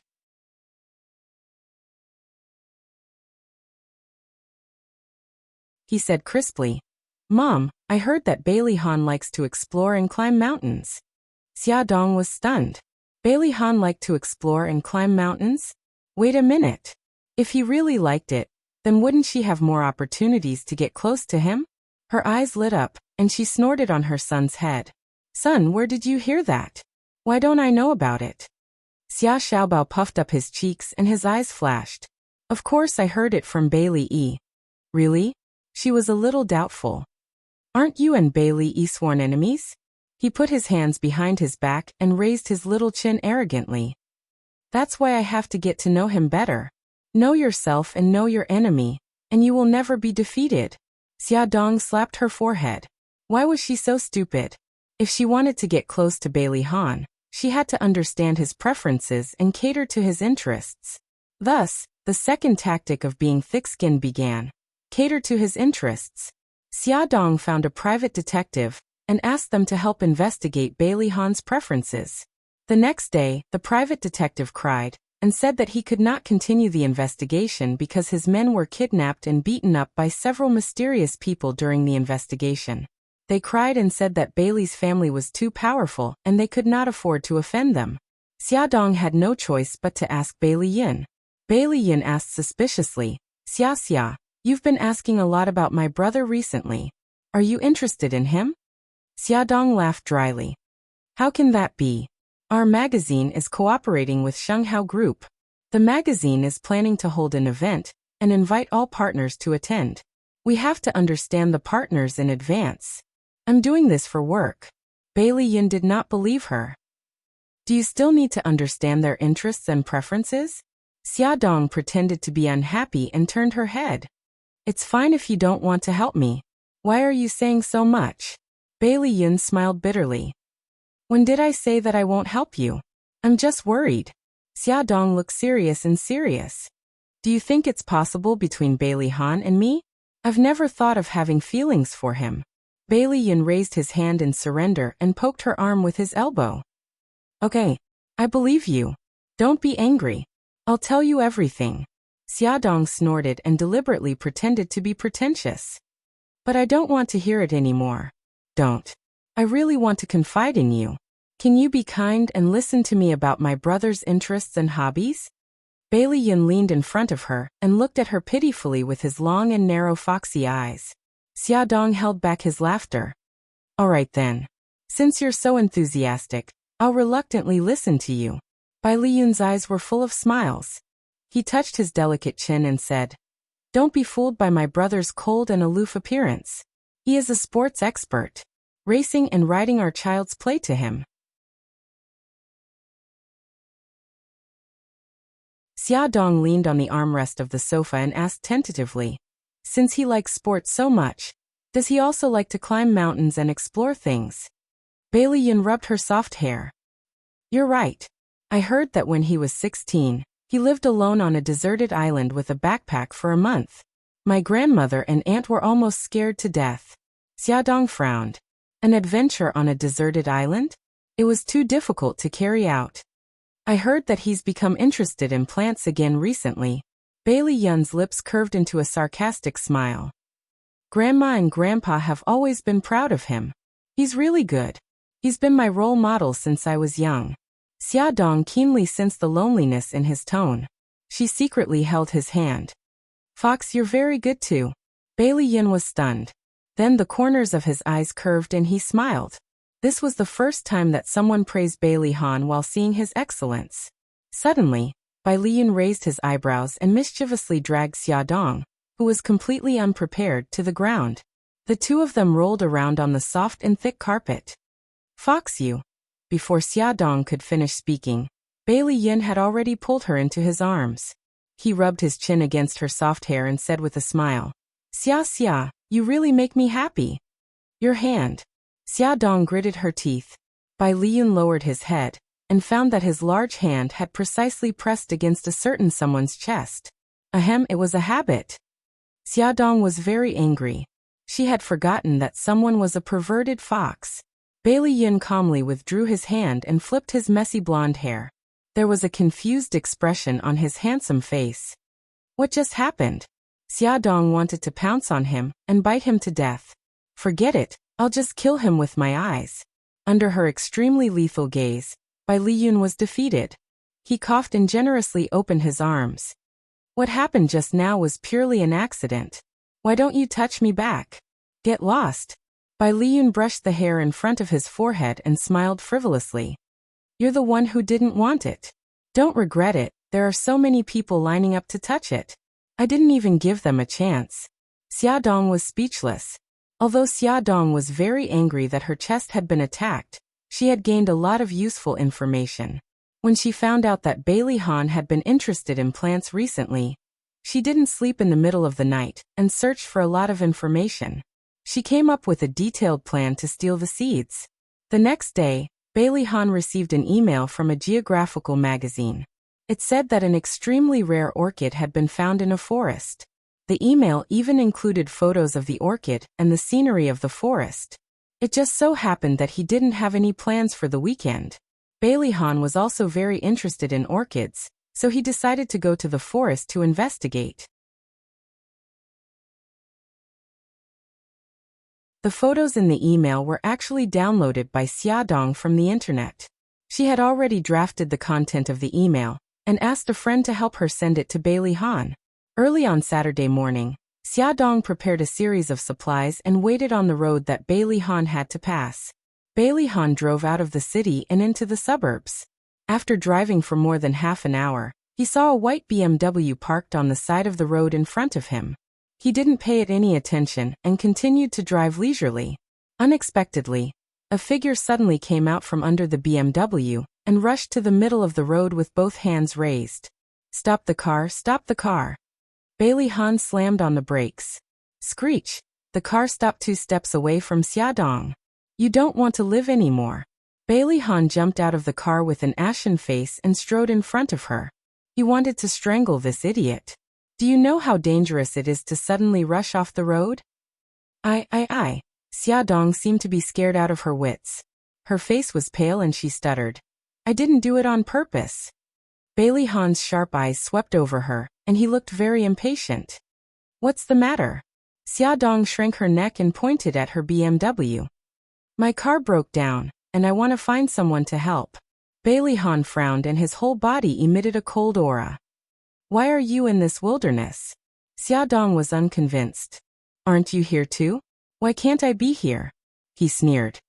"Since you don't want to say, then stay here with your car and wait for the next person to pass by."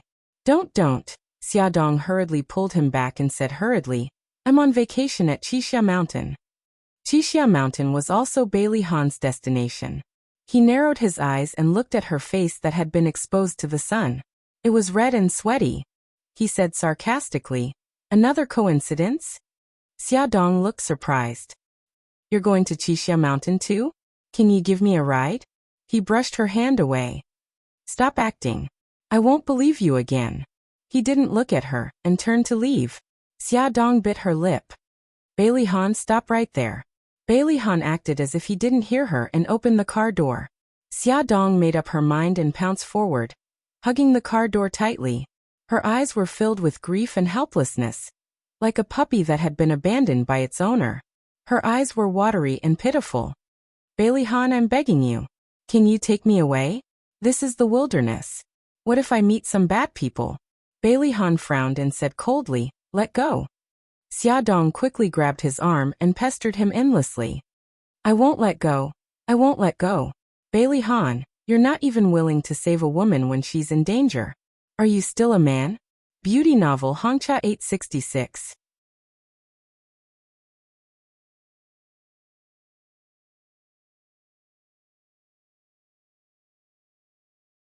Chapter 73. The veins on Bailey Han's forehead began to throb. He gritted his teeth and squeezed out a few words. "Aren't you fine now?" "I'm fine now, but after you leave, I might meet a psychopathic murderer or a serial killer. I might even meet a beast that comes down the mountain to hunt for food." Xiaodong grabbed his arm and refused to let go. "You're thinking too much." Bailey Han tried hard to suppress the urge to throw her away, his temples throbbing. "Ooh. Bailey Han, I beg you don't leave me, okay? I'm so scared." Seeing that the first move didn't work, Xiaodong changed to another one.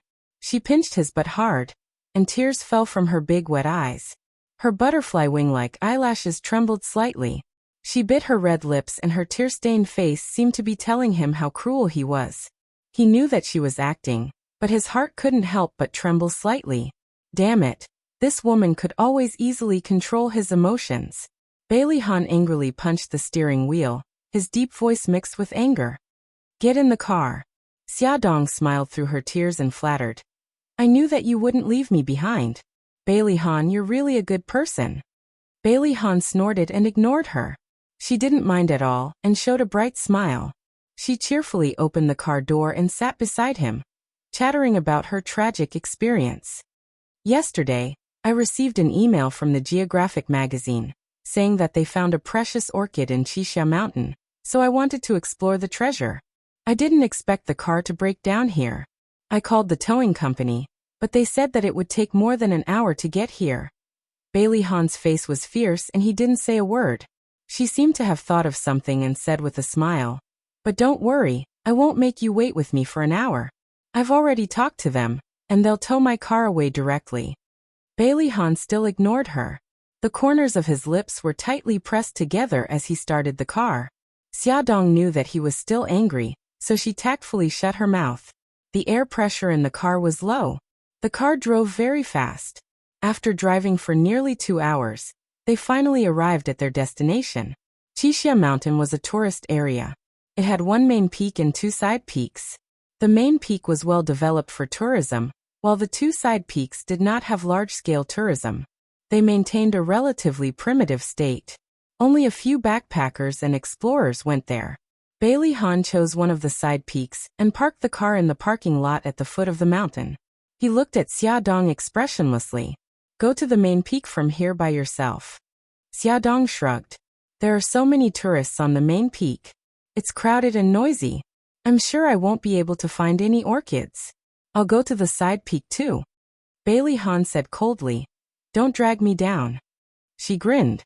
"Don't look down on me. I'm not that incompetent."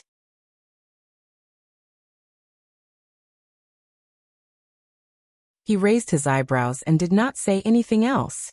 He took out his backpack from the trunk and led the way into the mountain. Xiaodong hurriedly took out her backpack from the back seat and followed him. Orchids usually grew on the walls of deep mountains and deep valleys. They were places where people rarely went. Bailey Han was obviously very familiar with the growing habits of orchids. He purposely chose secluded paths.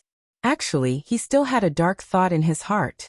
He wanted to force Xiaodong to give up on his own accord and stop following him. However, during the more than an hour of climbing, Xiaodong did not even make a sound. She gritted her teeth and followed behind him. Her beautiful cheeks were red and her forehead was covered with sweat. The huge backpack on her back seemed to be about to crush her, but she did not complain about being tired. Bailey Han looked back and saw her like this. He could not help but slow down and handed her a bottle of water with a sullen face. "Thank you."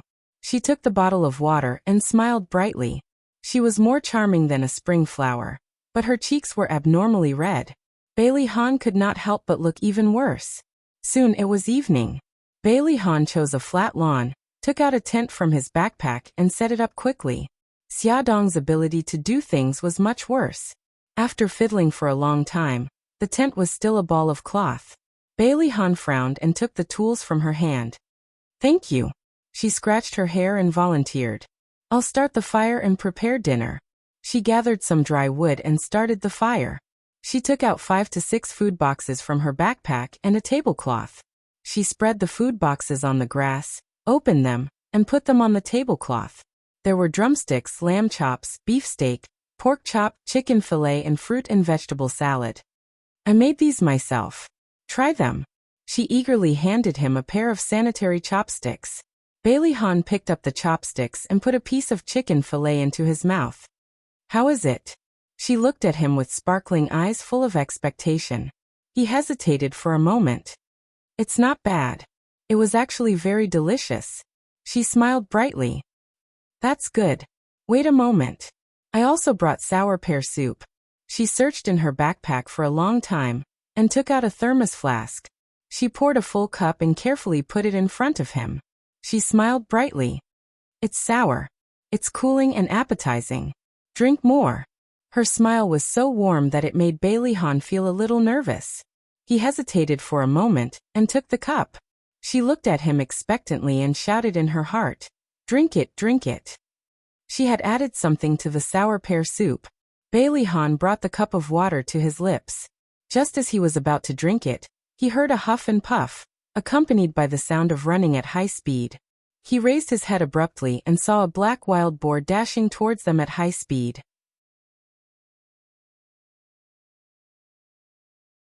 He jumped up from the ground reflexively and threw away the cup in his hand. He grabbed Xiaodong's wrist and retreated. Xiaodong was anxious to protect the thermos flask.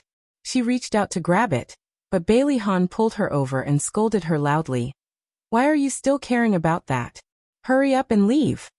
The moment he pulled her away, The wild boar crazily rushed to where they were sitting and trampled the food all over the place. Xiaodong looked at the thermos flask with pain. The bastard wild boar was still using its long mouth to dig into the sour pear soup, making slurping sounds as it drank. "You bastard, I'm going to kill you." Xiaodong was filled with grief and indignation. She picked up a wooden stick as thick as her wrist and rushed forward to beat the boar's head. The boar's eyes were red with anger, and it struggled with her. Bailey Han was stunned by her sudden outburst. When he came back to his senses, the wild boar was already rolling on the ground and howling. "I'll beat you to death, bastard. How dare you steal my food and drink?" Xiaodong picked up the wooden stick and scolded it as she hit it. Sob sob. She had planned this with great difficulty. She had added something to the sour pear soup. It was all drunk by this pig head. Ow ow ow. The wild boar was in pain from the beating. It struggled to roll up from the ground and fiercely charged toward Xiaodong. "Be careful."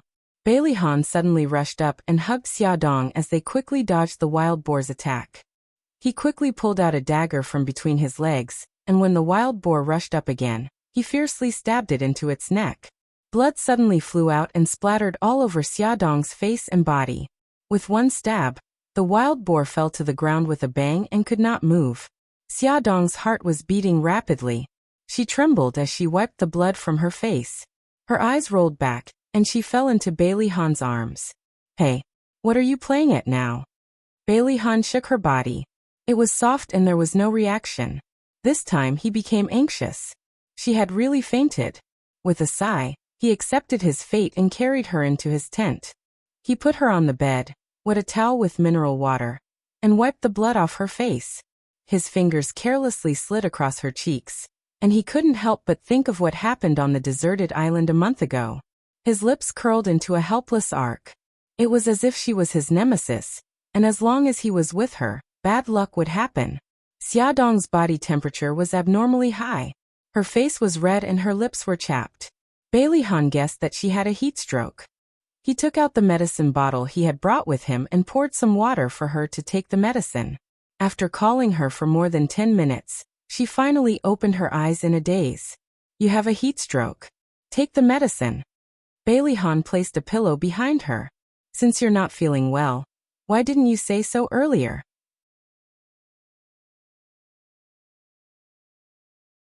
She took the medicine in a daze. Her eyes were still a little dazed, as if she did not understand what he was saying.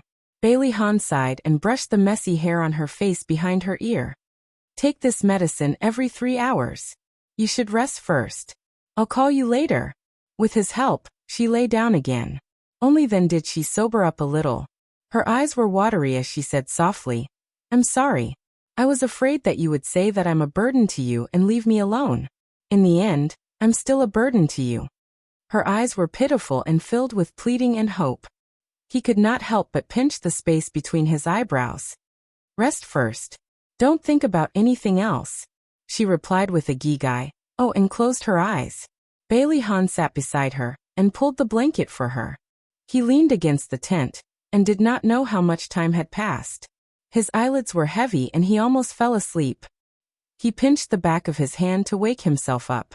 He checked the time on the alarm and then leaned against the tent to doze off. "Ah!" A shrill scream. Bailey Han was so shocked that he was no longer sleepy. "What's wrong?" "Wild boars. There are so many wild boars. They want to kill me." Xiaodong threw herself into Bailey Han's arms. Her whole body was trembling. She was weak and frightened. Bailey Han wanted to push her away, but when he saw her panic-stricken face, he stretched out his hand and slowly placed it on her head. He gently stroked her hair. "Don't be afraid. I've already killed it.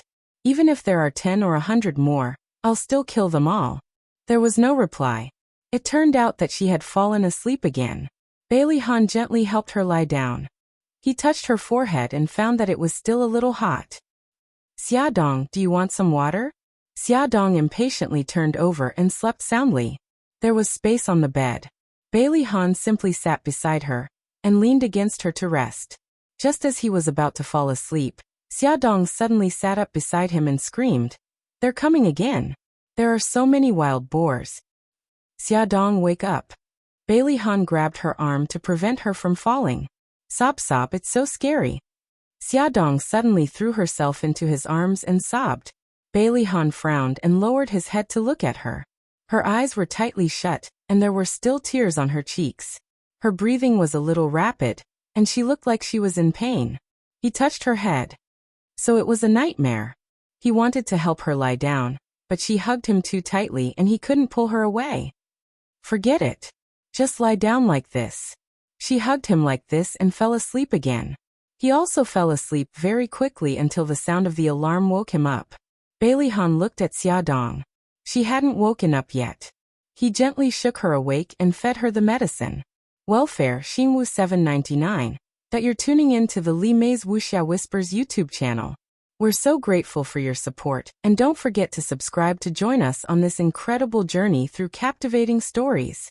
Your generosity through donations truly makes a world of difference, as it's the primary source of revenue that allows me to expand and enhance this channel for you. Thank you from the bottom of my heart for being a part of this adventure.